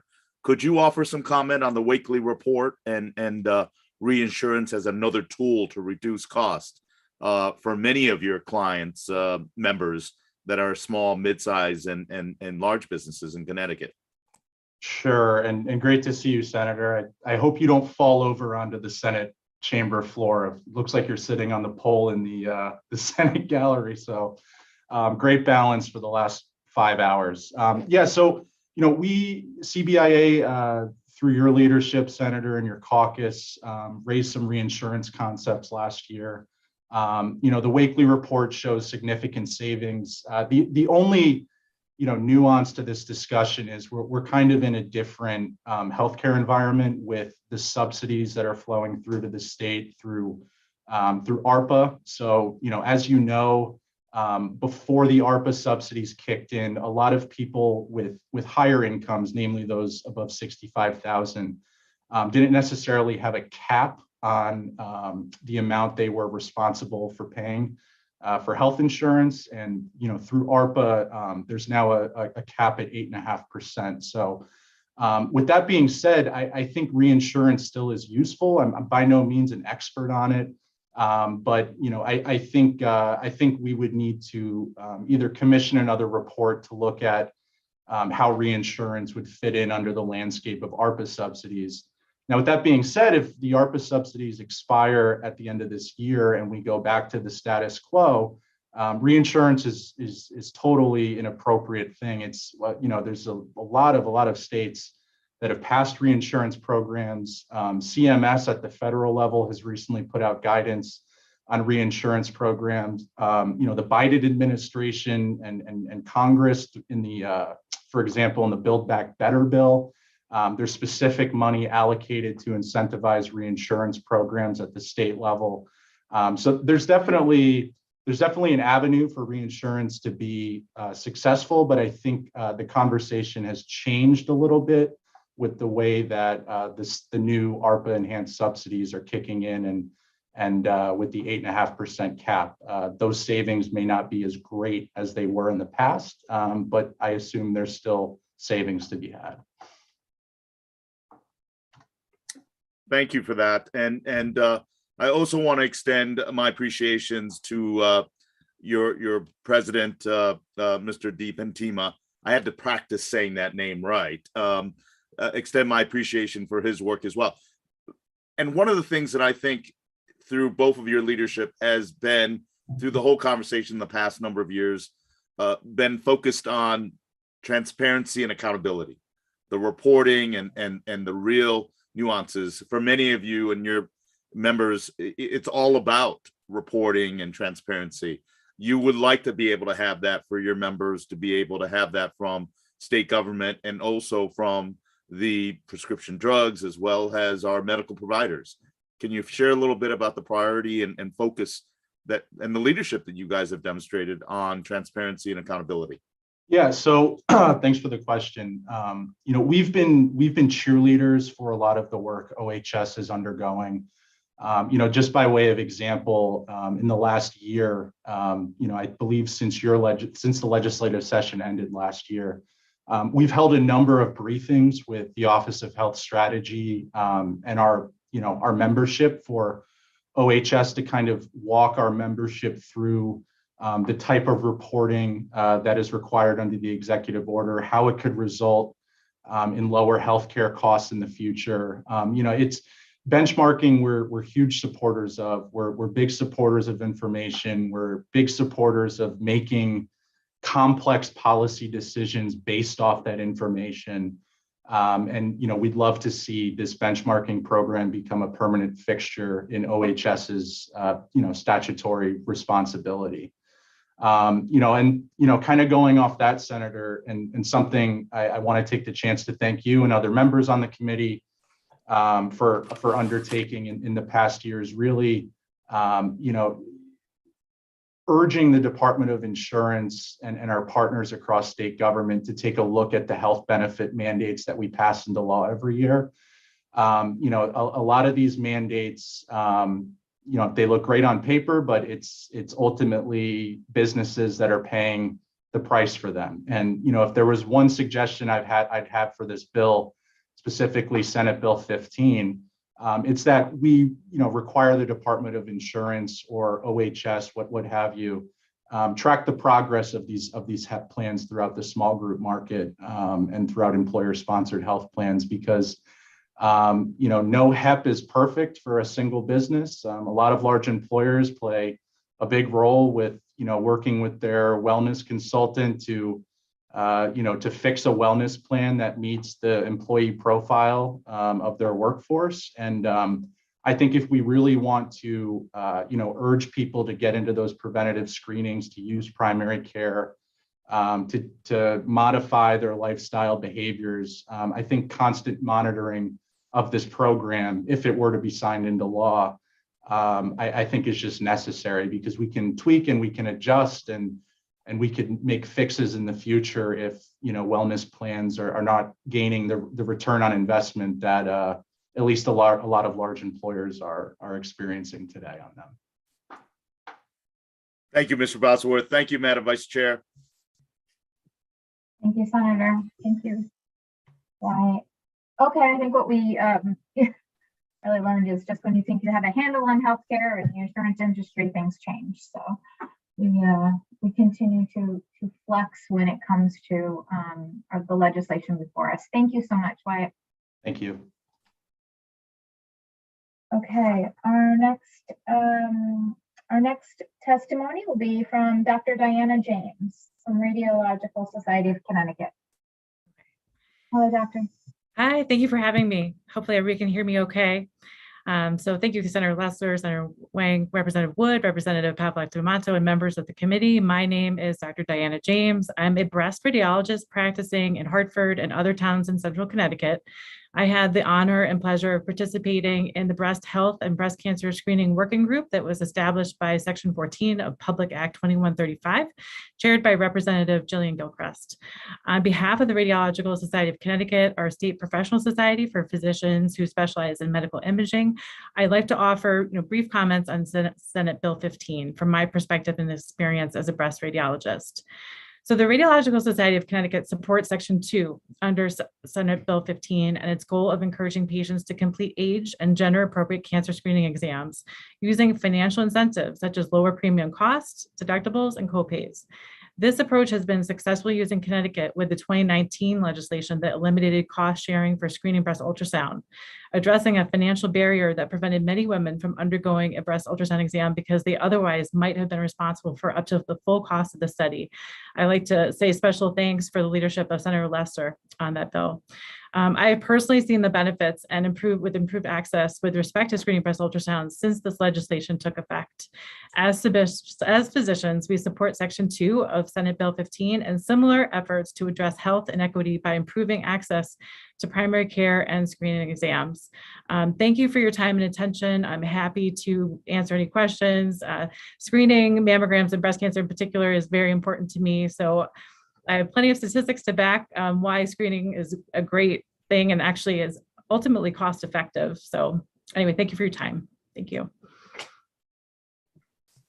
Thank you so much, Doctor. I actually received these little, you're my Valentine to do a breast exam here. So fantastic. Perfect. For what it was really. Senator Wong. Thank you, Madam Vice Chair. I just wanted to take a moment to thank Dr. James and all of our physicians on the front line for your incredible work. But I was able to visit one of your colleagues' radiology offices, and one of the alarming things that I learned was the fact that during this COVID pandemic, the scheduled mammography examinations have significantly dropped off. And that as a result of the easing and the change in climate, you're finding more people coming in. But at the same time, I remember hearing a statistic that the incidences have risen as well. Could you share a little bit from a PSA the importance of not skipping your annual examinations, and also I know that this committee has looked at mandates, and I know one of the mandates we consider is obviously the dense breast ultrasound, which I know this committee is bipartisanly supported because it's an important preventive care.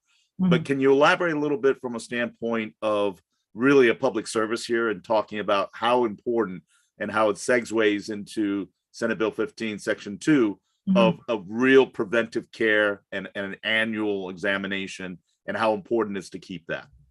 Right, absolutely. So a couple of comments. So we know since screening mammography was introduced in the 1980s, the mortality reduction that you get just from the screening test is 30 to 40%.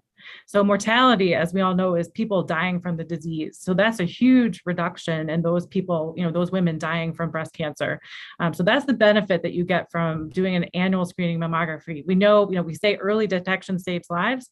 What is it? What else does it mean? Well, if you find a smaller breast cancer, meaning a cancer that's less than a centimeter, either using tomosynthesis or using screening breast ultrasound, that patient may not have to undergo expensive chemotherapy. They may or may not need radiation. If they're in an annual preventative screening program, these tests have the ability to really save both money and, more importantly, save lives. Okay. Now, as far as the COVID pandemic, you're right. At our, I work for Jefferson Radiology, which has many offices throughout Central Connecticut. We looked at our data from 2020 and the first half of 2021. We're kind of still closing out the second half of 2021. But for those women that were either called back with an abnormal mammogram, abnormal ultrasound, or had a clinical issue such as a lump, we saw an increase in cancer detection of 40%. Which unfortunately it's a big number, about double what we usually see. So there, and that it's multifactorial. It probably has to do with lifestyle changes that occurred during the pandemic. We saw people definitely drop off from screening, as you mentioned. So it's a significant public health issue. And I think any bill that has the ability to increase participation in a regular health maintenance exam, such as a screening mammogram or annual eye exams or whatever it may be, is super important as we start to rebuild, hopefully after the pandemic. I don't know if we're definitely after the pandemic. I'm hoping that we're, closing on the tail end of it, but we're going to have a lot of work to do, and we need to, encourage patients to come back and get into those regular annual screening exams. Thank you. Thank you, Dr. James. Those are remarkable numbers, and I remember hearing them, but I just wasn't sure, and I appreciate you sharing that.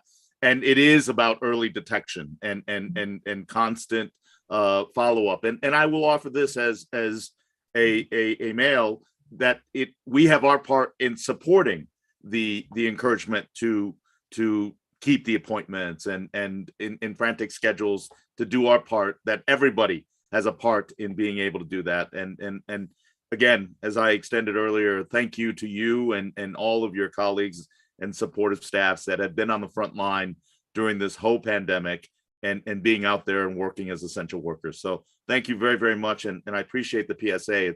It's a remarkable and startling number. Thank you. Thank you, Madam Chair. Thank you, Senator. Seeing no more questions, thank you very much for coming today. Thank you. Thank you. The great work. Thank you. Okay, our next speaker, it looks like it is Kelly Ryan. Hello, Kelly. Welcome to the. Hello. Thank you all. Members of the Insurance Committee, thank you for your time today. My name is Kelly Ryan. I'm Deputy Vice President for State Policy with the Pharmaceutical Research and Manufacturers of America. Pharma represents the nation's leading innovative, research-driven biopharmaceutical manufacturers. You've already heard from a number of our members today who have a significant footprint here in Connecticut. I'm here today to discuss Governor Lamont's proposals found in Senate Bill 13, which contains both a problematic price control and establishes a drug importation program. I've submitted detailed written testimony, so I'm just going to focus my comments today on the key issues with the price control provisions in the bill. First, this bill does nothing to help patients at the pharmacy counter, and the narrative that prescription drug prices are increasing dramatically or are a major driver of spending are actually misleading. Average net prices of brand medicine have grown in line with or below the rate of inflation for the last 5 years. And in 2020, the most recent data I have, average brand net prices declined by 2.9%. Looking ahead, this is expected to be the standard for a number of years. Total net spending on medicines, looking at both retail and non-retail, brand and generic, increased just 0.8% in 2020.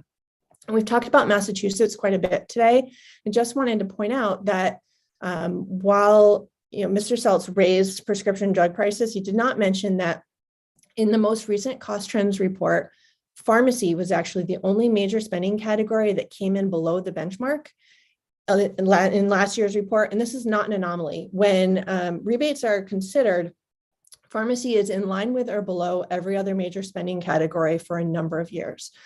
The unpredictability that patients feel is often tied to insurance plan design.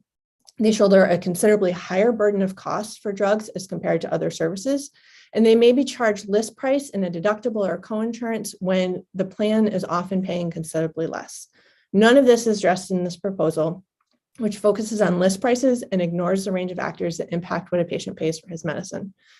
This bill also raises significant legal issues, and no state has taken this approach. It was introduced multiple times in Massachusetts and has been soundly rejected by the legislature 3 times. He has not re-upped the proposal. Attempts to set prices by imposing a significant penalty.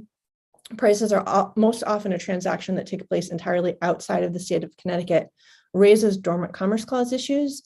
And also, with respect to patented medications, this approach raises federal preemption issues. But there are more meaningful solutions. Instead of punishing biotech companies for past pricing decisions, especially in a rapidly evolving scientific environment, Connecticut should focus on patient-centered approaches. This could be pushing some of the billions of dollars in rebates and discounts provided by plans and PBMs to patients at the pharmacy counter. And the insurance department issued a report last year that shows that plans take a range of approaches to use of the rebates, but it's far from clear what the actual impact is for patients, and the state should take a more. Those 3 minutes, can you please summarize? Sure. Happy to wrap up and happy to answer any questions the committee may have. Thank you very much, Kelly, for your testimony. I'm reading around. Representative Farrar, do you have a question? Thanks, Chairwoman Comey. Hi, Kelly. Thanks for being here today. Thank you. Yeah, I just have a quick follow-up on your testimony. I appreciate kind of all of your comments on the data and what we kind of can learn from other states. When you were kind of speaking to some of the cost drivers, I think one of the things we've actually received recently from our own Office of Healthcare Strategy is that in Connecticut, some of the increases around our healthcare costs really are being driven by pharmaceuticals and our consolidation. And one of the things I was curious in your testimony is you commented just concerns around kind of this bill's cost to innovation. And I wanted to hear a little bit more about that from you, because I think we heard a little bit earlier in this hearing that 91% of pharmaceuticals would not be affected by this bill. So I just want to kind of understand how you see this bill affecting innovation when such a high percentage wouldn't be affected. Thank you for your question, Representative. The concern, and I think some of our members have done a really great job of explaining, the business analysis that they undertake. And I'm coming from the perspective of a trade association, so I can't speak in a lot of detail to those decisions. But the idea that, first of all, it creates a very inhospitable environment within a state that's trying to grow a biotech sector, and frankly, some of the trade-off decisions that companies have to make when investing in the research, right? So we've heard that, oh, this proposal only impacts increases and we don't care what you set your price at. Well, that's part of the calculus that companies have to make. And frankly, R&D has become so incredibly challenging that the science is always moving, right? And things like a pandemic pop up, you have to change direction. Only 12% of drugs that go into a phase 3 clinical trial actually make it to market. So when you look over the life cycle of R&D, if you put a cap somewhere in the middle, even if right now it's only, looking at a small percentage of drugs that would be impacted, it creates an environment that's detrimental to the whole innovation ecosystem. Thank you for that. I appreciate you noting, you're trying to represent, a whole range of folks. I just hope that, as you noted, we've certainly heard from a number of folks, but we have so many in our communities that are just struggling to pay for these prescriptions. And understandably, I know we want to keep their voices in mind, even if they weren't able to be here today, as we weigh your concerns as well. But I just appreciate your participation and you bringing those ideas forward. Thank you. And we share the same concern, right? We don't develop medications that we hope people can't access, right? So we're happy to stay at the table and happy to have, patient-focused solution conversations. Thank you, Chairwoman Comey. Thank you, Representative Farrar, and thank you, Kelly, for coming here today. I think that's all for questions. Thank you. Have a great day. Okay, up next we have Kathy Flaherty. Hello, Kathy. Thank you, Rep. Comey. Thank you, members of the Insurance and Real Estate Committee. My name is Kathy Flaherty. I'm the Executive Director of Connecticut Legal Rights Project. As you probably know, we represent people who receive mental health services from DMIS, and I'm here to share my concerns about SB 15 and HB 5042. I join the chorus of people who are raising concerns about these two bills because while they have very worthy aims, we are not convinced that they are going to get us all the upsides of these bills without potentially causing some downsides. And those concerns just really have not been sufficiently addressed. There really are no measures that would really either detect and or prevent the underservice, especially for people with disabilities, that might occur as a result of a different kind of payment system to providers. And we've been told, well, trust us, this will increase health equity, with no acknowledgement that they're not measuring whether it's having an impact on health disparities. I think we can't just say things are true without information that will allow us to verify that those things are true. I'm particularly concerned for two reasons. One, we have done so much in the state to try to increase parity for mental health. I'm concerned that driving money to primary care combined with a cost cap is going to make less money available for specialist care, including behavioral health care. We've been fighting so hard for parity. I would hate to see us undo any of that progress. The other concern I really have is a result of the pandemic. Why are we using these last few years as any kind of a benchmark? People either haven't been going for care because they've been delaying it, but you also have a pandemic that is increasing the number of people who are now living with disabilities as a result of COVID. So using this period of time as a way to benchmark your future growth does not make sense to me. I'm also concerned because they do, have various advisory boards, and as a person who is a member of the disability community, we have a saying, nothing about us without us, yet we're always included as advisory members who are brought in after the fact when key decisions have already been made. We were among the groups that submitted public comment on the primary care roadmap. Our deadline for doing that was January 14th. None of that public comment is still up on their website. When we submit testimony to you, all the testimony, whether it's pro or con, gets submitted, and it's up on the website unless the person requests for it not to be. There needs to be more transparency. I'd encourage you to require that.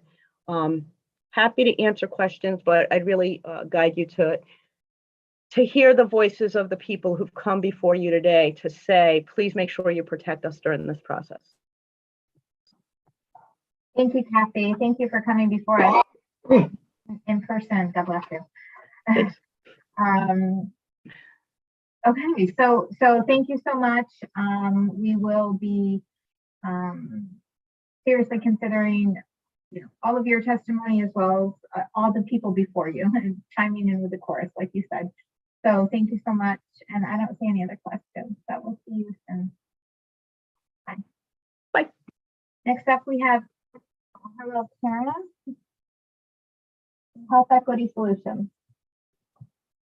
Hi, good afternoon. My name's Karen Siegel. I'm the Director of Policy at Health Equity Solutions. And we are a nonprofit organization with a statewide focus on promoting policies, programs, and practices that result in equitable healthcare access, delivery, and outcomes for all people in Connecticut. Thanks for the opportunity to testify today. I'm going to summarize our written comments on Senate Bill 15 and House Bill 5042. So cost is not directly related to improved health or health equity. And in such a complicated industry, it's influenced by many factors. So efforts to curb costs must consider areas in which additional spending would improve health, where prices are inflated well above the actual costs of care, and the impact, if any, on consumers. Cost growth benchmarking can result in transparency and can enable states to identify the drivers of growth in spending. At the same time, it must be accompanied by other initiatives to reduce consumer costs, improve outcomes, and advance health equity and outcomes. To that end, we recommend, we have 6 recommendations, which I'll speak to quickly. First, granting the Office of Health Strategy the authority to require entities in repeat violation of the benchmark to engage in equity-focused performance improvement plans. This is what's in place in Massachusetts and in consideration in other places. Second, costs such as premiums and deductibles, which are borne by state residents, continue to increase even in places like Massachusetts with some success in curbing costs.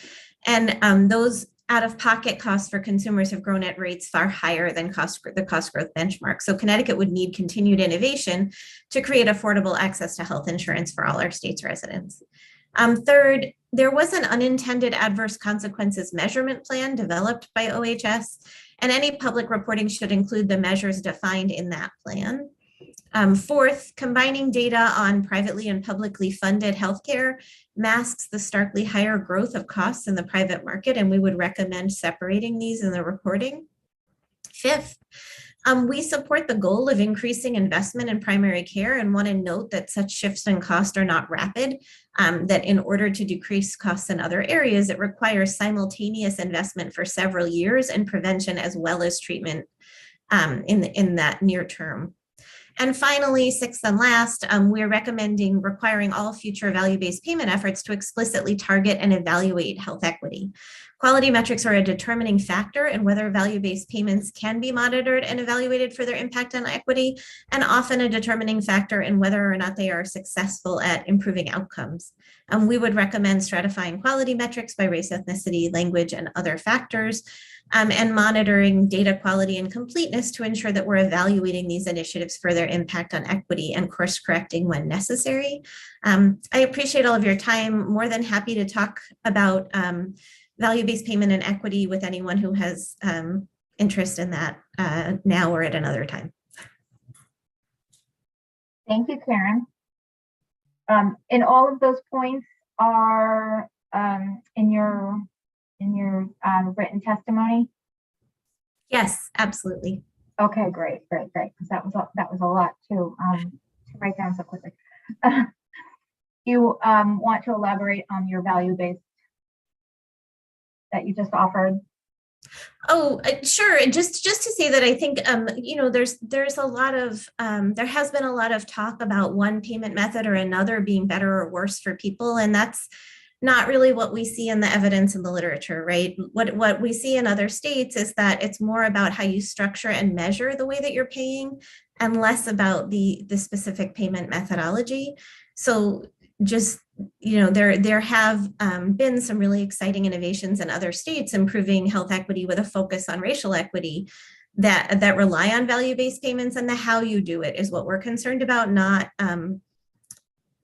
the words you're using or anything like that. Okay, thank you so much for that input. Anyone have any questions from the committee? Hello, Representative Farrar. Thanks, Chairwoman Comey. Karen, nice to see you. I know you noted a little bit about what Massachusetts had done in regards to equity-focused performance improvement plans. Would you be willing to kind of share with the committee a little bit more about what that would look like? Sure. So as I understand it, this is it's relatively new for them that this be public. I can share what little there is from NASHP on this, but essentially the idea is that you should first measure for a couple of years. You should go back to the institution or provider and ask why the costs are inflated, because as we have heard many times, sometimes costs go up for a good reason.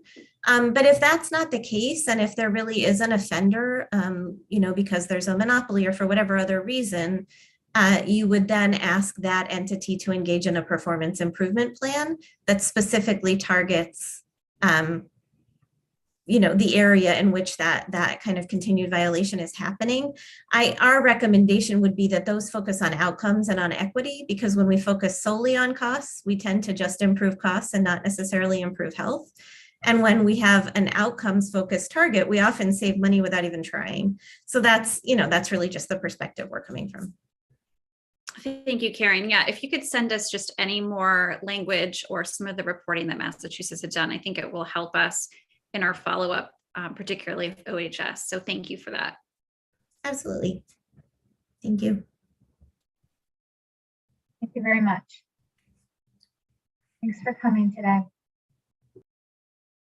Okay, next up we have Thomas. Hello, Thomas Burr. Yes, good afternoon, Representative Comey and members of the Insurance and Real Estate Committee.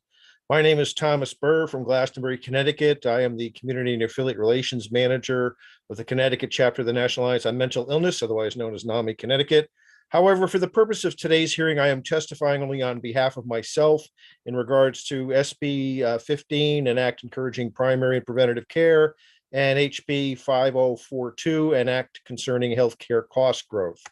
I come before your committee many times in the past few years with concerns not only about the cost of healthcare in Connecticut, but also such things as mental health parity and other harmful insurance industry practices such as step therapy and prior authorization rules, ever-changing drug formularies, and arbitrary and capricious denials of claims. I applaud the work of this committee in attempting to solve these problems. While I appreciate the overarching aim of these two bills to make healthcare more affordable and accessible, I share the concerns of the Medicare for All Coalition and of Kathy Flaherty from the Connecticut Legal Rights Project, and that these bills will do neither. Please note that this is a specific area of healthcare that where I freely admit I'm not as well versed as I should be. So I do encourage you to listen closely to the concerns of Medicare for All and CLRP and incorporate any all suggestions they might provide. A link with a list of the concerns of the Medicare for All Coalition can be found in my written testimony. Also note, I do appreciate all the members of the executive branch who spoke earlier, as they have given me a better understanding of the issues and that they acknowledge the potential for adverse unintended consequences. However, I also echo some of the concerns and frustrations with the overall industry-wide profit issues as expressed by Senator Onwar. I also share Ellen Andrews' concerns about the integrity of the data, especially when I factor in the lack of cooperation of the insurance industry in providing any meaningful mental health parity data, and certainly weigh carefully the concerns of Sheldon Tubman, who I consider an expert in this area. With all of the serious healthcare access issues we have right now in Connecticut, primary care is not one of them. Taken together, these two bills will likely harm access to healthcare for all patients, but particularly people with disabilities and others. Therefore, I cannot support them as written. Thank you all for your time and attention today. Thank you, Thomas, for your advocacy on these issues. And do we have any questions here from the committee? Well, I think that's it. Thank you so much. Thank you. Bye-bye. Okay, next we have Dr. Brian Lynch from beautiful Branford, Connecticut.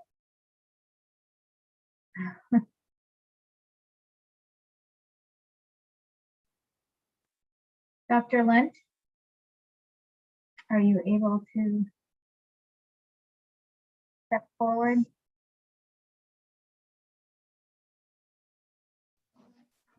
Hi.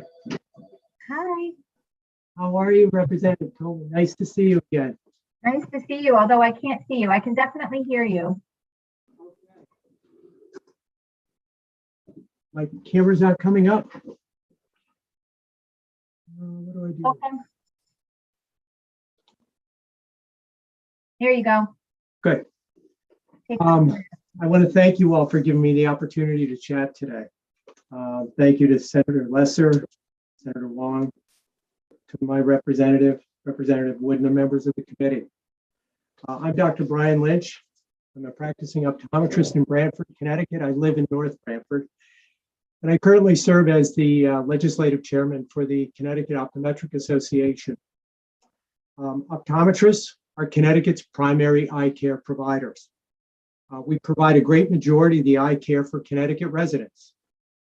Our patients rely upon us not only for their routine vision care, but also managing their medical eye care needs, coordinating with primary care providers to manage their systemic diseases, medication side effects. Frequently, we are the only provider seen by many patients. We're sort of out of the medical loop. You know, I look at that group of patients between the ages of 25 and 40. We're physically healthy, but they may have some visual issues. We are the only provider they might see, as well as their dentist. And as primary eye care providers, we see firsthand the value of encouraging preventative care visits. In the process of performing a routine eye exam, we often find conditions requiring additional attention by either us, another eye doctor, or their PCP. Finding these eye and medical issues early on greatly reduces their consequences and the cost to manage them. Study after study has demonstrated the healthcare cost savings when patients are incentivized to seek out primary care and visits as opposed to waiting until the care is urgently needed. During a visit, I can review a patient's medical history, encourage compliance with their PCP's recommendations, and encourage a visit to a PCP if they haven't had one. It also gives me the opportunity to evaluate that condition as it may impact their eye health. Even our patients who are physically healthy but maybe have vision care needs benefit from these annual evaluations. For instance, our contact lens wearers seen yearly are encouraged to use their devices properly, and when complications arise, we can detect them and alter their treatment plan. I'm I'm encouraging you to support SB 15, Section 2. I apologize for the cliche, but an ounce of prevention is worth a pound of cure. I'm sure you haven't heard that today. Encouraging patients to seek out their primary care doctors will provide better outcomes, save consumers and insurers healthcare dollars. I hope you recognize optometry's role as an integral part of the healthcare system and its importance in preventative care. Routine eye examinations should be part of the preventative strategy. So one of my concerns is the way in which the legislation has been drafted is that it speaks to medical doctors, but there are other providers such as us who were very integral in the COVID shutdown, where we're managing medical conditions and emergency visits, from our small town offices. Thank you. That was 3 minutes. Can you please summarize? Sure. I would encourage your support of this legislation. I would also ask you to look at the legislation to make sure that it does include optometrists as one of those providers that is part of the telemedicine component of this, as well as is part of the preventative strategy that's being proposed here, specifically optometry. Thank you. Thank you, Dr. Lynch.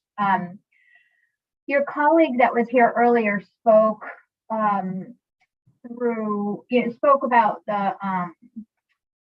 the different types of disease that you can identify through your regular preventative care appointments, and sort of the red flags that may come up that may indicate some other more serious problems. As you know, I just saw you last week for my eye exam, and I had not been there for 3 years, and I didn't realize how much my eyesight had. I knew I was just, having some eye pain and some, everything was getting tired and things like that, but more easier. But I didn't realize how I was shocked at really the decline of some of my vision. And I am a glass wearer, as you can tell, and I've all this whole time it was going on and off. But I was wondering, how often do you like to see patients and recommend to see patients, and is it differ depending on the type of eyewear assistance that you have? It varies on a whole bunch of different issues. One, let's say you're a younger patient, not that you're older, but a younger patient who has had consistent visual changes. I might recommend them being seen 6 months to a year. If you were a diabetic, Robin, then the standard of care is to have your retinas evaluated on an every year basis. On the flip side of that, some patients really don't have any major issues, and there's no reason for us to see them any sooner than 2 to 3 years. Contact lens wearers, the recommendation by the FTC, the CDC, as well as our national organization, is to be seen on an annual basis because this is a device sitting directly on the eye. So with each patient, a different scenario. You might be on a medication like Plaquenil, and the standard of care there is to be seen every 6 to 12 months. So depending upon your medical history would dictate the frequency of the exam, or how healthy you really are may mean a recommendation of a further timeout. That's really great information. Thank you so much for coming today. I think the senator has a question for you. Sure. Thank you, Madam Vice Chair. It's always good to talk to your constituents. And Dr. Lynch, excuse my pun on this, but I know you just got back onto the screen, so it's wonderful to see you. Yeah, and you're going to have to, I got to apologize for my techno. Oh, that's okay. That's okay. It is wonderful to see you. Thank you for your work. You. I wanted to follow up with Dr. McCleary's comments was the medical perspective. For example, the diabetes, rheumatopathy, as well as so many of the initial diagnosis on the checkup of the eye, through the eye. I know we don't think a lot of in regards to optometry and the eye visit, but the reality is it is such a conduit into health conditions. And that's why, I mean, when you talk about contact lenses being able to be put in to your eye, that there's a required follow-up on an annual basis. And that prescription, has Representative Comey really articulated and exampled, is, you know, we take it on and off, but if you got the wrong prescription and it's not updated, the reality is you can cause significant headaches or inefficiencies and health damages. So talk about the health aspect of how important medical examinations are, because that's what you do. It's true. And Dr. Timmons, of course, will be happy to add to my comments in your opportunities to chit chat with him. So as I said earlier on, we are the only entry point into the healthcare system. So you take that group of otherwise healthy patients, they're not even seeing a provider. They pop into the office, and to Dr. McCleary's testimony earlier, you know, conditions such as diabetes, high blood pressure are frequently found here in my office. I had a patient in here just the other day. Well, you know, I haven't been to my primary care doctor for a while. I said, well, let's put the blood pressure cuff on and find out where you're at. And his blood pressure was indeed hot, very, very elevated. And so he had not seen his physician for over 2 years. Just going through that routine eye exam and taking the initiative to check his blood pressure, you know, we got him back on track.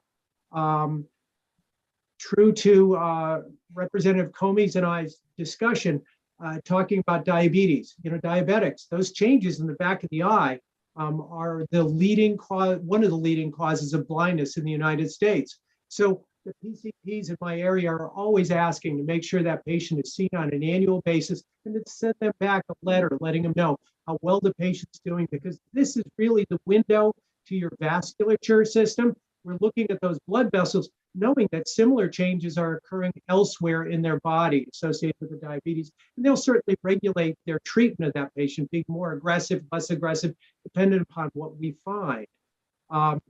There are a plethora of different diseases that, you know, we're looking for when you look at the back of someone's eyes to make sure that they are healthy and that they're not at risk for larger, bigger problems.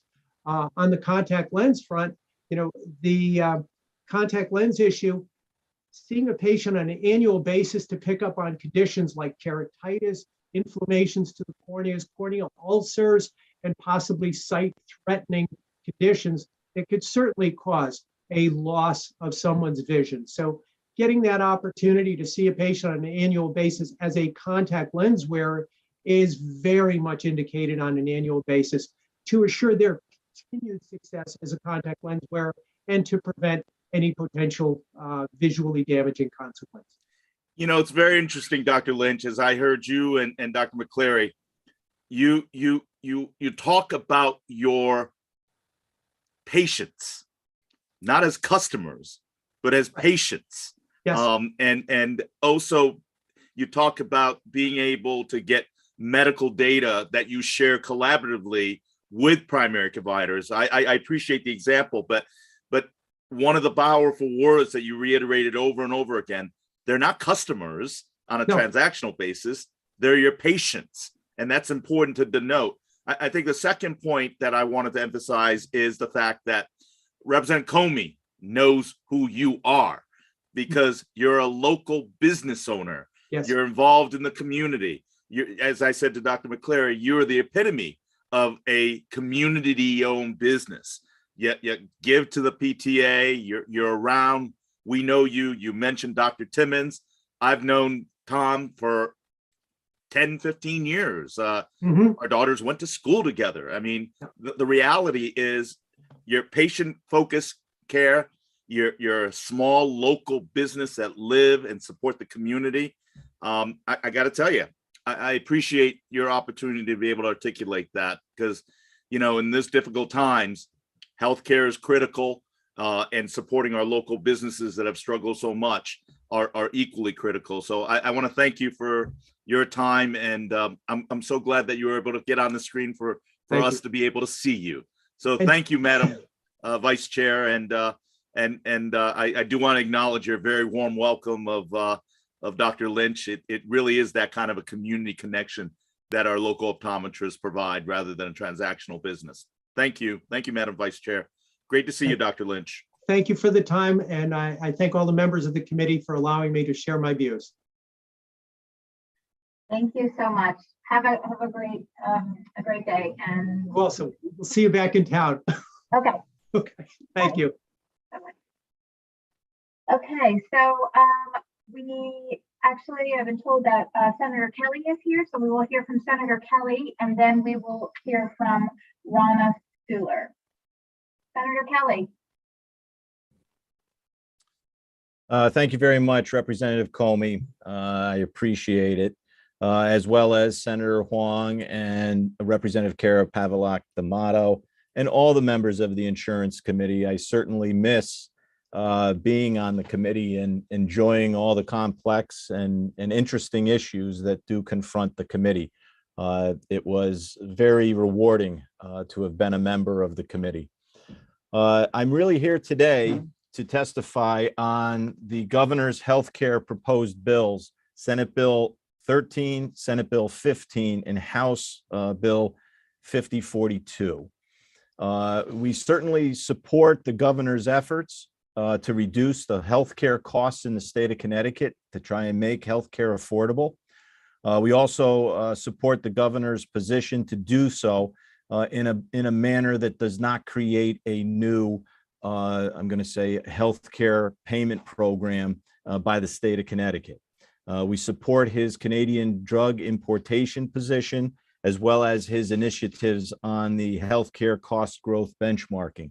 I did join the governor back in January of 2020 when he issued that executive order to begin the process, but now it's time to embed that in state law.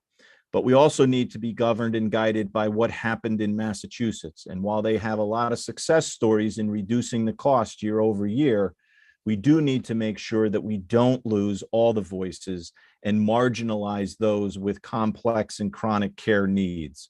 I think that's one takeaway where we can actually improve the experience from the Commonwealth of Massachusetts and make Connecticut's benchmarking even better.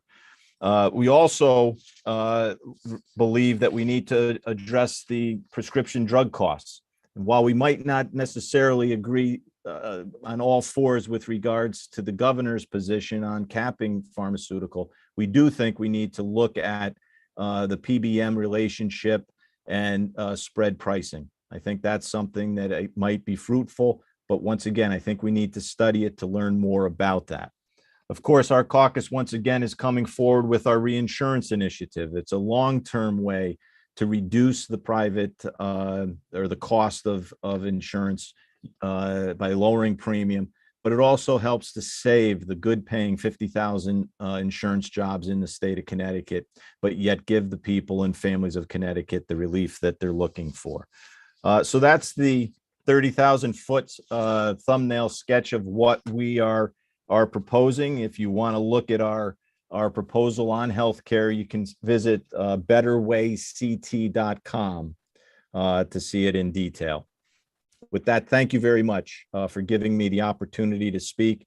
I look forward to working with everyone who wants to lower the cost of healthcare, make it more accessible, and improve quality here for the people of Connecticut. Thank you so much, Senator Kelly, and your all the effort that you put into your plan that you're offering forward, and continuing to remind us to check it out on the website. So thank you so much. I believe that Senator Huang has a question or comment for you. Sure. Thank you. Welcome, Senator Kelly, and thank you for educating me on insurance and related issues as a former chair and ranking member on the Insurance Committee. And thank you for appointing me to this wonderful committee. That being said, I think it's important that the focus of your presentation is really a cognizant respect for affordability. And affordability ties into the cost, but also creation of jobs and the ability of Connecticut residents to be able to stay in our state. Speaking about that, I want to talk about benchmarking that's been well established. I didn't want to elaborate into it, but reinsurance was raised, and we talked about budgeting priorities. The administration offered that they were concerned that ARPA may not be a constant revenue stream, that it would be a budgetary priority. And I think you've emphasized, in addition to affordability, that budgeting is all about priorities and that we need to make a long-term commitment. And reinsurance, through the Wakely report, has demonstrated that it can reduce costs across the spectrum of consumers. Can you elaborate a little bit more from a standpoint of how reinsurance could really make a difference in the potential millions of dollars it could save from consumers' pockets? Well, clearly, obviously, healthcare costs year over year continue to go up, and so do consumers' premium. So what we're looking to do is to make sure all the protections of the Affordable Care Act, pre-existing conditions, are met. And by using reinsurance, you're going to have actual insurance, so you get to keep your insurance, you get to keep your doctor, and it will be regulated by the insurance department, which is world-class in the state of Connecticut. And by doing that, what we do is we make sure that all the protections are in place. And once again, the good paying insurance jobs remain in our state of Connecticut. Now, what this does is it creates a state-based reinsurance program, and it would be funded with a general fund appropriation. And budgets are about priorities. And I think this is one that when I go door to door and I listen to folks and knock, they all tell me that healthcare is important. And so I think this is something that's a priority for the state of Connecticut. And it's something that while we're in a budget surplus, I think the Connecticut can make the appropriation to do so. Currently in this fiscal year, it's not necessary because there are ARPA funds that are dealing with this. But come, I think it's 2023 or 24, that's going to end unless Congress reappropriates more money to this issue. So now is actually the time to start looking at this so that we poise Connecticut so that if Congress doesn't act to continue that, then we will be able to make sure that Connecticut families are getting good quality and affordable health care. So that's important, as well as looking at it not just in isolation, but together with benchmarking. Benchmarking in the Commonwealth of Massachusetts was able to reduce average growth rates from 10 to 12% down to less than 4 year over year, saving billions of dollars for Massachusetts. We could do the same thing. And what that means to our general fund is that if we can reduce the cost growth across the board, it's going to benefit the state employee retiree, state employee current, and Medicaid client populations, which will help the state budget. So there's ways to get there. We just need to now put the building blocks in place so that should Congress not continue to enact and fail to do so, Connecticut is poised to continue to protect and offer this to its citizens. Can you talk about a better way? And you cited in your testimony, which is on file, that Access Health produced the Wakely report, and that you're looking at the analysis of reducing healthcare premiums by 6 to 29.5%. That is a huge gulf of savings. And I believe you also followed up that following the plan that the Senate Republican proposed, you would save families an average of, I'm going to quote here, $6,475 per year or $540 per month. That's real money from an affordability standpoint. And it is about prioritization and reducing premium. Could you elaborate a little bit about that? I mean, you were very active in the Wakely program, but this is not by Republicans. This is not by this is by Access Health Connecticut and the Wakely report. Yes, this is commissioned by the exchange, and they did it not once, but twice. They looked at it, and the Wakely report came back and said, yes, if there's a way to do this and to leverage the most federal dollars to keep the costs down and to drive premium to its lowest, reinsurance will do that. And one of the things that the Wakely report actually not only found that, but it also pointed to the issue that you don't want to put an assessment or a tax on premium to pay for this, because that will interfere in lowering premium. It will actually add to the cost. And so if we want to reduce premium and leverage the most money out of Washington, the way to do it is without an assessment or tax on the health insurance premium. But the Wakely report, you're right, did point and said that this is a viable way to reduce insurance premium, and it did show those numbers are what were extrapolated out. It would put in the average family of four about $6,000 a year, and that is real money, Senator Huang. Absolutely, for anyone. And I want to reiterate that we talked earlier about benchmarking and the governor's proposal and codifying that we are working together on this, because resolving healthcare insurance costs has no party affiliation. It's about the better solution. And as you said often, the better solutions finds friends in the building. And along that same vein, I also see that the governor has kind of adopted the Canadian program, which the Senate Republican brought up last year. And I think that's encouraging to say that good ideas finds friends, as you often say. But you also proposed the idea of the PBM aspect of transparency and the spread pricing. I know it's a very challenging issue, and I think the combination of that along with pharmaceutical cost analysis, which we heard a lot of the countering testimony from our pharmaceutical companies and bioscience companies, but we're looking to create solutions and bring everybody onto the table. Can you elaborate a little bit more about your proposal on the benefits management, prescription benefits, PBMs, as we call them, and spread pricing and transparency?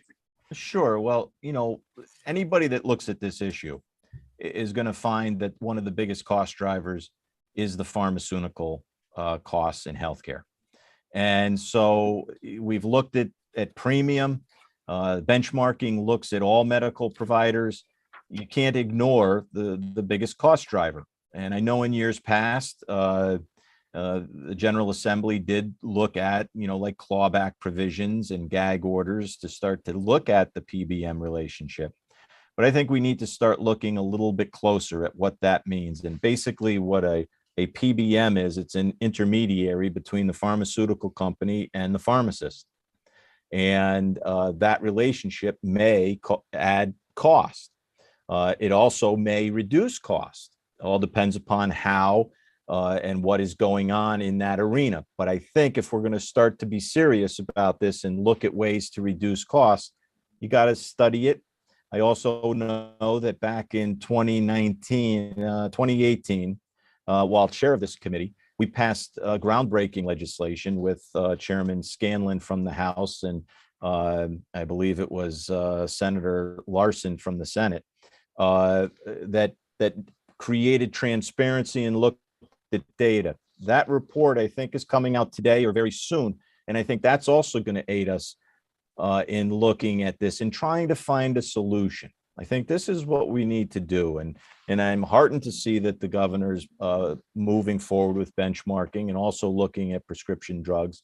We're doing the same thing. And I'm hopeful that if we all just stay focused on the issue with the goal of helping Connecticut's families, we're going to get to a place that will actually do that. And that's the goal here, is to make sure that we put forward ideas, but be open-minded to the solutions. I think that's when government works best and the people are happy with the product. And thank you. And I appreciate your leadership on this. And I think your emphasis on transparency, you've educated me about the self-insure marketplace that needs to report to our very, very efficient and effective insurance department. But unfortunately, not all the marketplaces have that transparency and accountability requirement. And I think you and many of your colleagues have strived to really reinforce that transparency and accountability is critical for us to be able to contain and understand the cost to address. So thank you very much for your leadership. And I thank you, Madam Vice Chair, for indulging me in the exchange. But I wanted to acknowledge that and thank Senator Kelly and his colleagues in regards to creating a better way and looking at how we can reduce cost and make Connecticut affordable. So thank you, Madam Vice Chair, and thank you, Senator Kelly. Thank you. Thank you. I'm sure we will have plenty more public hearings for you guys to talk about this plan, the insurance, and all of those things that are not on the agenda for today. No, thank you so much, guys. I appreciate your passionate contributions to the issues, because it does take a village to make this work. So Yes. thank you for joining. Thank you. Next, we have Rana Stuhler. Thank you. Welcome. Thank you. Good afternoon, everyone. My name is Rana Stuhler. I live in New London. I'm a retired preschool teacher and Head Start home visitor, and a current board member of Medicare for All Connecticut. And I've come to speak today in opposition to HB 5042 as it's currently proposed. In written and oral testimony, others have raised concerns that, contrary to the stated intent, this bill, along with Senate Bill 15, may in practice cause harm to vulnerable members of our population, especially through the enabling of alternative payment methodologies. I share those concerns, but I really came today to share a bigger picture perspective on the issue of healthcare. It's undeniable that healthcare costs have risen sharply and unsustainably while access to care is inadequate. But the market-based approach that is so prevalent here is fundamentally flawed. Dr. Joseph Jarvis, who is a self-described conservative Republican public health physician in Utah, has repeatedly made the point that free market solutions don't work for healthcare. Patients are not buyers, shoppers, or consumers. Sellers of healthcare should not be self-interested. Externalities such as pandemics, rather than personal choice, characterize many health transactions, and the inverse relationship between price and demand, which works in the free market, does not hold in healthcare. And I want to emphasize these are Dr. Jarvis's points. They didn't originate with me. When I see in bill language, as I did when I read HB 5042, that insurer costs of advertising and sales commissions are considered part of the net cost of private health insurance, I can't help but think that maybe we're looking for savings in the wrong place. If the fundamental problem is not overuse of services, and when we compare Americans' use of healthcare system compared to those in other countries, we see that we are not overutilizing the system, then high costs can't just be solved by management of care or increasing management of care. What we need is to maximize the number of healthcare dollars that directly serve the healthcare needs of the people. The purpose of, I want to talk a little about insurance. The purpose of insurance is to spread out risk, and the bigger the pool, the more resilient is the system. This has been that way forever. Our state actually is the envy of healthcare advocates around the country since it stopped outsourcing Medicaid risk in 2012, and has since saved millions, maybe billions of dollars by doing so. But the alternative payment methodologies like capitation do the opposite by paying. Thank you. You've reached your 3 minutes. Can you please summarize? Okay.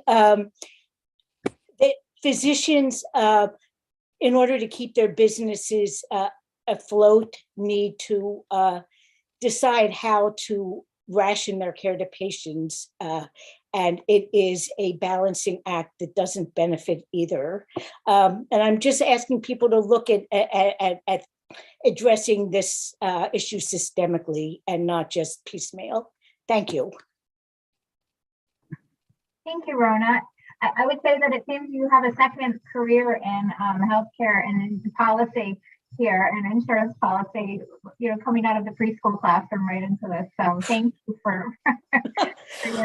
Oh gosh, well, now I'm not a specialist by any means, but I've gotten to meet a lot of people and a lot of people who are suffering. So I'm not suffering, but I can speak for them. Excellent. Well, thank you for coming today and feeling that compassion to have us here. Well, through your voice. Thank you. So Have a thank good day. you. I don't see any questions. Goodbye. Okay. Okay, we are down to the second to last person so far. So we have number 50, Ashley Van Meter. Hello, Ashley. Ashley is representing Association for Accessible Medicine. Hi, my name is Ashley Van Meter. I represent the generic pharmaceutical and biosimilar manufacturers of the United States.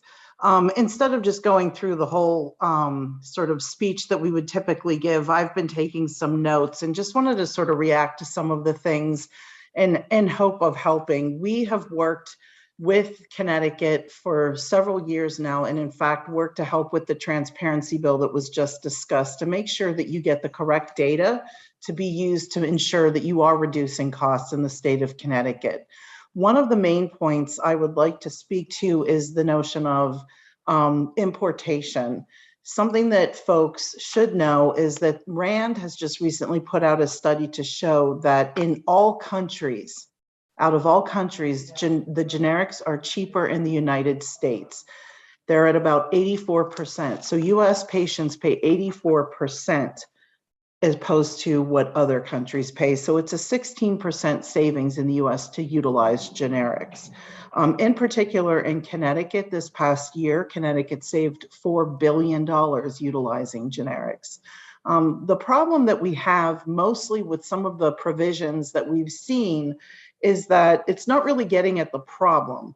Drug costs aren't necessarily the problem, especially generics. Generics right now are 90% of scripts dispensed, but we are only 2% of overall healthcare costs.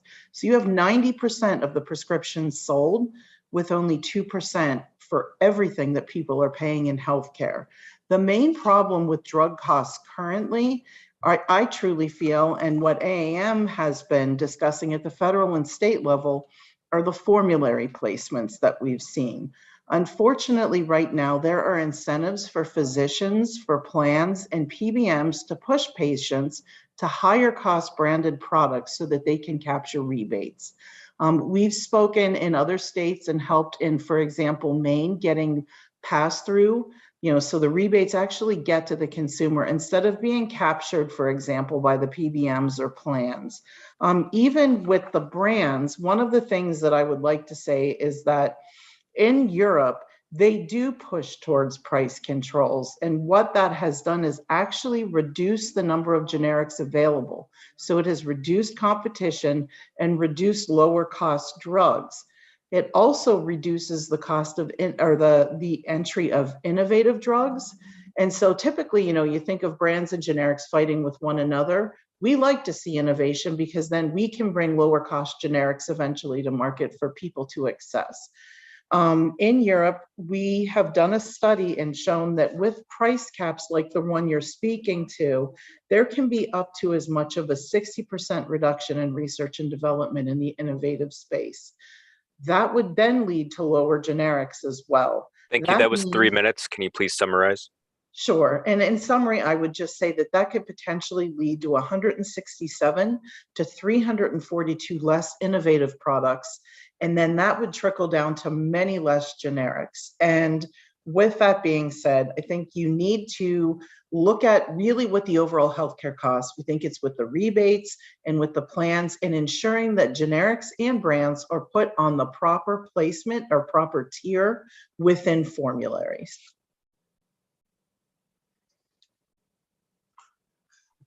Thank you, Ashley. Does anyone have any any questions from the committee? Ashley, how do you feel, what is your view of the PBM and the insurance sort of being married together, being working together, with under the same umbrellas? Can you talk about that? Right. I mean, the generic industry, we don't use PBMs in the same way that the branded pharmaceutical industry does. We sell to usually one of 3 different wholesalers. I think that there definitely needs to be more of a study of what it would mean to separate that out, what it would mean for the rebates not to pass through in the fashion that they did. I think if you look now, the data should be available through Maine Health Data Organization. They did pass the bill that would separate things about 3 years ago, and the data is not just now coming available, so that you can look to see what would happen if you truly would separate those things out and look at what happens. For example, if you have generics on their own cost saving tier, or if you move brands to a different tier from generics, so that there isn't that incentive to not use generics and instead use these more expensive brands. We see that, for example, in Medicare Part D, as folks try to get pushed through the donut hole, we see increased spending, and we know that those savings are not getting passed on to consumers. With generics, our average copay is around $6 opposed to $58 to $59 for brands.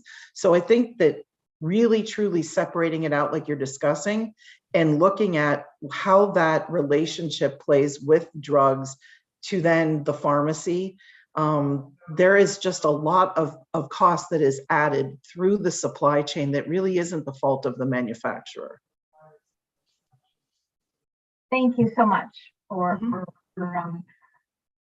your opinion and your input on that. I don't see any other questions. I think it's you and I. Thanks. Have a good one. Okay, so that is our last speaker. We are all finished for today. Thank you to everyone who joined us and was watching. Anything you, Senator?